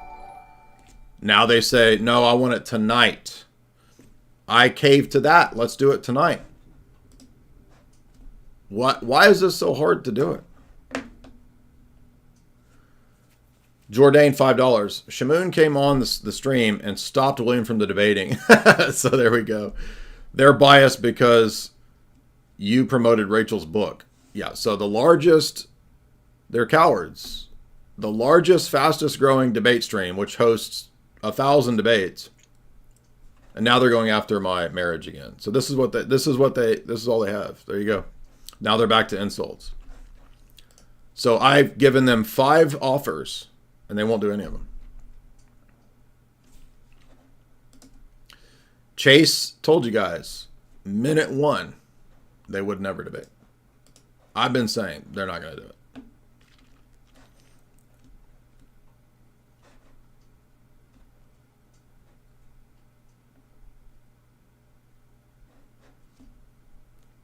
Sam is genuinely scared.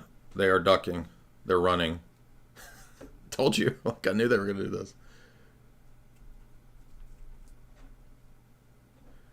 All because I just offered them to come have a timed response. Why are they so afraid of their positions?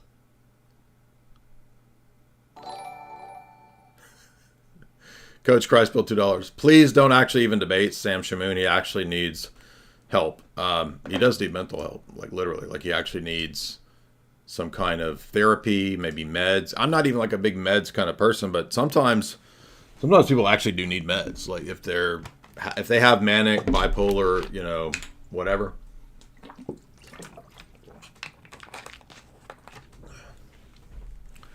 And multi super chats tell William you and Andrew are asking for a debate. You can tell he's scared. He doesn't want to do it. He says, let me check my boomer email. His email is leatherdaddy69@gmail.com. Navigator Canadian 5.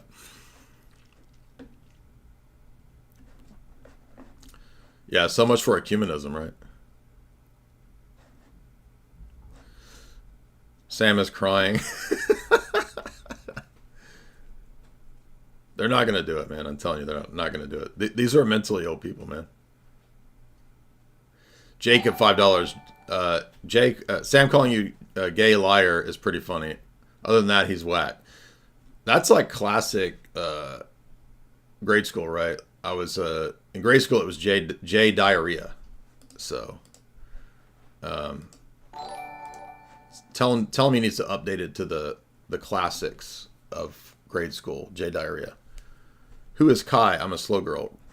Kai is our buddy from Orthodox Shahada, whom we presented the Orthodox Shahada talks with. We've been covering Oriental Orthodoxy and critiquing it. So it's me, David Erhan, and Kai. And, you know, in terms of these guys, Sam actually alienated them, right? So a lot of people don't know that Kai was actually doing a lot of things helping Sam with various things. They were going to do a presentation on the channel. And then Sam lost his mind because Kai dared to go against the Orientals. So then Shamoun said that David Erhan was demonically possessed and manifesting as usual. Everyone's demonically manifesting because these people are insane. And so then he alienated Erhan, right? So he alienates all of the best people in Orthodoxy one by one.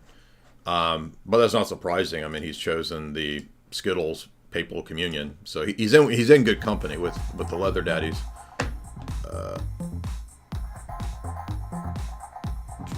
Jordan, $2. William's chat called Sam a liar, saying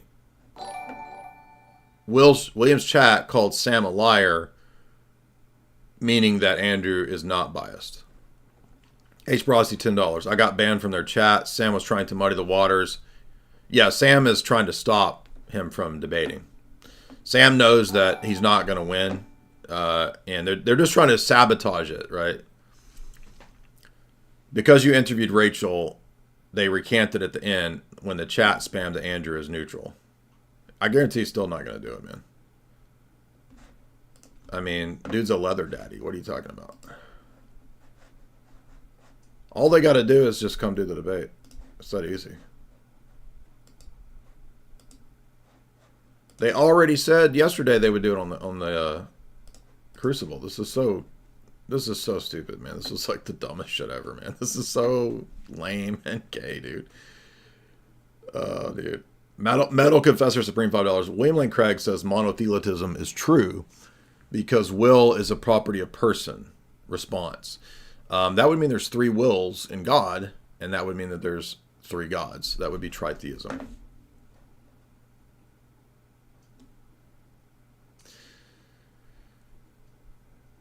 Guys, this is 5 times I've asked. Now they're saying that you're racist. Of course, this is all they have. $2. Cody R, $2. They're saying you're racist. So they're looking for any kind of sabotage right now because it should be obvious to everybody they don't actually want to have a debate. I've been trying for 2 days, 5 different offers. I mean, the original offer was the Crucible, 2 different topics, me and Kai. And then Albrecht's wanting it tonight. Okay, fine, I'll do it tonight. And now they don't want to do it. What'd you guys expect? Send an email to LeatherDaddy69 and see if Albrecht will do it. I don't even know what a leather daddy it is. It sounds like something from Pulp Fiction, right? It sounds like the basement of the pawn shop in Pulp Fiction. It's like where we would find Albrecht, right? So Kai is Orthodox Shahada. That's Kai right here. And Kai has been wanting to do this debate since, shocker, Sam Shamoun alienated Kai and Erhan. And also with Albrecht.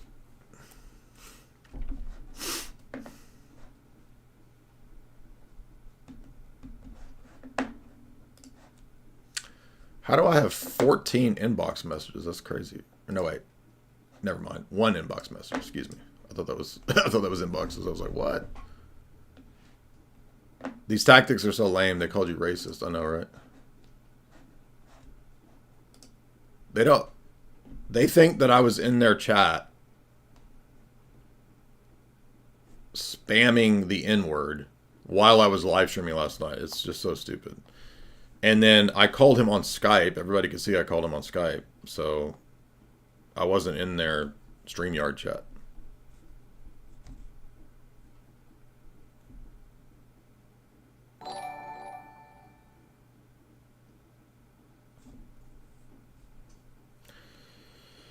Let's see.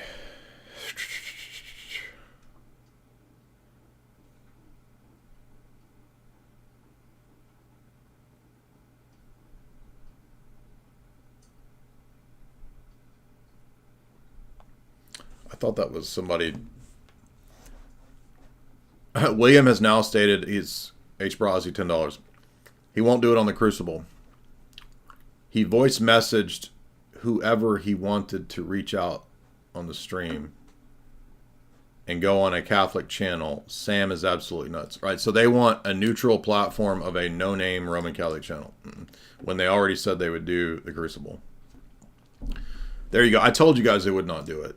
And I gave them 5 different offers. I offered on the Crucible a week after next. I offered tonight. They're not going to do it.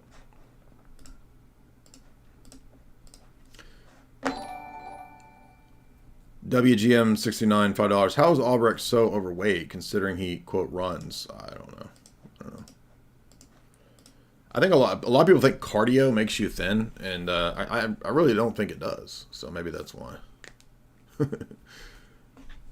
William is now piety signaling. Shocker. That's all they have, dude. Like, I could have told you. Well, actually, the wisdom of Chase Haggard. Chase Haggard told us minute 1 they will never do this debate. There will be infinity problems, complaints, whining, excuses. And why is that? Because this is what William Albrecht did 6 years ago. Do you want me to show you that again?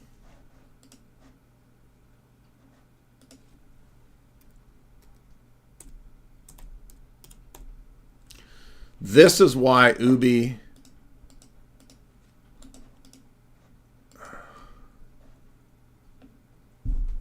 didn't want to do it, because Ubi said today that, once again, this is what Albrecht does. It's all talk, and then when you try to get into the details of actually doing it, they won't do it. So this goes back to 2019.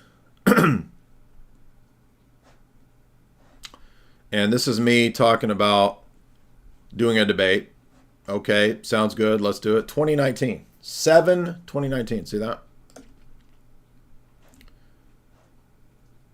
Let's make it official. Okay, we can do that. Yeah. 7/29. Would Saturday in December, 5-6 months later,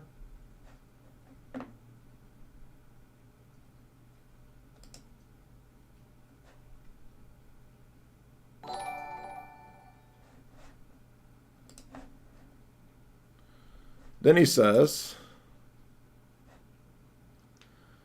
get this. This is the, no, maybe sometime in 2019. See this? July or August 2019. This is in 2018 originally.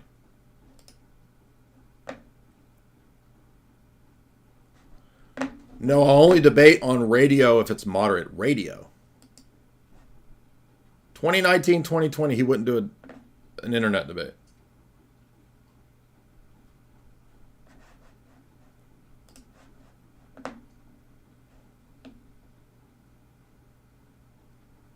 (2018) Here was the original one. Roman Catholic apologist William Albrecht has agreed to debate me on divine simplicity in July. See this? December 2018. So July 2019 is what he offers. Then he says, I need more time. And then, I need more time. I need more time. This is what Albrecht does.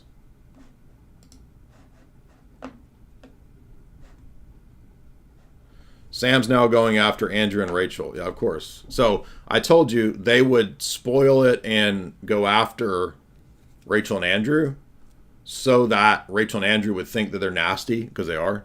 And then it would basically destroy and spoil the possibility of debate. They're predictable. H. Brazi, $10. His entire demeanor changed once he started reading the chats, saying Andrew will host it. I'm not a body language expert, but that chubby guy, well, Chubster is 100% weaseling his way out. Sam the Chef, $5. Have God Logic moderate. Keep it civil. Have I not been civil? All I've done is ask them to do a debate 5 times now. No needs be like Daniel and Jake. I don't know what that means. Patristic Pillar said again he will do it on Crucible. Okay, so has he agreed now?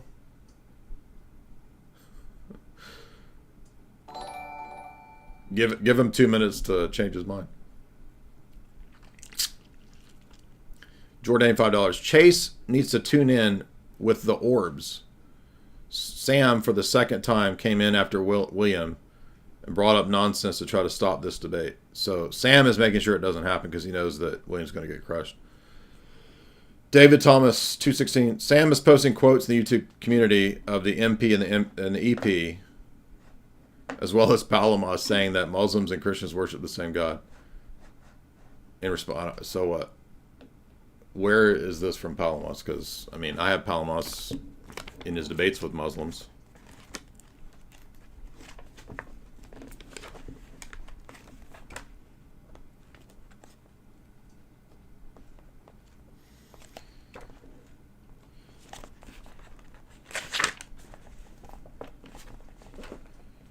The Chionai.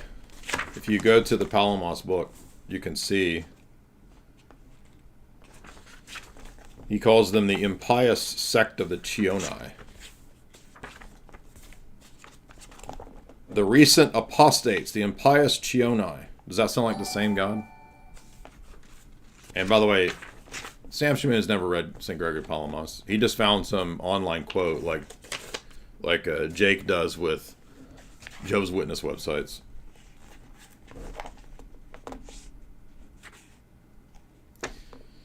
Here's Palamos against the I want to show off something that we're all proud of. I got a browser here. This is Jay Dyers. Palamos against the Muslims.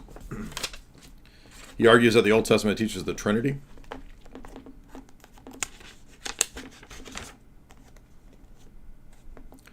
There was no time when God was not without spirit or word. There is therefore three, and the one is three, and the three are one. God is word, has word and spirit. He does not have them like we do, as if it's dispersed into the air. But this is an analogy. For example, the sun's radiance is generated from the sun. The sun's ray is sent out from that and comes down to us as the radiance from the ray.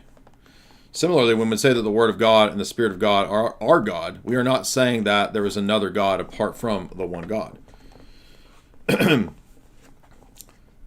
And this is what we have been taught to believe and confess by Christ, the Word himself. It is not only Christ who taught us this, but Moses taught this, whom you Muslims put forward, that's the Chionai. For this reason he said, the Lord God is Lord, intending to say one 3 times. For he says Lord twice and Lord God and God once, in order to show us that the 3 are one and the one is 3. Moses is teaching the Trinity. When God said in Genesis 1, let there be light, and there was light, he did not go into all the details, but David later says, God spoke all these things and they came to be. The phrase God spoke and they came to be shows that God has his word and that all things are created through him in Genesis. Since the word of God is uncreated, how is he not God? For God is uncreated. Now, that's St. Gregory Palamos arguing with the Muslims.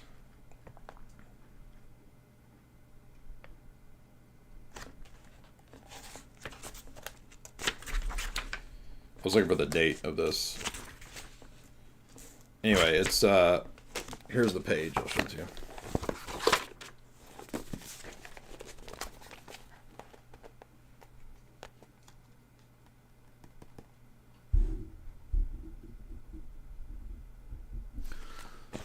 So Howard Gregory Palamos, who says that the Muslims are apostates and heretics, and that the Old Testament teaches the Trinity, how would he turn around and say that Muslims worship the same God?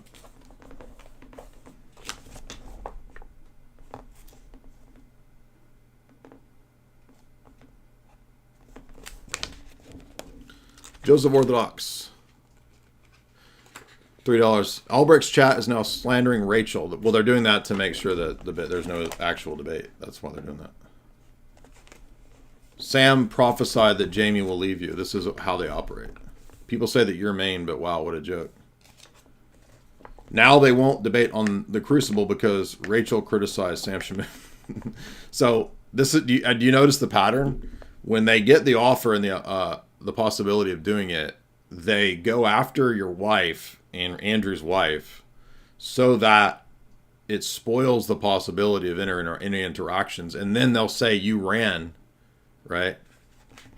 Every time the chat convinces William to go on the Crucible, Sam comes in and says that Rachel is, and insults Rachel. Well, what did you expect? I mean, these people are like, you're dealing with people having mental breakdowns over a simple request to defend their position. The impious Muslims, the impious Chioni. The Chioni are the Judaizing Islamic sect in Byzantium. Does this sound like the same God? The impious sect of the Chioni, the Muslim Judaizing sect, the Chioni.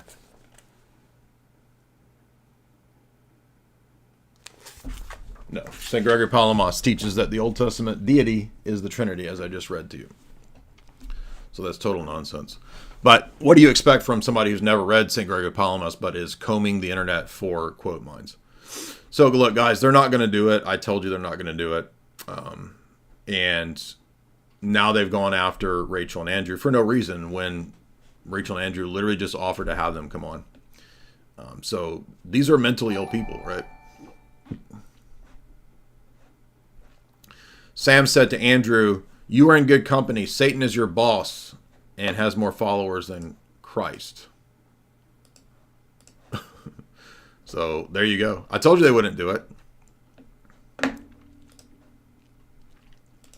So everybody can see, let it be known that they were so terrified to actually have this debate, whether tonight or a week after next, it doesn't matter to me, that they had to spoil the whole thing and lose their mind again because they would do anything to rather than just defend their position. Jourdain, $2. Sam will end up in Mormonism because he thinks he's a new prophet now. Argus, $5. We need an ecumenical council to crush the Shamounianism heresy. Well, it's just ecumenism, so that's already been refuted. It's a Nestorian invisible church. Shamoun has a Protestant ecclesiology. That's the root of it. It's that simple.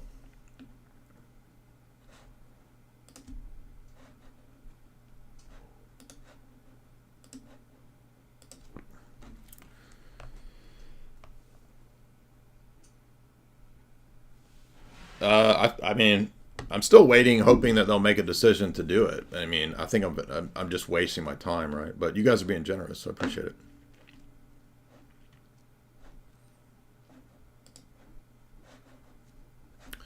Remember to head on over to choq.com, choq.com. That is the show sponsor. Boost your testosterone with choq.com, choq.com. You can go to the link in the chat and use the promo code JAY40 to get 40% off. My yay, $5. Sam is trying to do a curse on you and your marriage because his wife left for the plumber. I have heard that. I don't know what the details are. I don't really go into people's personal lives with stuff, generally speaking. I'll make a joke here and there, but Julio Merida, $20. Jay, this is off topic. What do you think of emanationism?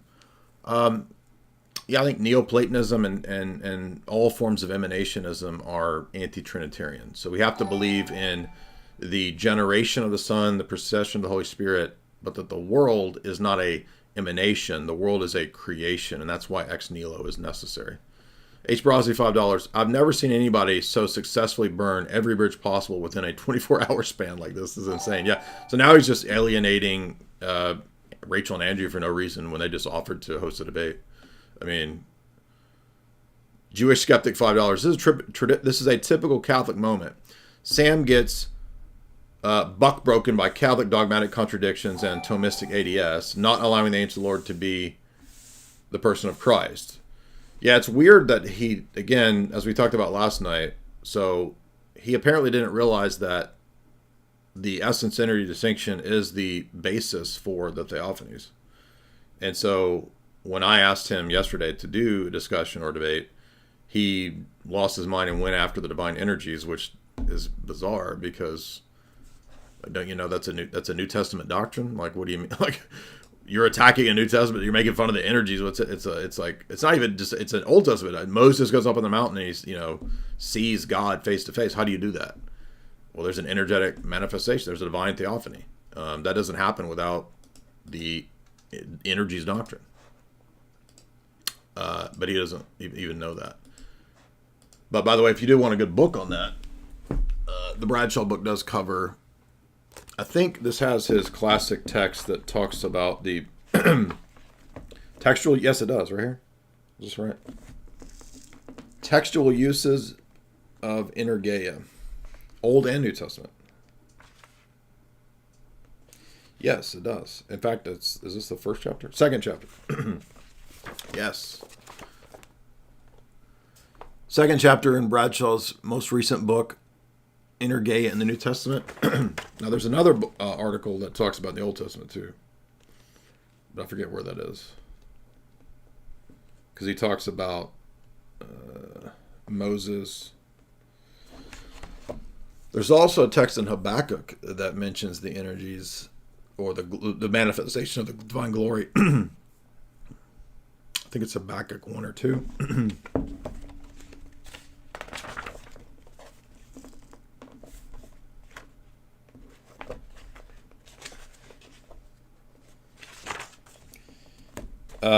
Most of this list, though, it's just going to be what's in the Blue Letter Bible, right? But Luca Belviso, 5 Canadian. Do you know Sasquatch people refer to light orbs in the sky when they see one? Oh, the Mormons? Mormons think that the Sasquatch is Cain. He's going to Mormonism next. If he follows the light orbs, they'll lead him to Sasquatch, right? And then he can have a full Sasquatch conversion to Mormonism.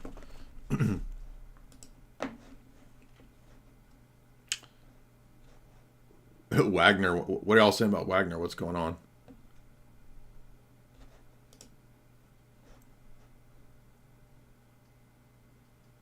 They will say they're ready to do it when Andrew starts his TikTok. Right? So they're going to wait until they won't agree to do it. They'll wait until I stop streaming and then they'll say they're ready to do it. These people are so ridiculous, man.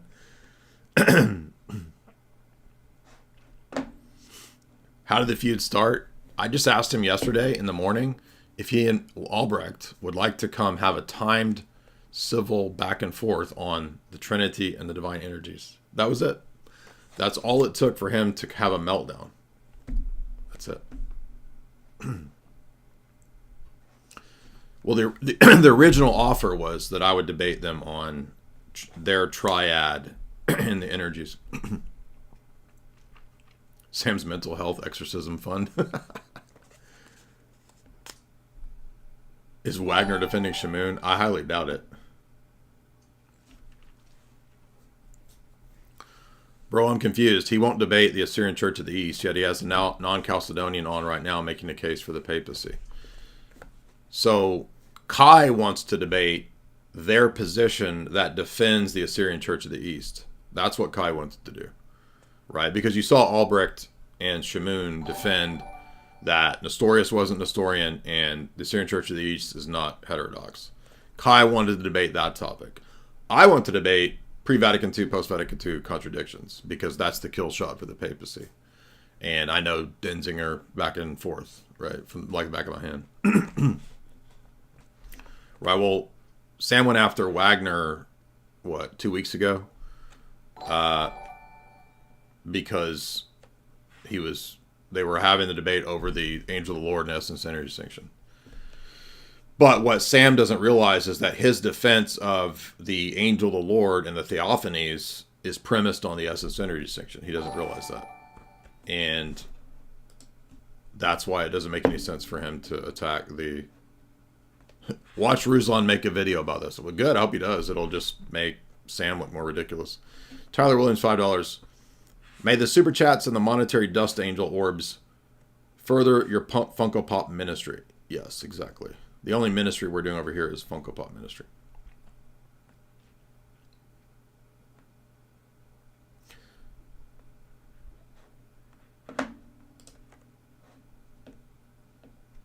So is there any... they're not going to do it, are they? They're just waiting for me to turn off the stream and then say that they'll do it, right? Rachel, is there any update on whether they're willing to do it or not? Did anybody reach out? What's the...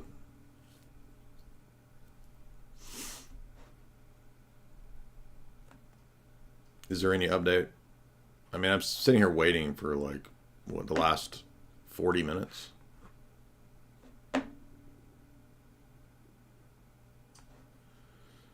Sam Shamoun will not debate on the Crucible because of your tweet. So this is so stupid, man. What a bunch of gigantic vajayjays. These are the most... Dude, Riga, exactly. Riga says, I'm getting Owen Benjamin vibes. That's exactly what I was thinking. Exactly. Imagine if we got those two together.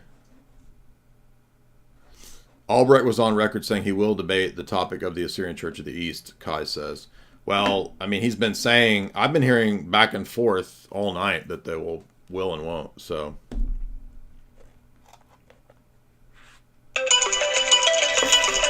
So here's Andrew.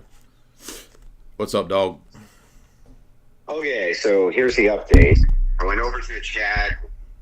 He demanded I send an email. He said he'd give me his number. So I sent him the email. He said he didn't get the email. Finally said he got it, but it went to the spam folder. And he sent a response email saying, call me in an hour. And I'm just like, I'm not going to wait around an hour. No, do not give him your phone number. If he gets your phone number, he'll give it away to people. He gave my phone number to Lofton, so don't give him your phone number. Oh, well, that's already done. But whatever. Well, okay. I mean, you know, there's no... Well, if your phone number gets out, you know who it was. Yeah, exactly. So anyway, no use crying over spilled milk, but so I called him. I sent him a text. You know, he wants me to wait an hour or something stupid, and it's just wasting my time. I said in the chat, I was like, look, I'm not trying to offend anybody here, but you know, I get more live viewers than all of you guys combined. I don't know why you're making this so difficult. And that just pissed him off. He was so bad he couldn't see straight, apparently. I wasn't trying to be a jerk. I was just explaining that Dyer wants this done on a channel that has maximum reach, which makes sense. It totally makes sense. So, you know, do you want to do this or not? And yeah, that's where we're at. So he wouldn't say he would do it. He would just say, call me back in 1 hour to see if I will do it. He said he would do it, but he just... you know, the thing is, it's like you can say a thing and then act in a way as though you're not going to really do the thing. So it's like, yeah, he says he'll do the debate. He's like, my email's wide open. Okay. I gave him the email that it's, you know, call me in an hour. Now it's he wants somebody else who's not me to do it because my wife was mean to Sam on Twitter or some shit. It's very, very annoying dealing with these guys. It's like, just make it easy. Let's make it easy and we'll get the whole thing set up. It's like very little work for any of you. We can just get it all set up for you guys, but they seem to want to make it very difficult. Yeah. Well, okay. I mean, so are we doing it in an hour or we don't know? No, I don't think so. I think I'll end up calling him in an hour and he'll want to set it up for a future date, you know, or something like that. That's what he did to me in the past. So in 2019, I tried to do this and he said, give me 6 months. And then he said, give me 3 months. Then he says, give me 6 months. So this is the typical pattern with Albrecht. Yeah, I just can't get through to this guy. Like he won't, you know. He said if you call, I'll answer right now. So I called, and then the email was, we'll wait until 9 p.m. Central Standard Time. I'm like, dude, I got shit to do. I'm messing around with you all night. So I don't know. Yeah, it doesn't make any sense. He said, give me the email, and you know, I'll give you my number. You can call me right now. I'll give you the email. Called him, texted him. Nothing. So. Okay, well, sorry to trouble you with all this nonsense, but it's no trouble on your end. I mean, like if you guys want to do the debates, very clear that you do. I'm down. I'm down. I'm here waiting. But it doesn't seem that reciprocal, you know. So it just doesn't seem like it's very reciprocal. Okay, seems like they're kind of. I will wait another hour on hand to show that I am still willing. Okay, well, you said 9 p.m. Central Standard, I guess, to give him a call, so that's 10 my time. All right, well, I'll hit you up and see what we want to do. Yeah, I'll give him a call and see, but, I think that I'll just call him and he'll say, not tonight, let's do a future date and lock it in and blah, blah, blah, blah, blah, but we'll give it a shot. Okay, thanks, Andrew. Yeah, no problem, man. Have a good night. Yeah, that's all very predictable. He won't do it. I'll bet you. How much you want to bet? Coach Christbill, $5. I got on Sam's live. We defended Jamie. We got your back. That's okay. I mean, it's part of it. You're going to get personal attacks. It's not a big deal. Darian does, $5. We are justified by faith in orbs. We're justified by orbs alone. You've got that wrong. In fact, it's heresy if you include faith as part of the orb justification. It's justification by orb alone. Solo orbo. Steveko, 721. Jay, God bless. Thank you for all that you do. Thank you.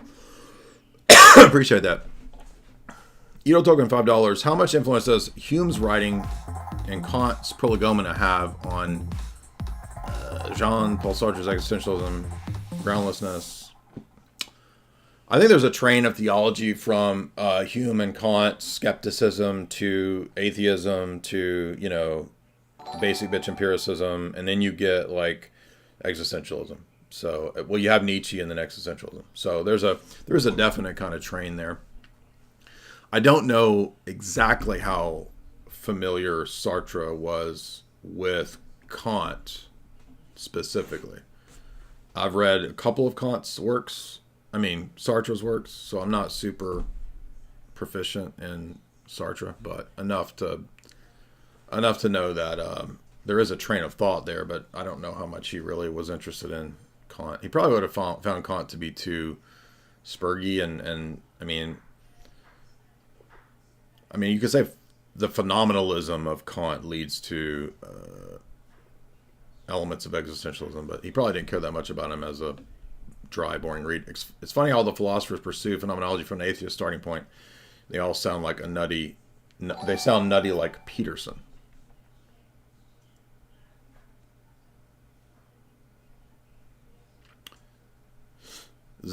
Zelda Link, fan Limo 11, 568. If you could change or revert any dogmas, what would you change in order to return to the Roman Church? Well, you said the Catholic Church. Well, we think the Orthodox Church is the Orthodox Catholic Church. Or to revert the schism.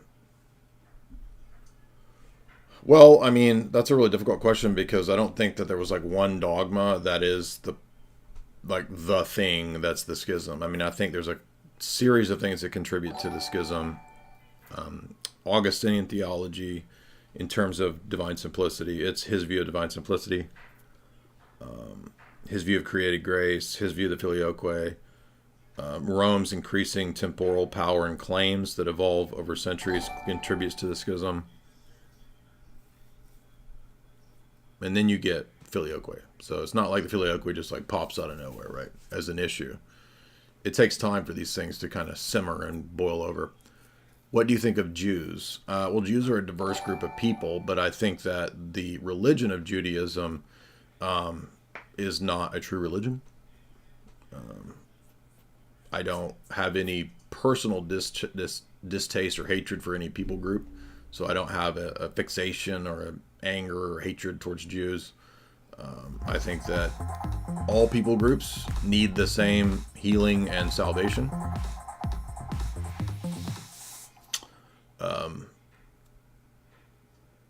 But I don't think rabbinic theology is coherent. I think it's kind of weird and crazy too. To me, rabbinic, like strict, like Hasidic, theology or it seems like a kind of a cult to me. Like the way that they view the weird stuff, like you're tricking God by, you know, they invent things to where you don't flush the toilet or turn the light switch on, even though you're doing it. It's not technically work because you're not causing the electricity to actually go through. It's just, that's weird, crazy to me. Since they have the principle of you can only walk so far outside on the Sabbath, they put a string up to make it an enclosement so that you can walk on the Sabbath. It's just like tricking God type stuff. Doesn't make any sense. Bojan and $5, but I don't believe that there are no Jews, or that Jews don't still exist, or that Jews are genetically evil or anything like that.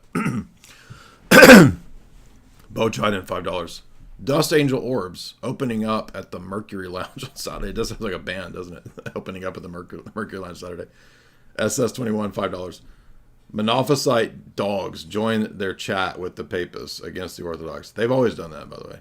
You go back to 2018 when David and Kai and Lewis and I were doing a lot of apologetics on Discord and starting to do more stuff on YouTube in 2018, 2019. The Monophysites would always link up with the Catholics to go after us. So they've always done that, which is odd. It's bizarre, but I guess it makes sense, though, actually. Cody R., $5. Jay, I would love to see you debate an atheist like Dr. Ben Burgess. He's been on Rogan. He's a good debater, but I think he would win. Yeah, I mean, I'm open to atheist professor debates. We haven't had one of those since Malpass.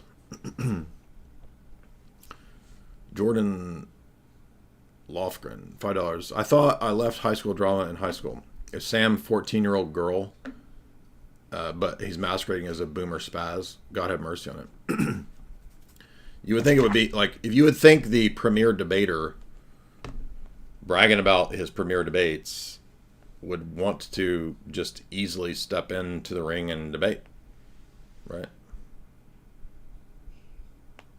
But no.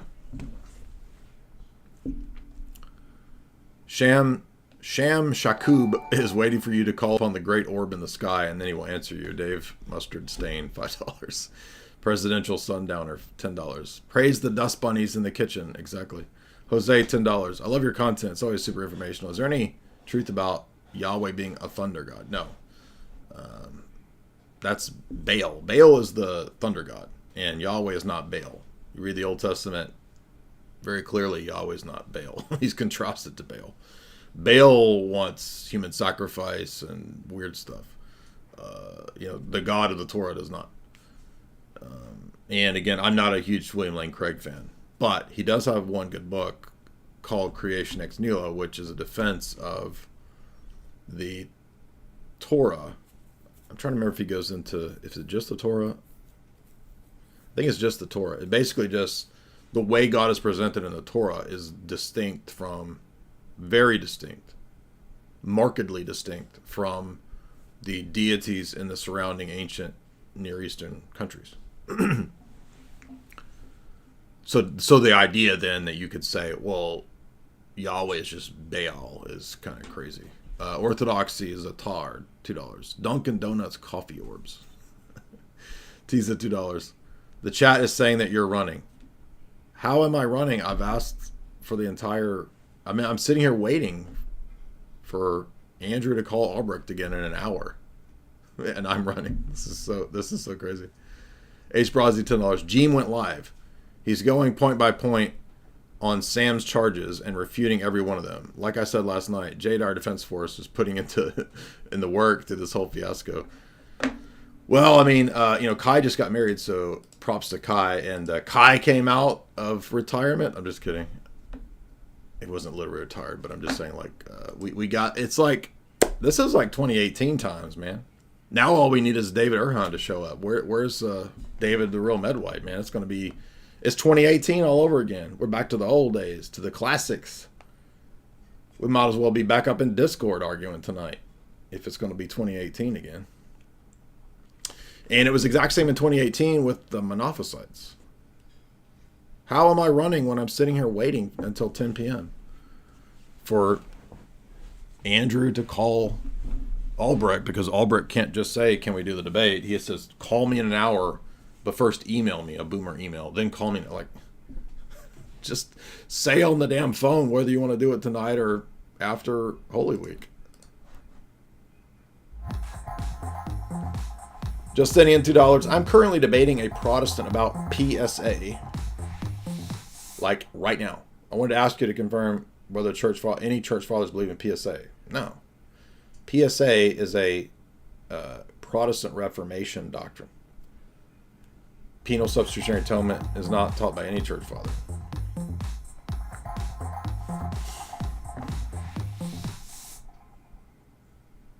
Smith, Albrecht is presently praying with the Oriental Orthodox right now. What? I mean, what a bunch of weirdos, dude. Even though the ancient canons say that you can't pray with heretics and schismatics.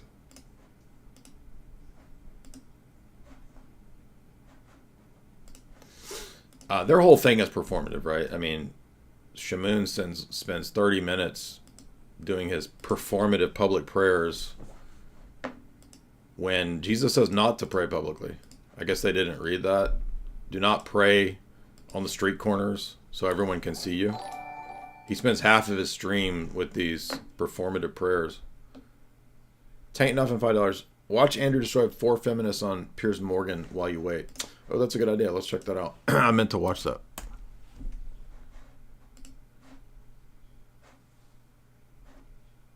Dang, it's cold in here. Wait, I gotta turn the fan off. All right, let's see. Andrew.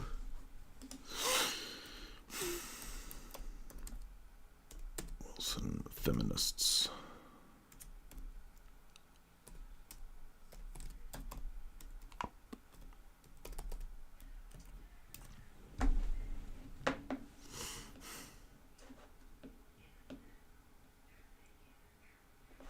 Is this it? This will be funny. Psychic ability. 50 minutes. Whoa, dude. Is there a clip? I can't play the whole 50 minutes. I guess I could play part of it. You're just a shock it's jock, not mate. psychic ability. You're just pathetic. Nobody's going to listen argument. to you.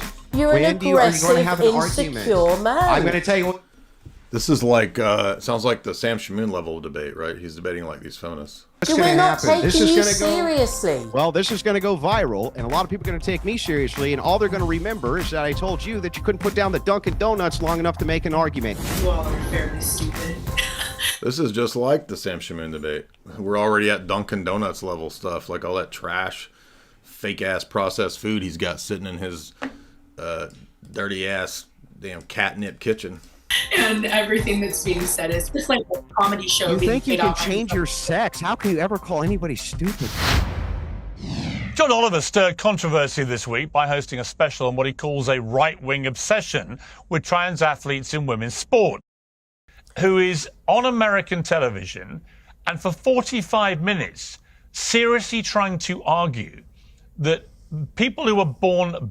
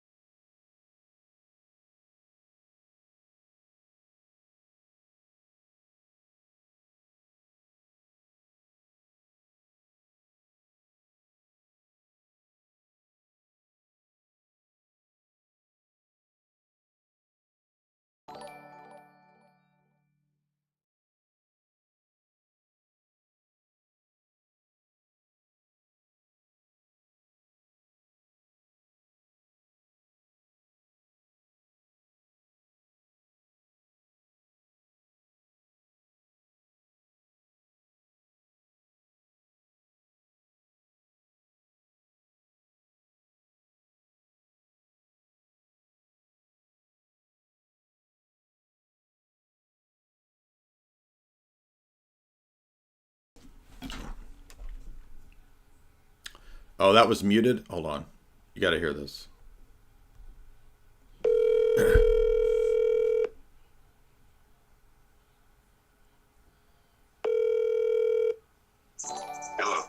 Hey, I'm sorry. I had the thing muted because I was playing your debate on Piers Morgan. Could you repeat? I apologize. What did he say? What did he tell you? Well, he's just shutting his stream down. He said he'll call me. He's going to call me after the stream. So, it's not going to happen tonight for sure. Okay, so he's not going to do it tonight. Yeah, he's not going to do it tonight, and he said that he'll set up some future date, but okay. I don't have not a lot of faith that this is gonna happen. Because he's saying he wants to do multiple debates on multiple different platforms and all kinds of different stuff. Okay. So.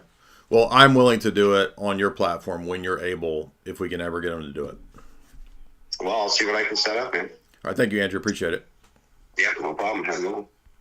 Told you it wasn't going to happen. 10 toes, $2. Actually, again, Chase Haggard vindicated. Would not happen, and I guarantee he won't ever do it. 10 toes, $2. Win for the mute grift. Taint Nuffin, $2. Timestamp 15:10 on the Piers Morgan. Let's go to that.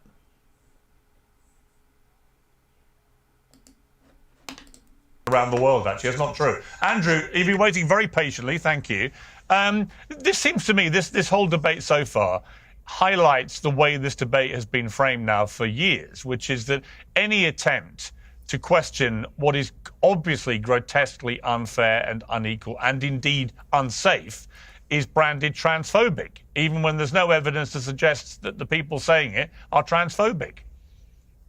Well, it's not just that. I mean, basically everybody in this panel is wrong. So to start with, this person says, well, the thing is you just want to erase transgender people altogether, Pierce, and then says, I wasn't saying that, Pierce. I wasn't saying that you want to erase trans people, not you specifically, when clearly that's what you were saying. At least get behind the statements that you're making. The TERF starts out by saying, well, I've been here reinforcing women's rights this entire time, right? And then the TERF says, right on top of that, but poker's very misogynistic. She can't wait to dunk on men. Very first thing she does is dunk on men in order to somehow elevate women, right? You're all insane. The truth is that the only reason that this happens to begin with is because women vote for it. They vote for it. They vote blue. By the way, did you guys hear Andrew? It was unmuted, right? Sometimes I forget to unmute when I switch back and forth. Did the chat hear that Andrew said he's not going to do it tonight, right? Correct? Did you guys hear that? The chat's, I think, a little bit behind, but...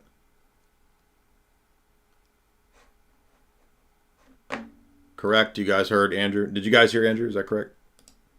Not Andrew on the debate. Did you hear Andrew on the phone? Hot Pockets.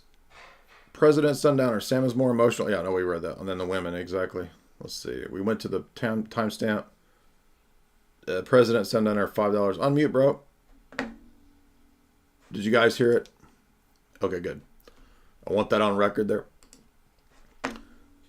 MKG 10 Canadian. Can we not make a distinction between Jew and Hebrew? I don't understand what the advantage of this is. I don't know why people think this is some kind of this is a weird argument to me.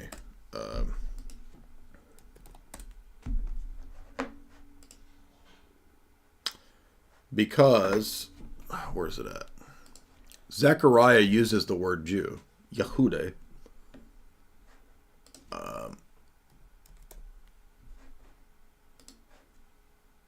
The word is clearly used, right?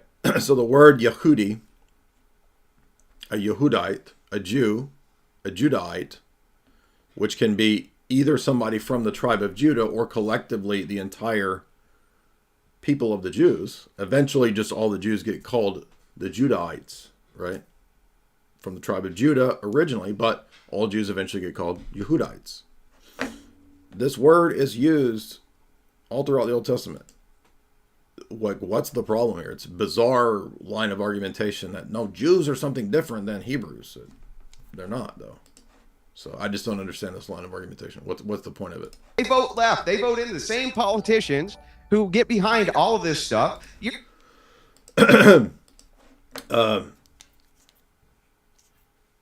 One is race, the other is race and religion. Yeah, but the word Yehudite is also the same thing. It's also race and religion. I know that the New Testament uses the word Jew, but this might be more useful. I just don't even see why it's like what. To me, it makes it more confusing. It's not necessary. Luca Belviso, Canadian $2. Wallah Abu al Shamoun. You're the deciding vote, right? And you have empowered women to do that as much as possible for the political process to do that.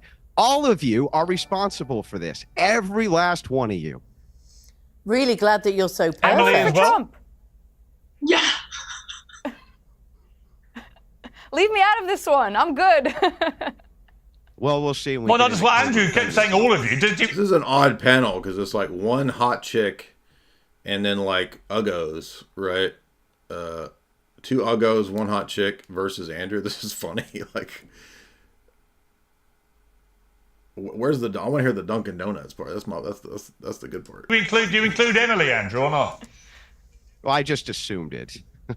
I just assumed it. But this is the truth. The truth is, we begin with these crazy ideas, right? Under patriarchal rule, under men, this would never have happened, right? If you look at how men vote, they vote against this nonsense. And it's fathers who are on the front lines against it. It's women who are trying to transition the children, not men. Give me a case example of where male fathers are trying to transition their kids. It doesn't exist. It's a female-only phenomenon. Literally a female-only phenomenon.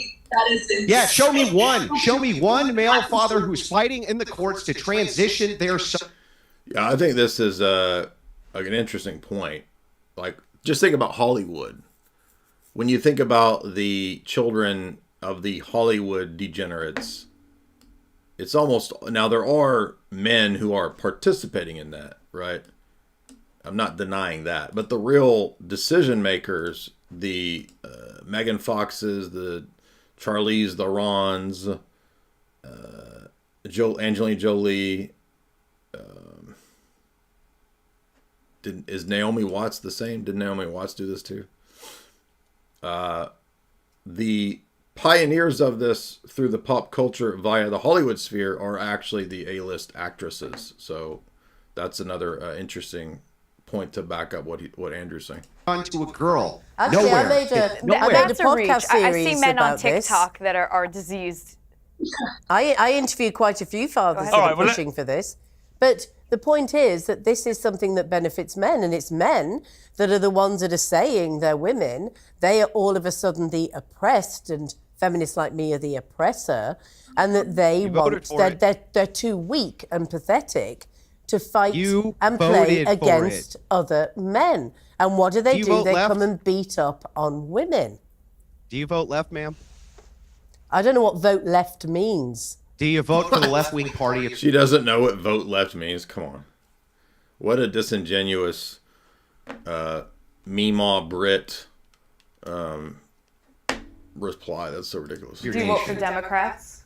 Do you vote for what would be considered? She doesn't know what the left is? I mean, are you serious? Who is this? Like, who is this woman? Like, Meemaw Brit here over like she doesn't know what the left party is. The Democrats are your nation. No, I wouldn't have Do you vote for Labor? voted for the Democrats. I would not have voted for the disgrace of that party, and I also wouldn't have voted for Trump.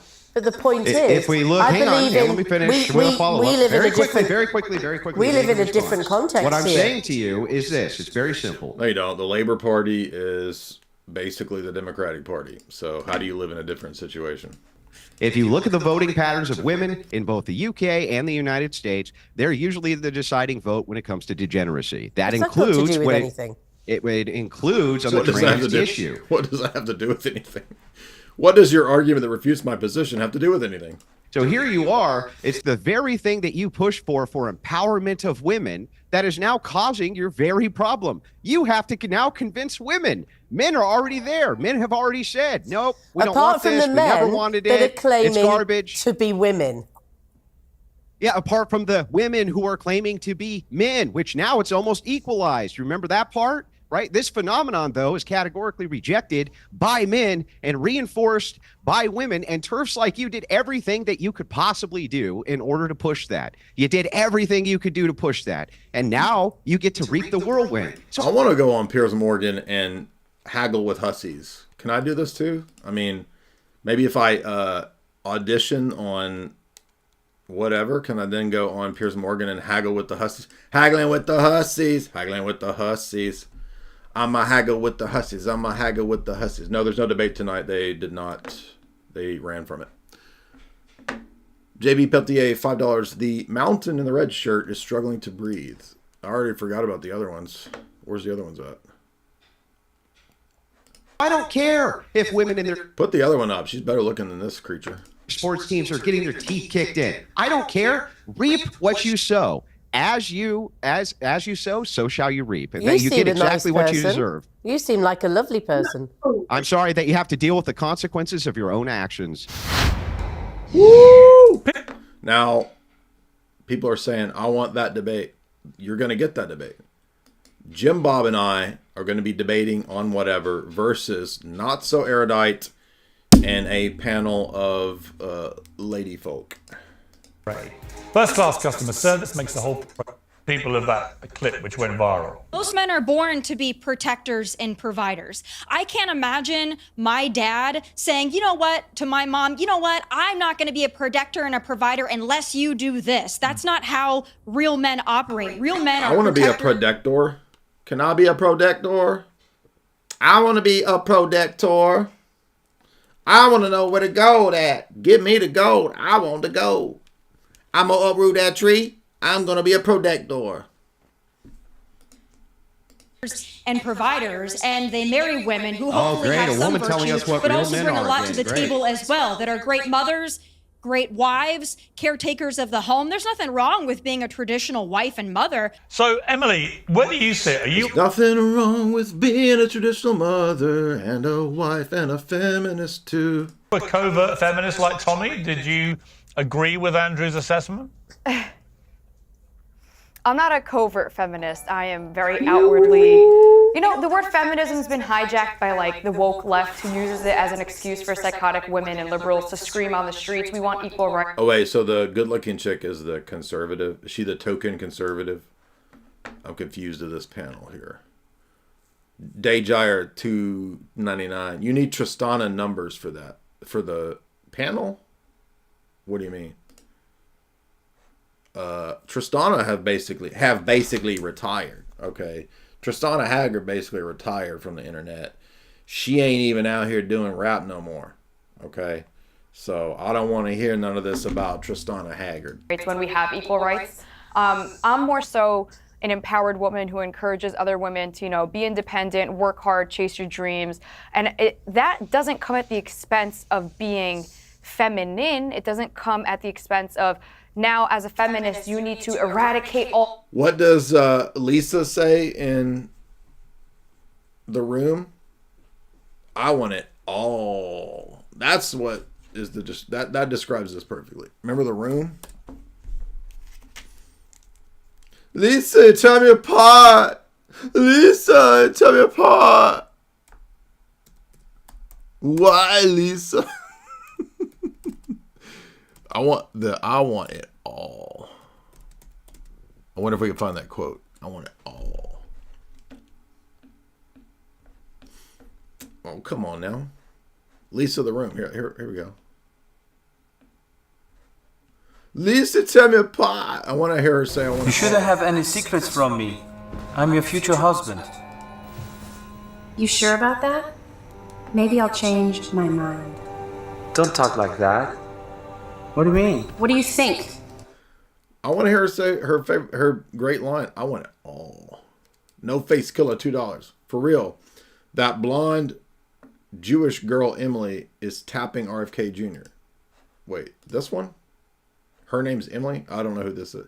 Wait, that's not. That's her name was Olivia, not Emily. What are you talking about? Or does RFK have different ladies? I thought you were talking about, I thought her name was Olivia. Yeah, Olivia Nuzzi. Olivia Nookie. That's a different chick, dude. What are you talking about? Her? That's a different girl, dude. Men, I don't think everything is so black or white. Listening to that debate, they spoke a bit about gender roles, and here's my take on that.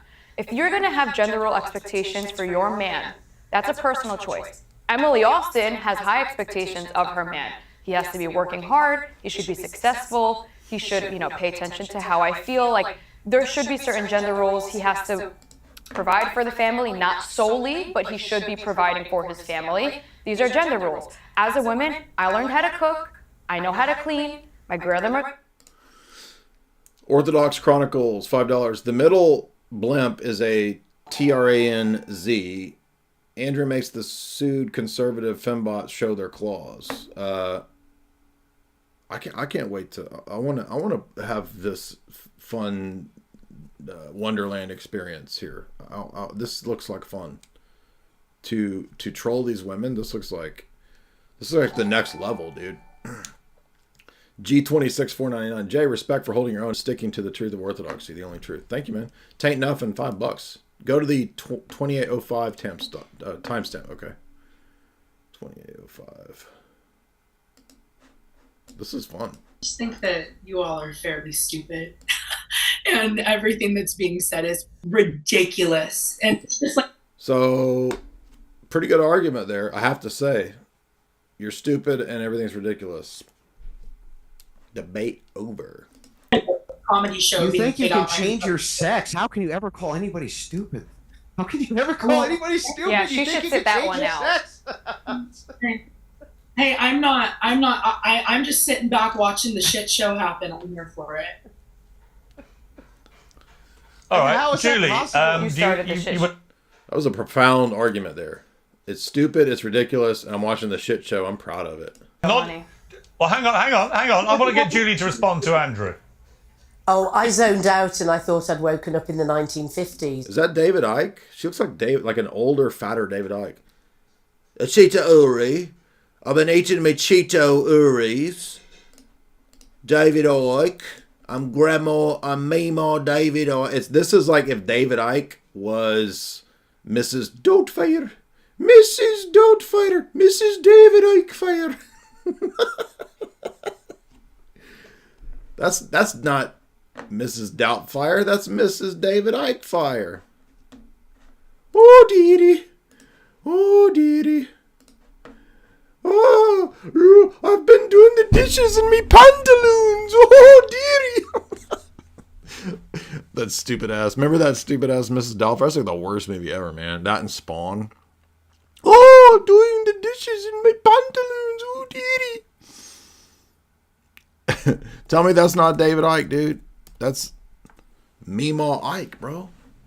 I was just watching this morning. This is cracking me up. Cheetah Uri. See that guy? Cheetah Uri. And so the feminists have trapped humanity. Humanity. The Cheeto Uri. Look, this woman is David Icke. Yeah. Wearing a different hairpiece. It's interesting, when you look at the traits, this is mainstream science, when you look at the traits of what we call the reptilian brain, when you look at the traits of what we call the Cheeto chip, these are directly from the reptiles. In some TARDIS. You can't take him seriously. It's a TARDIS? Did she say a TARDIS? A retardus? Doctor Who getting up in that retardus, according to her. 50s. In some TARDIS. You can't take... TARDIS? Hello? Hey, so here's what he said he'll debate. He says he'll debate the Filioque, canon, immaculate conception, purgatory, papacy. Tonight or? No, just whenever. He said we can get a date tonight, though. He said, I don't know why we would debate the canon. He said, but why on earth would I debate defending the ACOE when I don't agree with them and I condemn Nestorius? It's baffling. Well, that contradicts his comment defending the ACOE and Nestorius from a few years ago. But anyway, what was it? If by papacy he means the contradictions between pre and post Vatican II papacy, that's what I've been offering the whole time. Okay.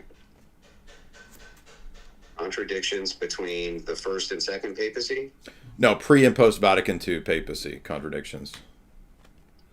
And if he wants to talk about, papal quote mines from the first 1,000 years, I don't care. But I'm going to bring that topic up because that's part of the kill shot argument against the papacy. Okay, so this is pre and post Vatican II contradictions. Is that correct? Yes.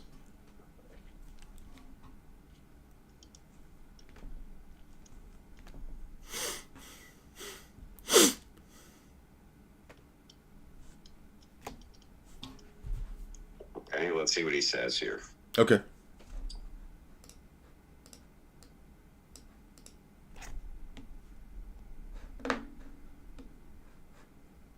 Speaking of orbs, what is the Orthodox view of ghosts? Are they all demons? I would say read Father Seraphim Rose's book, Soul After Death. And there's an interesting theory on what some spirits lingering for a bit after death might be. So they're not necessarily all angels or demons. There might be actually some spirits lingering for a bit, but I would say check that book out. We're enjoying your debate here, Andrew, with the panel of lovely ladies. 2 men and 2 women. I don't know how you kept yourself I don't know how you kept your bodily lust contained with these two. It was difficult. Yeah. You do realize one of them is a male, correct? Apparently, I just realized that. I didn't realize that until somebody, the blonde chick, says that, right? Uh-huh. Okay, I didn't realize that until then. Interesting. Yeah. Yep. Okay, he's responding here. Let's see what he says. Okay. We'll see if we can just get this all taken care of. Appreciate it. Yeah, no problem.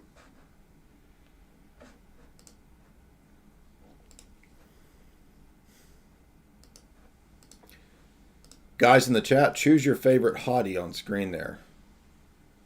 You want David Icke in drag? Do you want the babe in red? Or conservative-ish girl? Or Andrew. Maybe you guys got a crush on Andrew. That's also possible too. He said this is ridiculous. We need an actual topic. Yeah, the topic is the papacy is refuted by the contradictions of pre- and post-Vatican II dogma. He said he would agree to, is there a contradiction between the pre- and post-Vatican II view of the papacy? No, the argument is that the dogmatic magisterial teachings, not just about the papacy, but the dogmatic magisterial teachings on a host of topics contradict. Now, remember, Albrecht said yesterday he would debate me on any topic that I chose. A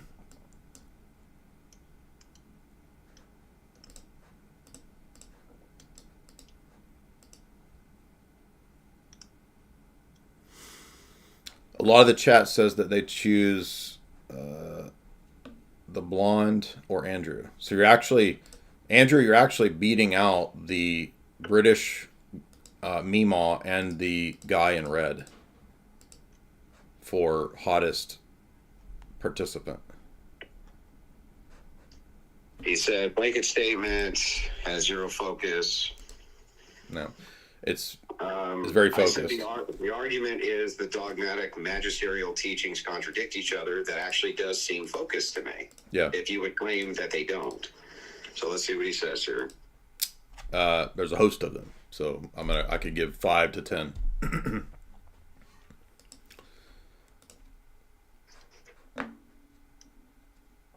Remember, not you, Andrew, but remember, guys in the chat, Albrecht said he would debate me on any topic I chose. Now it's, no, only the papacy.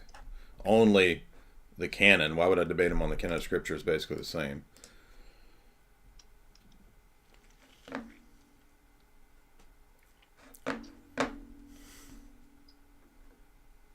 The lady in red is dancing with me, cheek to cheek. Jay, my wife is laughing at your singing. She can hear it through the phone. I just want to let you know, though, that I have her chained to a stove, and there's nothing you can do about it, Jay. How's that make you feel? Well, I'm just happy you let her out of the basement because the internet says you keep her chained in the basement. So.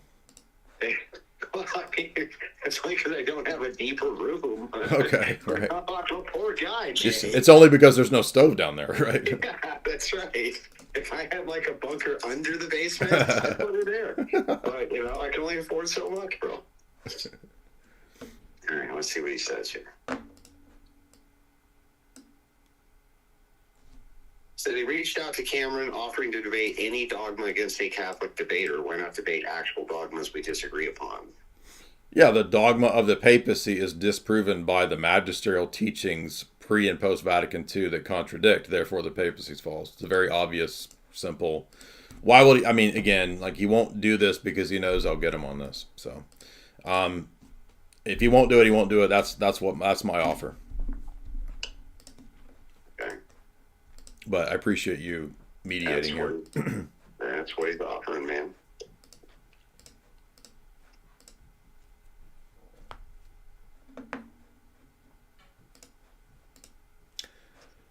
I don't know what he's talking about with Cameron. What did he say about Cameron? Like Cameron capturing Christianity, Cameron?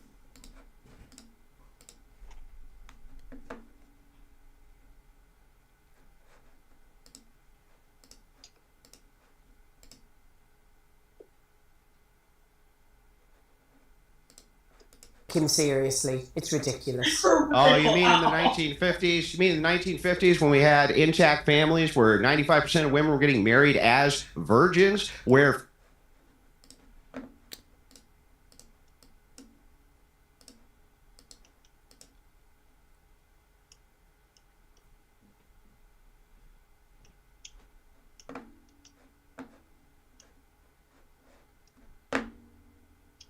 whatever Shamoun And wants. this is, Jay, this is between pre-Vatican II and post-Vatican II, right?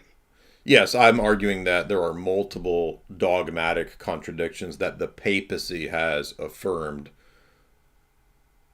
And those contradictions are found in the pre-Vatican II and post-Vatican II teachings. So this would be things like the temporal supremacy of the Roman bishop, the teaching on religious liberty, the relationship of the church to Muslims and Jews. I mean, on and on and on. The condemnation of ecumenist participation.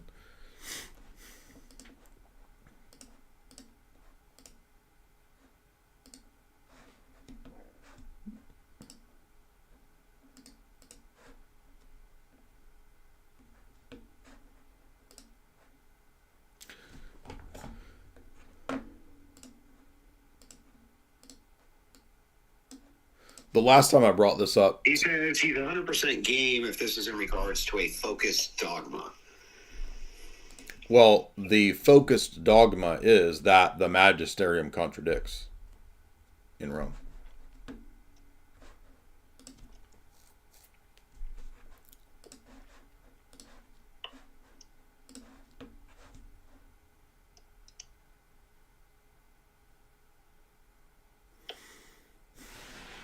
So the reason that, William won't agree to this. He wants to debate the papacy broadly because all the Roman Catholic apologists have the same Dawa script that they run through, where they just cite all the same quote mines. It'll be the exact same quote mines that you see Ibarra doing, because Albrecht is basically a wannabe Ibarra.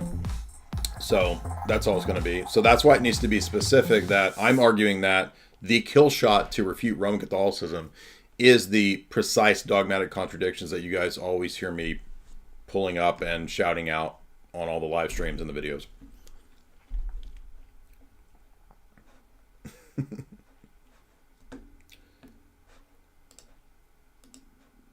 And you're focusing on confirmed dogma pre and post Vatican II, right? Correct.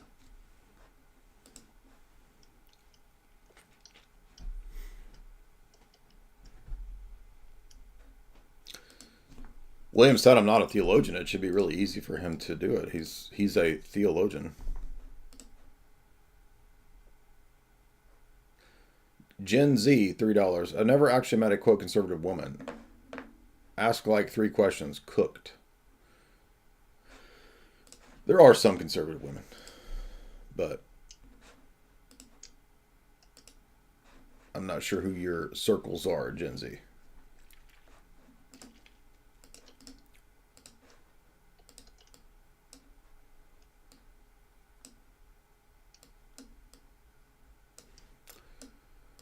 Andrew, I'm sorry, I'm sure this is pretty boring for you.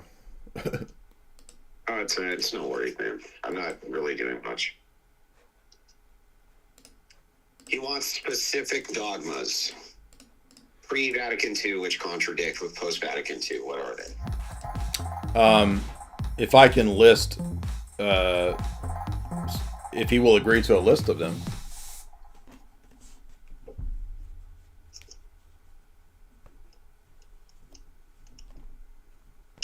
The relationship of the church to pagans, Jews, and Muslims is one. Okay. Yeah, so just give me the narrow dogmas that you want. Relation of church to pagans, Jews, and Christians, that's one. I mean, excuse me, pagan, Jews, and Muslims. Number 2 is the temporal supremacy of the Roman bishop. 2 is the what? Temporal supremacy of the Roman bishop.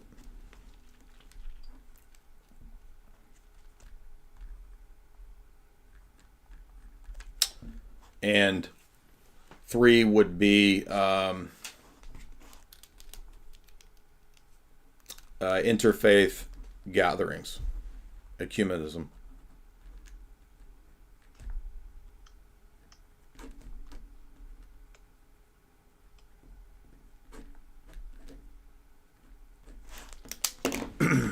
So I'll narrow it to 3 precise, clear, dogmatic contradictions.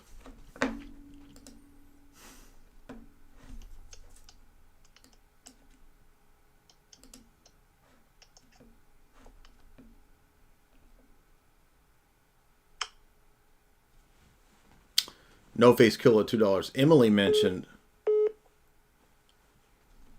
that RFK Jr. and her and this girl go on hikes. Okay, I didn't know that.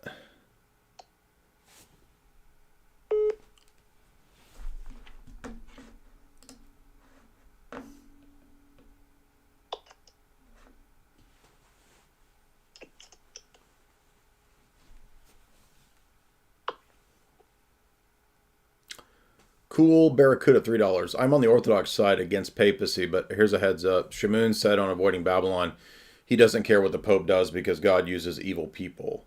His example was Solomon. Yeah, there's a problem, though, because Solomon is an Old Testament figure prior to the instantiation of the New Testament church and Pentecost. And in the Roman Catholic... I want to know what you mean by temporal supremacy of the bishop. The Roman bishop in Dictatus Papae and Unum Sanctum has full temporal power and supremacy like a worldly magistrate, and you must believe in that to be saved. That's the teaching of Unum Sanctum.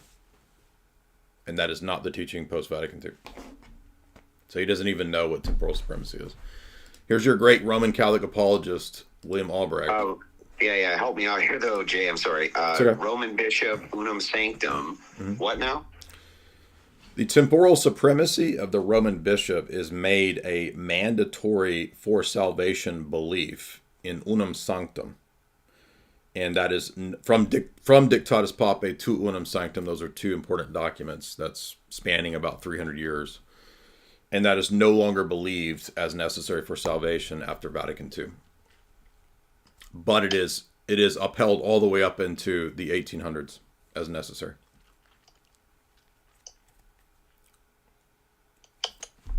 You would think that a Catholic apologist would be aware of this.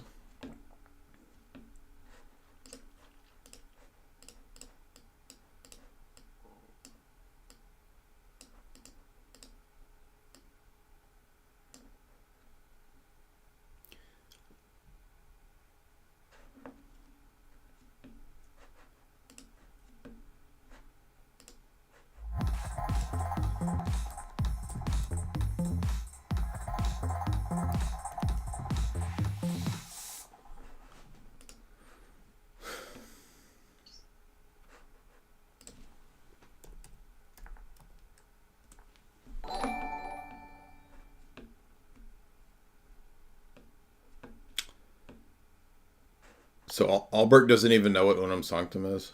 Like he's not aware of one of the most famous papal bulls in church history. But he's the great church historian. He doesn't know that it teaches the temporal supremacy. Julio Merida, $20. Jay, would you be willing to debate Ken Wheeler instead of Shampoo? It's over for Shamoun.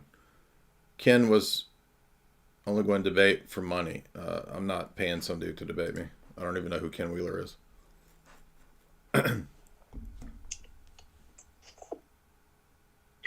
Okay, he says, good, this is focused. Let me hammer out a thesis we can both agree to. One moment. Okay, so we'll hang tight here for a second while he hammers out a thesis.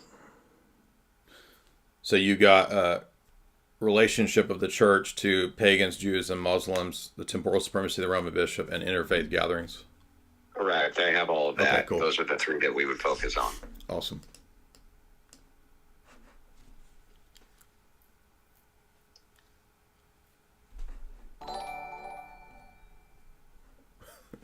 Sam's bipolar activities are creating tears in the multiverse. That's funny.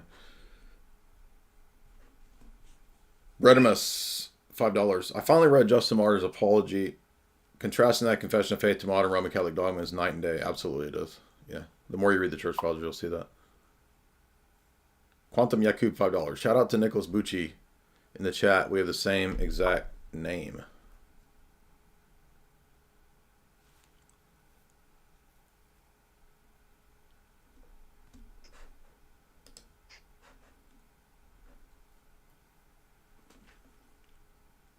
Oh, Andrew,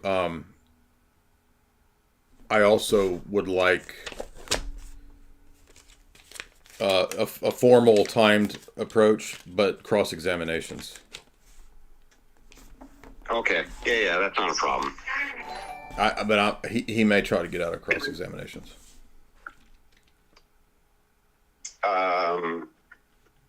Well, that's basically that's pretty par for the course for a formal debate that you have cross-examinations. So you would think so, but a lot of the Muslims won't do a debate if you have that. Like Jake wouldn't do that for many years. So you might want to specify, because he'll try to say something like, "Oh, I didn't know we were going to do cross-examinations. He threw that. He pulled one on me." You might just specify that. yeah, I'll give him the debate format, but having a timed debate without cross-examinations is basically. I'm just saying, like I know how these guys operate. Give arguments that way, I guess, but like, how do you?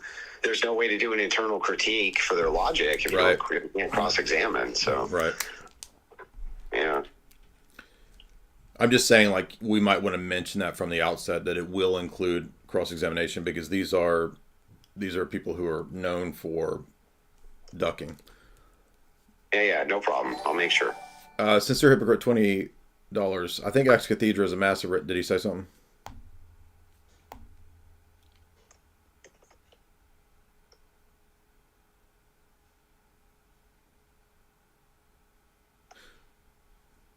Ex Cathedra is a massive red herring. The problem isn't just that the Pope is infallible, but defections. Yeah, I always bring this up, right? When it comes to Ex Cathedra, that's a smokescreen, because the real issue is indefectibility. So I always bring it up. So here's what he responded with. Papal supremacy debate, according to the parameters of scripture and sacred tradition, pre-Vatican II, has the post-Vatican Church contradicted itself in dogmatic matters? And he's agreeing to those three things? Yeah, yep, he's agreeing to those three things. So according to the parameters of scripture, the sacred tradition pre-Vatican II has the post-Vatican II Church, or has the post-Vatican II Church contradicted itself in dogmatic matters? Yes. So that would be, yeah.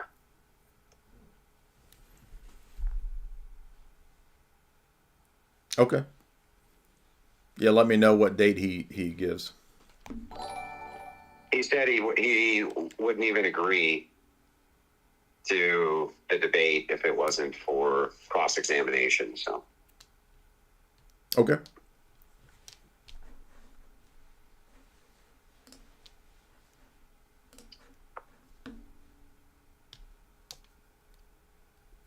Are we good? I don't know yet. Just wait a second. Hang on. Okay. I thought you meant he had. Yeah. Well, you got to be really precise. I know. So that nobody, I know, right? Nobody gets upset later.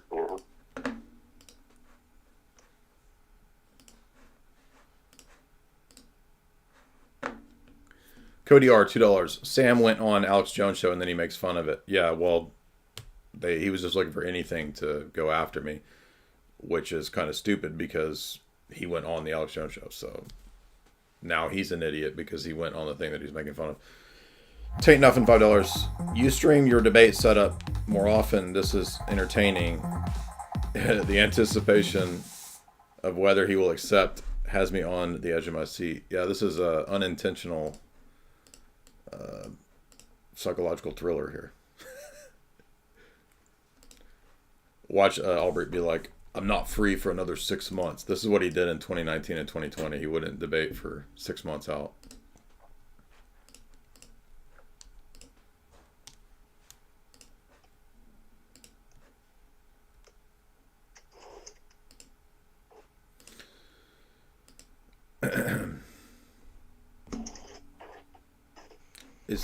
Is he writing a PhD thesis? Like what what's going on? Like what's he doing? We're just trying to get clarity. Make sure nobody gets upset because they showed up and point fingers at someone else saying they agreed to something different. You've never seen that happen, have you?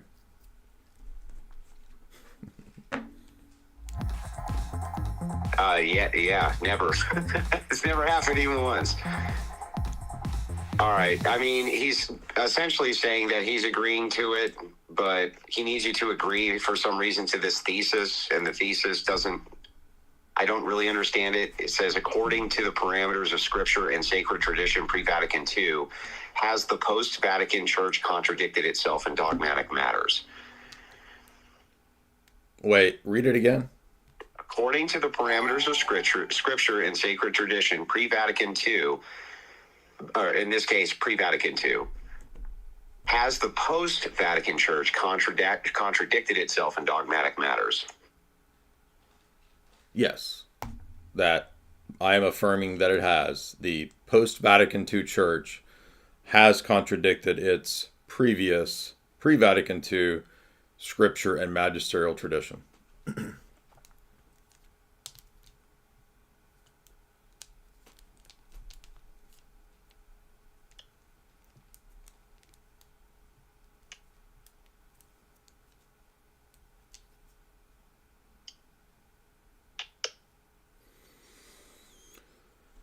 Pope Biscuit, $5. If he actually debates on the temporal supremacy argument, I would be surprised. It is actually absolutely crushing to their argument, in my opinion. Absolutely, it is. Yeah. It sounded like he didn't even know what unum sanctum was. So that's going to be funny. What do you mean by temporal supremacy? The Roman, like what? You don't know what the doctrine is. Propane, $1. It would be interesting to hear your thoughts on The Sociology of Philosophy, a book by Randall Collins. I'll check it out, man. Wait, I'm on the stream right now with Jay, which means that the grift is in 100% full effect. So you can't send in $1. You have to send in $20 super chat, scumbags. Okay, no more reading of any super chats that are not under 1,000 Bitcoin. That's right.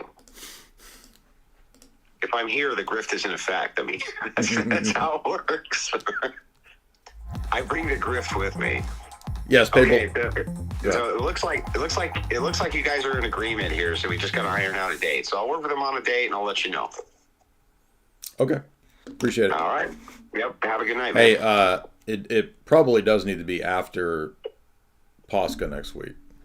Yeah, I understand. Okay. I fully understand, and that's what I'll set it up for, something in that time zone. All right, thank you. Appreciate it. Yep, no problem. Have a good night. Yeah, I bet you it still won't happen. I'll be surprised if he actually does do it. Momonga, $5. Catholics would be massacred today for being heretics by the Vatican I Catholics. Absolutely, yeah. It's kind of obvious, right?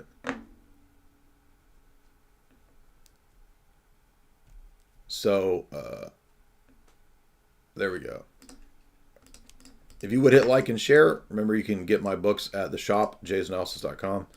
A lot of fun tonight. if you would like to support me through the Bitcoin means, you can do so right here. This is my Bitcoin wallet. You can send drop a little bit of BTC right there to support me. Daniel J. Lemon, $5. The Pope. The fact that the Pope sold land to the Mormon Church to let them build their temples in Rome says a lot. That's funny. Yeah, I guess they don't really care about the proliferation of heresies in Rome anymore. I mean, Rome is the chief heresy proliferator par excellence. So, countdown to Albrecht coming up with an excuse not to do the debate. I'm really surprised that he agreed to that topic.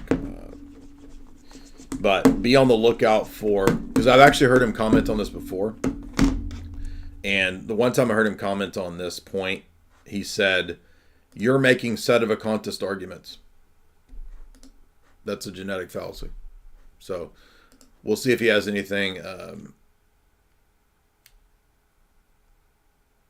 No, I specifically said the temporal supremacy of the Roman bishop is made mandatory for salvation in Unum Sanctum, right here.